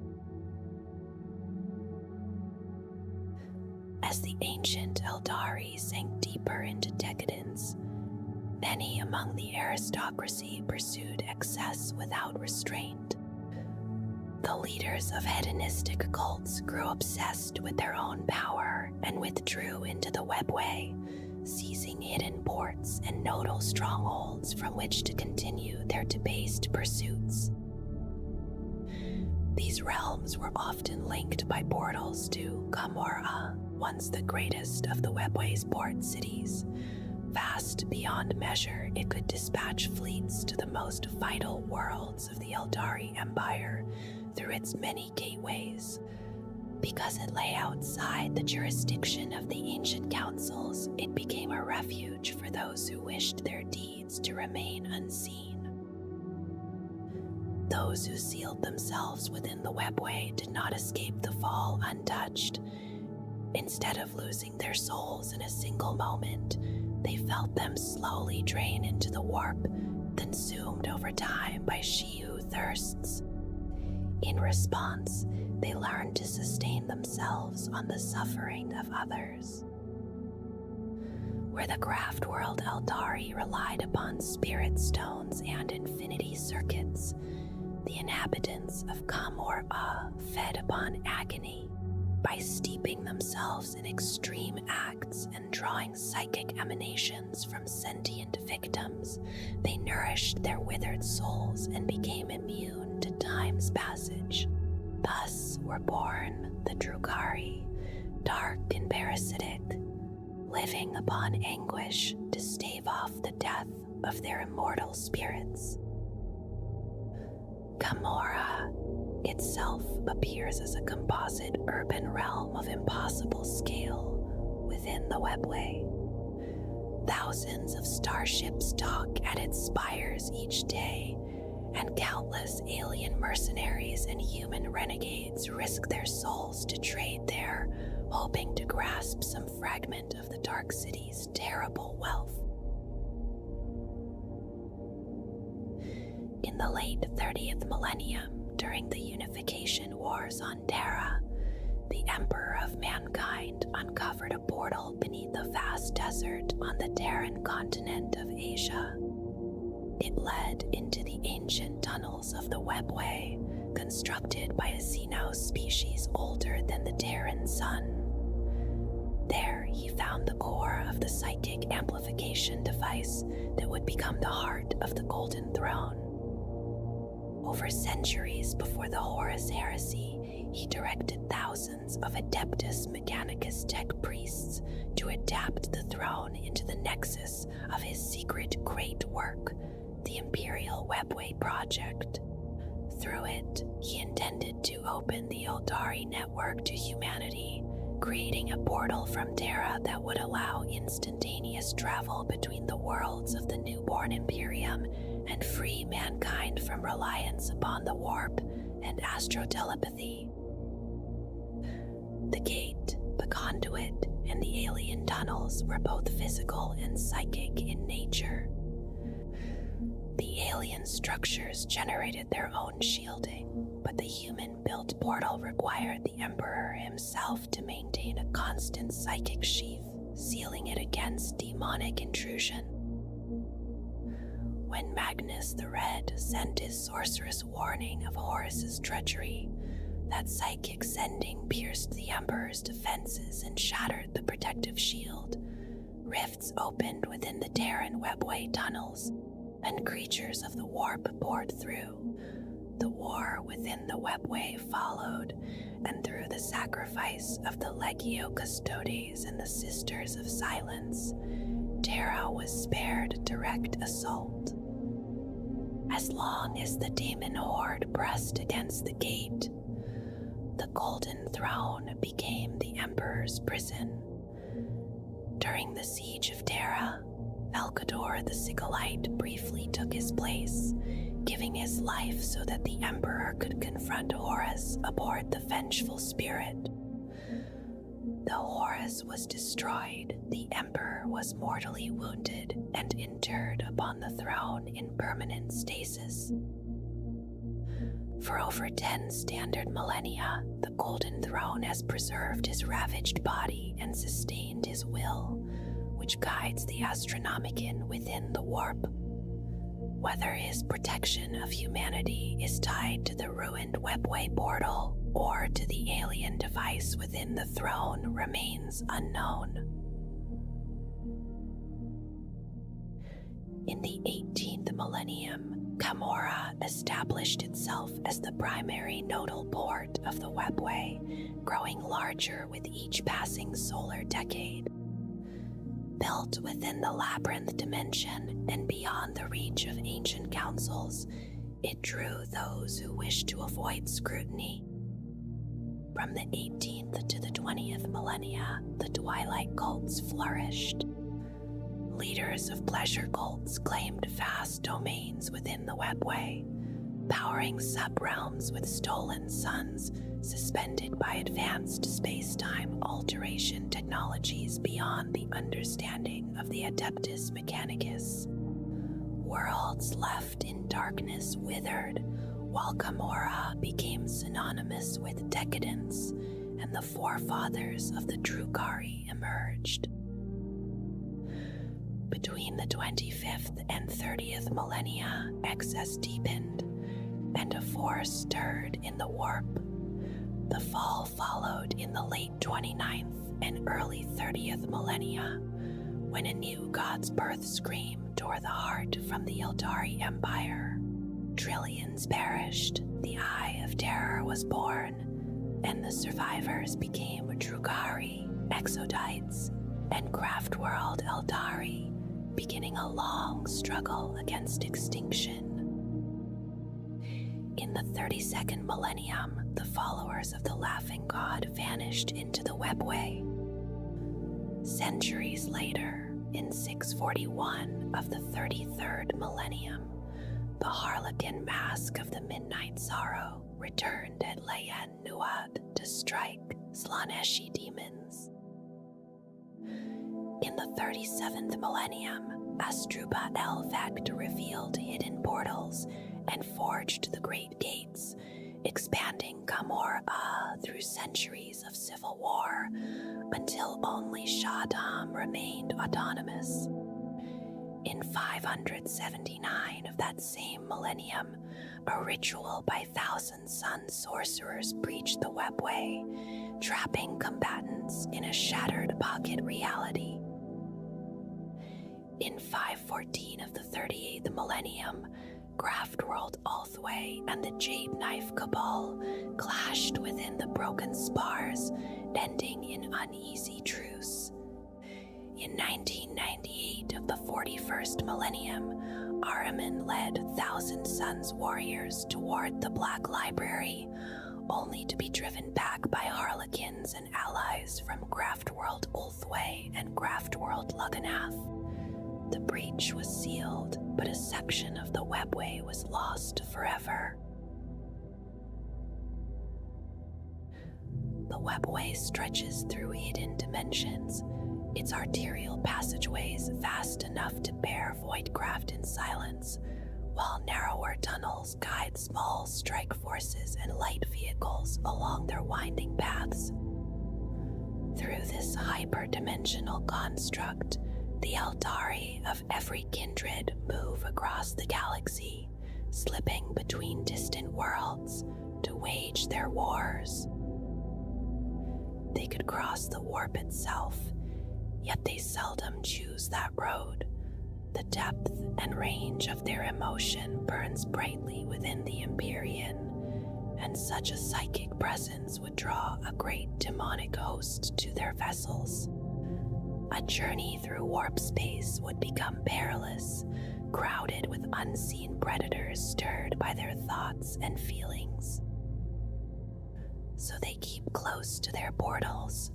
Worlds that lie only a few light years from a gate remain within easy reach, for a passage through the webway is swift, almost effortless for their fleets.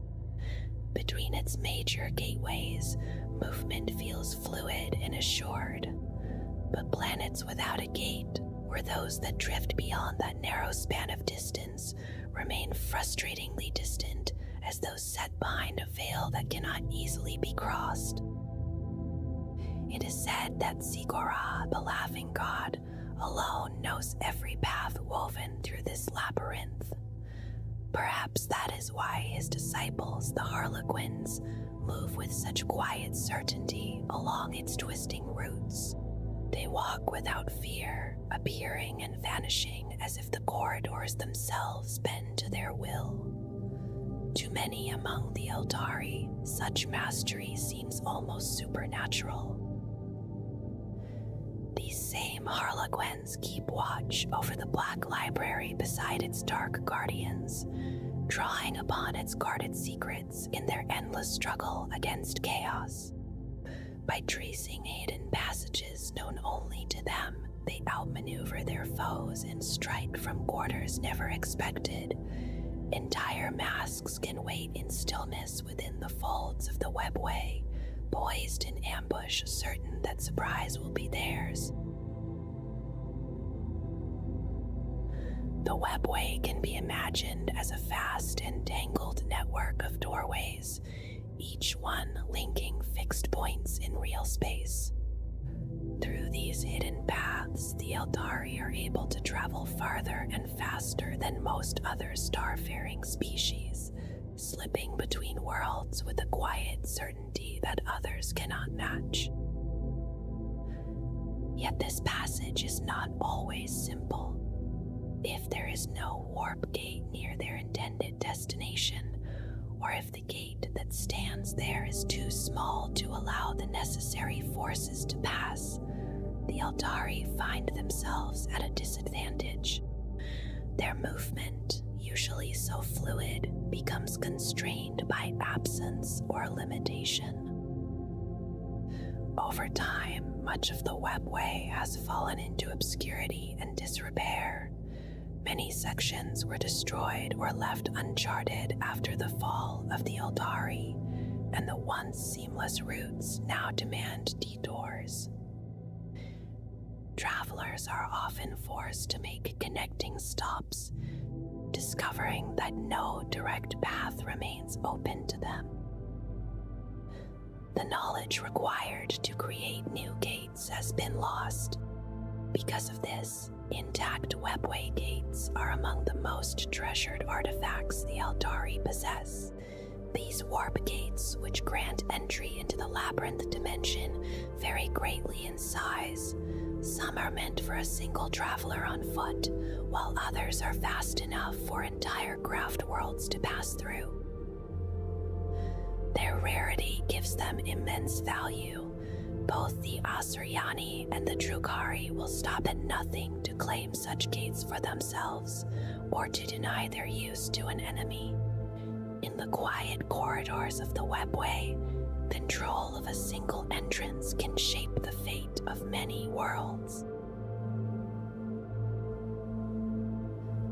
Since the ancient Necrons rose from their aeons-long great sleep, a shift has moved quietly through the void.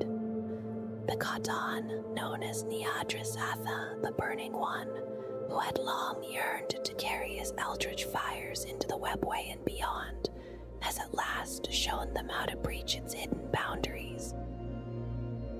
Through living stone portals called dolmen gates, the Necrons found a way to turn the Old One's greatest weapon back upon them.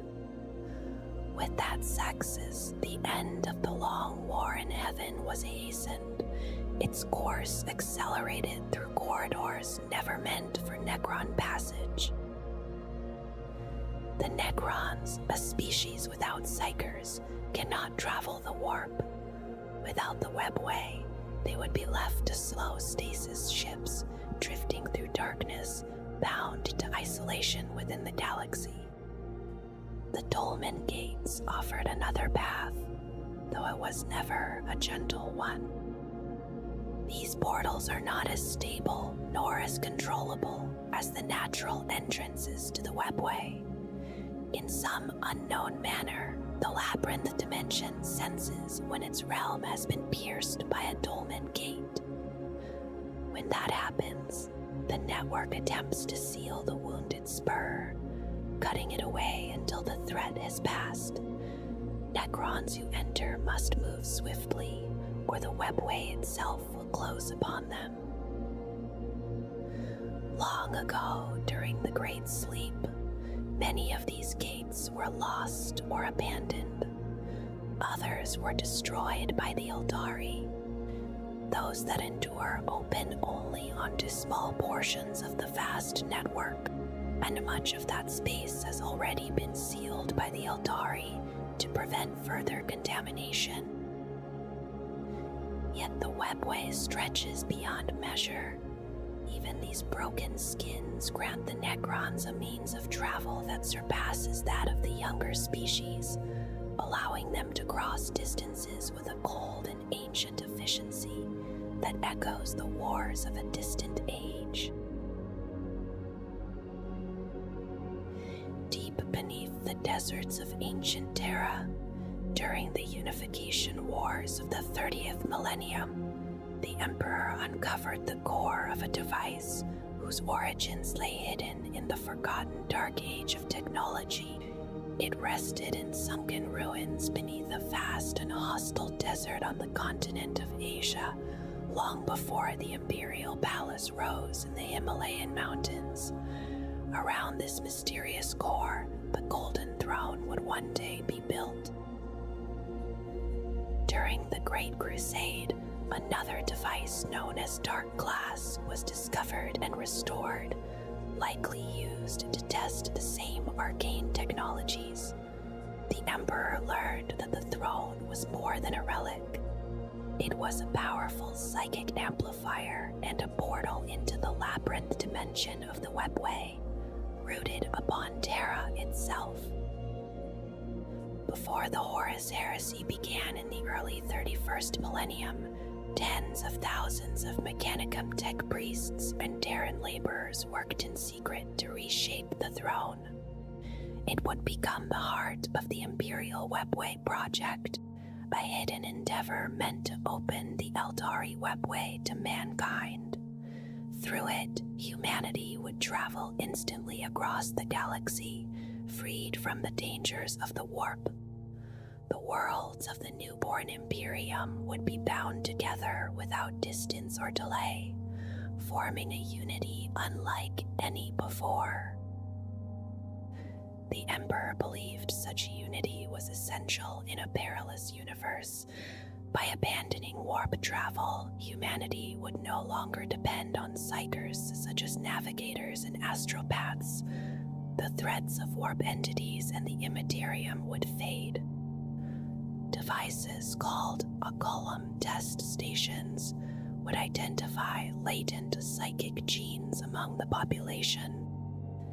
And through advanced genetic science, the Emperor intended either to remove the mutation entirely or guide humanity's evolution safely within the shielded webway. In either path, the hold of the ruinous powers would weaken, demonic possession would lose its prey, and chaos would find fewer willing vessels. The Golden Throne, linked to the webway it unlocked, was the Emperor's chosen safeguard for his species. Installed beneath the Imperial Palace in the vast laboratory known as the Imperial Dungeon, the throne became a towering machine chair suspended above immense golden doors. These doors opened into the Imperial Webway extension and were said to be large enough for a Warhound-class scout titan to pass through without bowing. Thick bundles of cables and conduits bound the chair to the portal. The chamber itself was immense, broad enough to contain several full companies of space marines, and crowded with machines of unknown origin and stacked storage crates. Red-robed Mechanicum technicians and tithed laborers of the Adnectar Concilium labored constantly within its depths. It was said that only an immensely powerful psyker could operate the throne. Pieter Achilleus implied that perhaps one of the Primarchs had been created for this purpose, to sit upon it while the Emperor governed the Imperium. The Emperor's sorrow at Magnus the Red's betrayal suggested that the Primarch of the Thousand Sons had once been intended for that role. Within the webway, human forces built a new extension linking Terra to the abandoned Eldari labyrinth. Because they could not replicate the original psychically resistant material, the Emperor projected his own power through the throne to shield their work from demonic intrusion. All of this was concealed. Even the Primarchs and Malgador the Sickleite were kept unaware, for the project threatened chaos itself and the influence of the Navi's Nobilite, whose monopoly on interstellar travel would vanish if the webway opened fully. The Golden Throne stood at the center of a plan meant to free humanity forever, and yet it was built in silence beneath the palace, known only to the Emperor. slightly more than 2 centuries into the Great Crusade, after the triumph at Ulanor, the Emperor chose to withdraw from direct command of his armies. He entrusted military leadership to his sons and returned to Terra. There, he began shaping the administrative heart of the Imperium and devoted himself to the Golden Throne and the Hidden Webway project. Secrecy surrounded his work. Deep within his vaults beneath the Imperial Palace, he labored without explanation. The Primarchs were left in ignorance, and that silence planted quiet wounds. Malcador the Sickleite was named Regent of Terra and First Lord of the Council of Terra. Alongside him stood Calbornal of the Mechanicum, Constantin Valdor of the Legio Custodes, and the leaders of the Astra Telepathica and other divisions. A new governing body had formed, yet the Primarchs had not been consulted. Some felt insulted, others betrayed. They believed power had been given to mortal administrators and the tech adepts of Mars, while they were set aside. Horus, newly appointed War Master, embraced his command outwardly, yet he felt the absence of the Emperor at his side. The grievances of pride and disappointment deepened among several of the Primarchs. Within those unspoken resentments, the dark gods of chaos found fertile ground. What began as silence beneath the palace would one day echo across the galaxy as the Horus Heresy. When the Horus Heresy erupted and months passed without word from the Emperor, Malcador and Rogaldorn were finally summoned before him.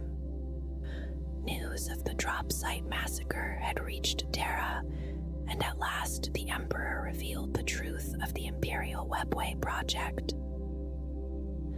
Through this human extension of the ancient network, mankind would be united and shielded from chaos.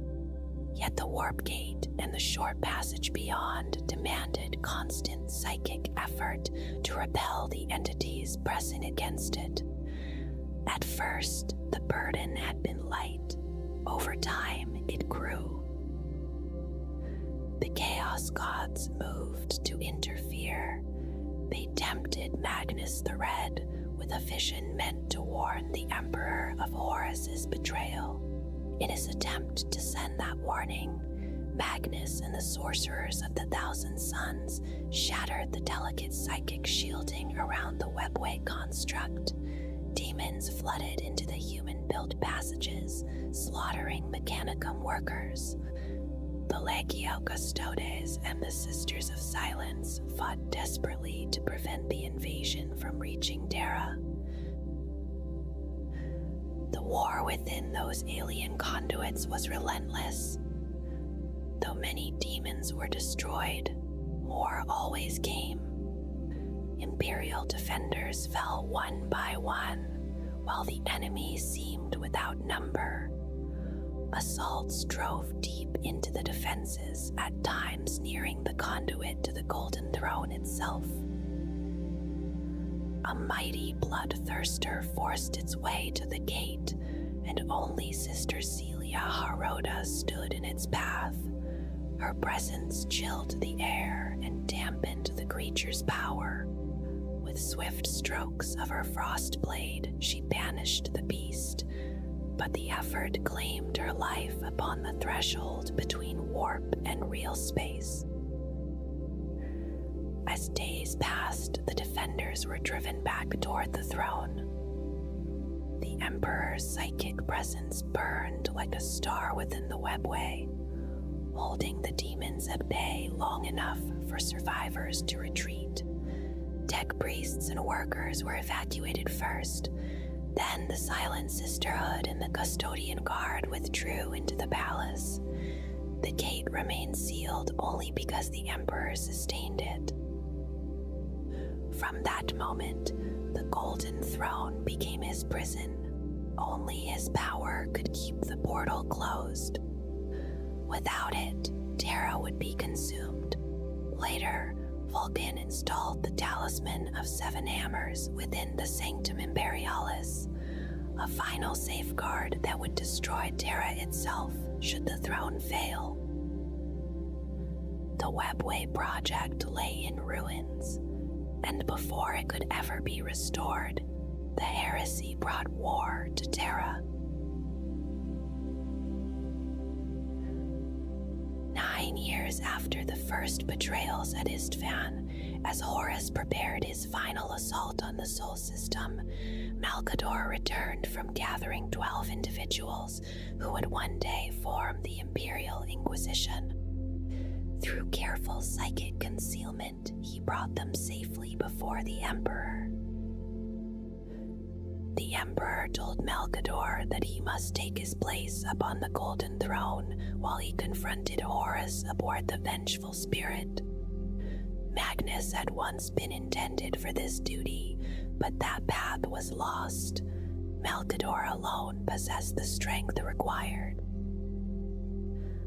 Before ascending, Malcador presented the 12 to the Emperor. 4 were mortal lords of keen mind and unwavering resolve. 8 were space marines, some from legions that had turned traitor, yet who had remained loyal as knights errant. The Emperor approved. Then Malcador took the throne. The strain was immediate and immense. Even for the Emperor, the burden had been great.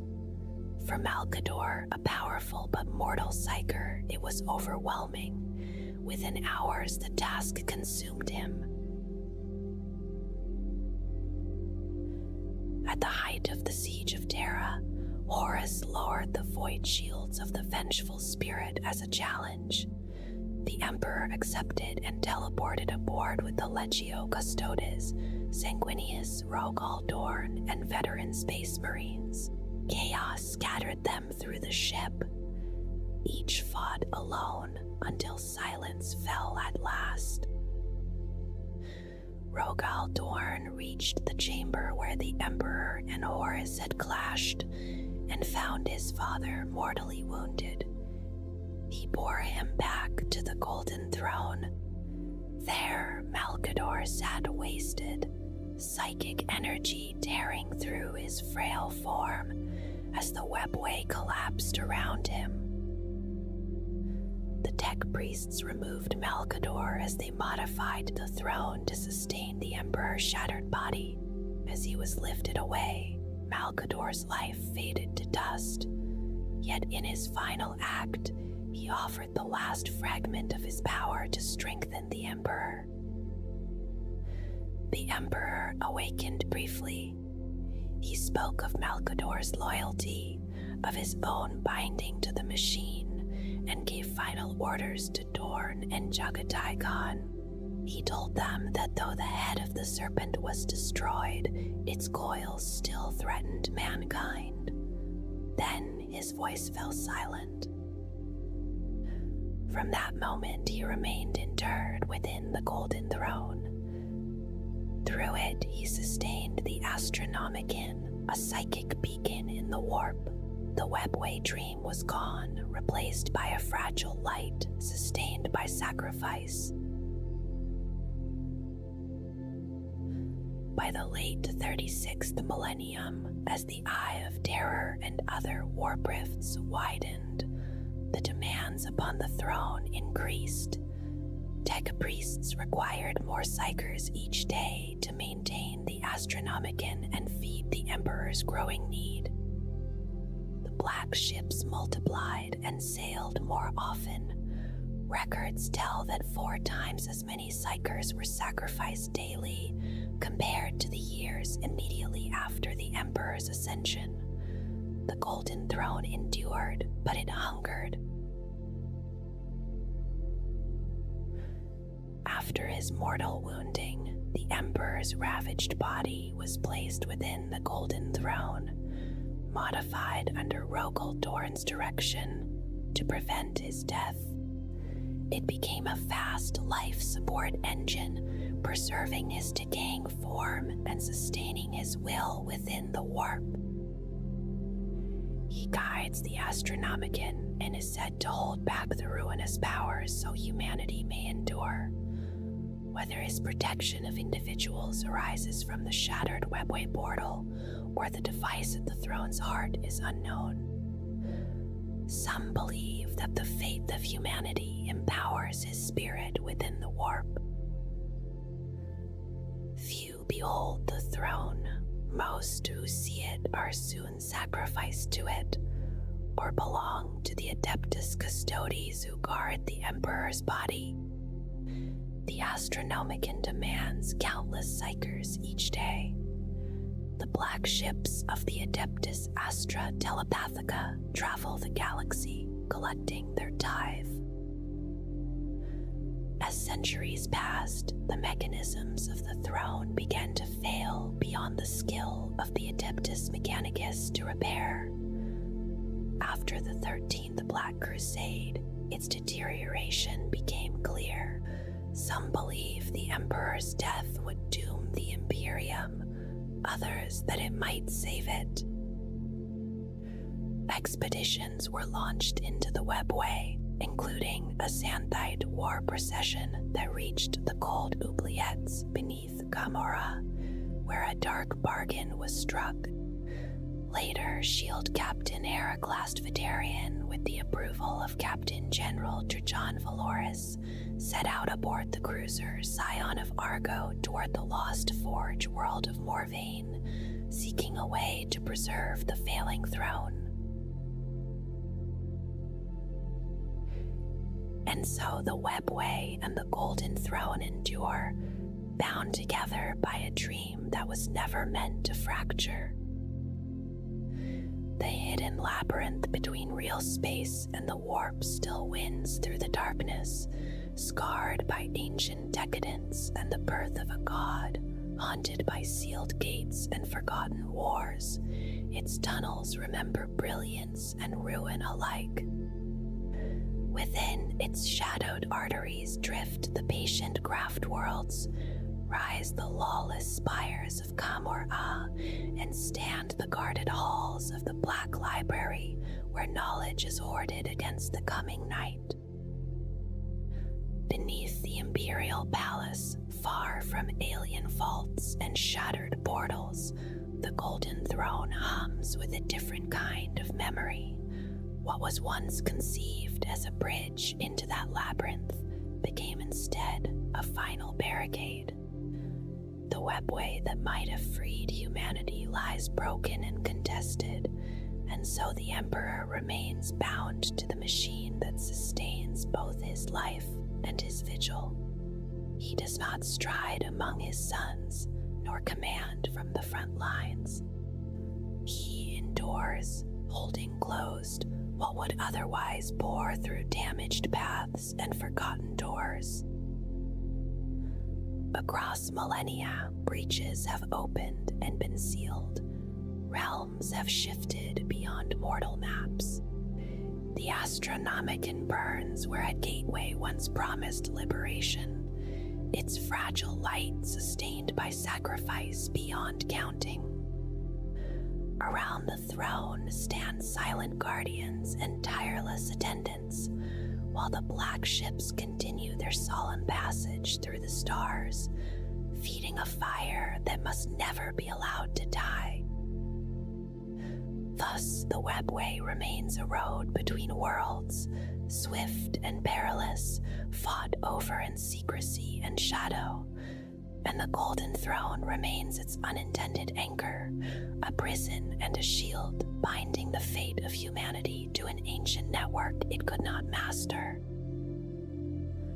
Between those hidden tunnels and that silent golden engine lies the story of ambition and consequence, of unity sought and unity denied. 10,000 years on, the labyrinth still waits, and the throne still burns, carrying the weight of a shattered promise, and the fragile hope of all who live beneath its distant, unwavering light.